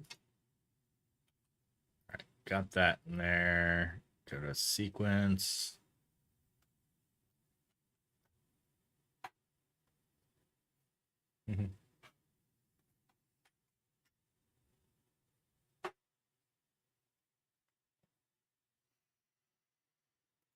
Give Charlie some pets.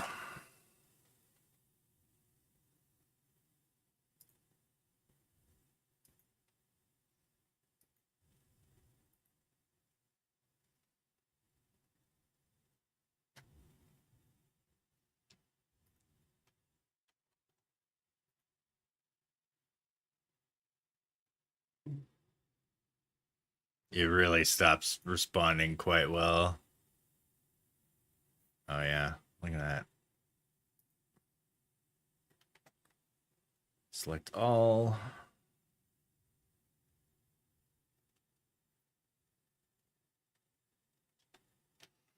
Do an export.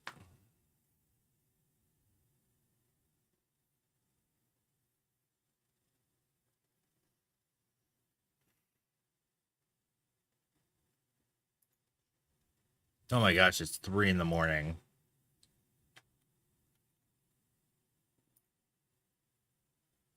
I should go to bed, you guys. Man, we got a lot done.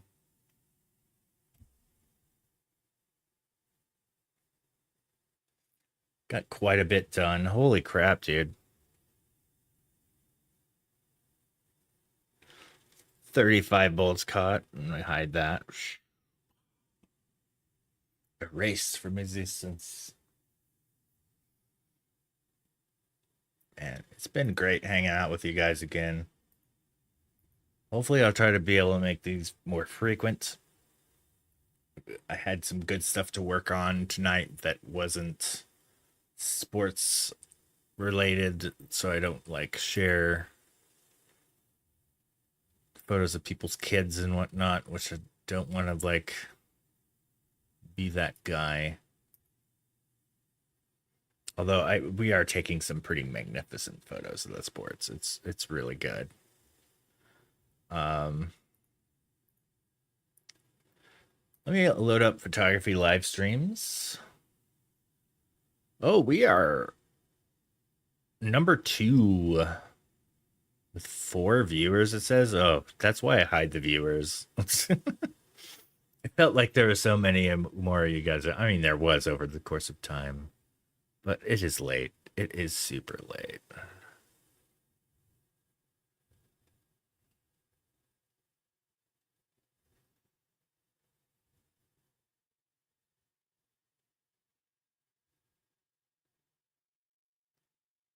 I guess taking a break. Tasks, games, and music.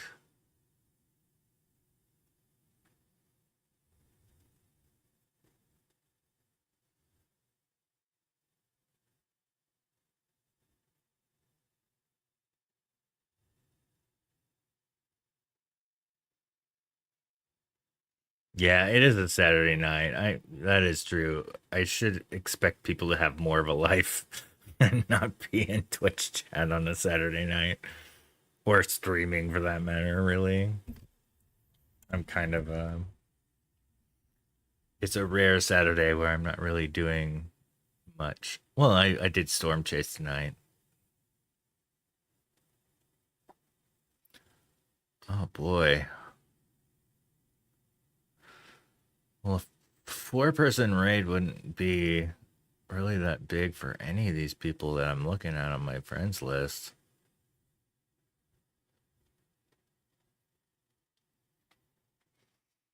My God, this guy has 105,000 people.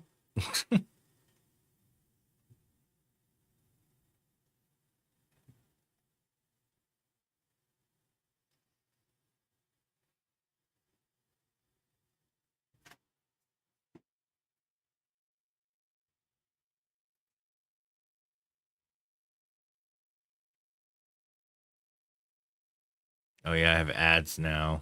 Boo.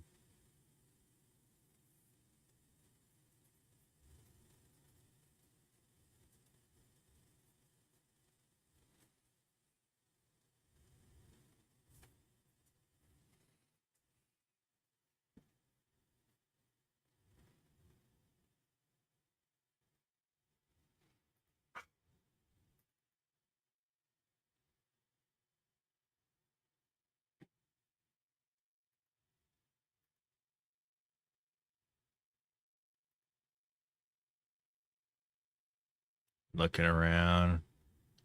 You have any recommendations?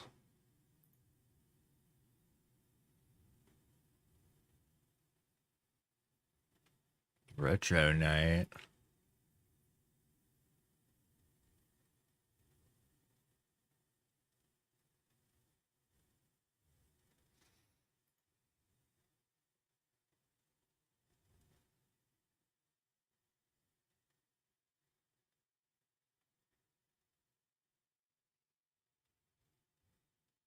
Welcome. Oh, whoa. Welcome in. I don't understand that. I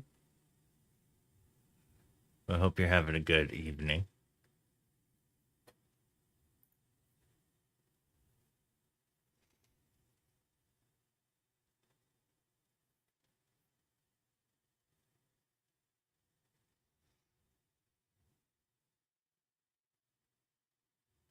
This versus Fry Face.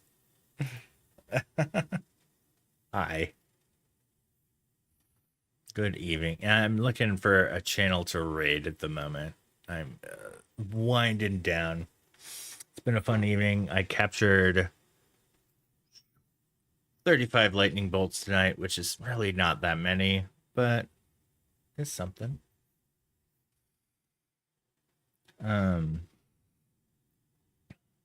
Yeah.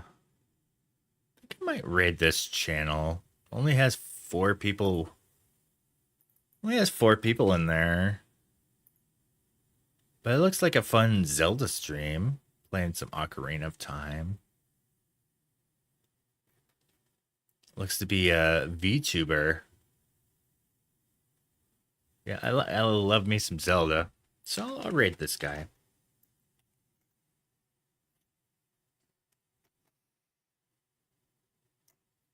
There's my raid calls. Yeah, I appreciate you coming by. Hopefully it won't be too long before my next stream. I kind of missed the regular schedule, but it's nice to have so much work to where I can't really stream.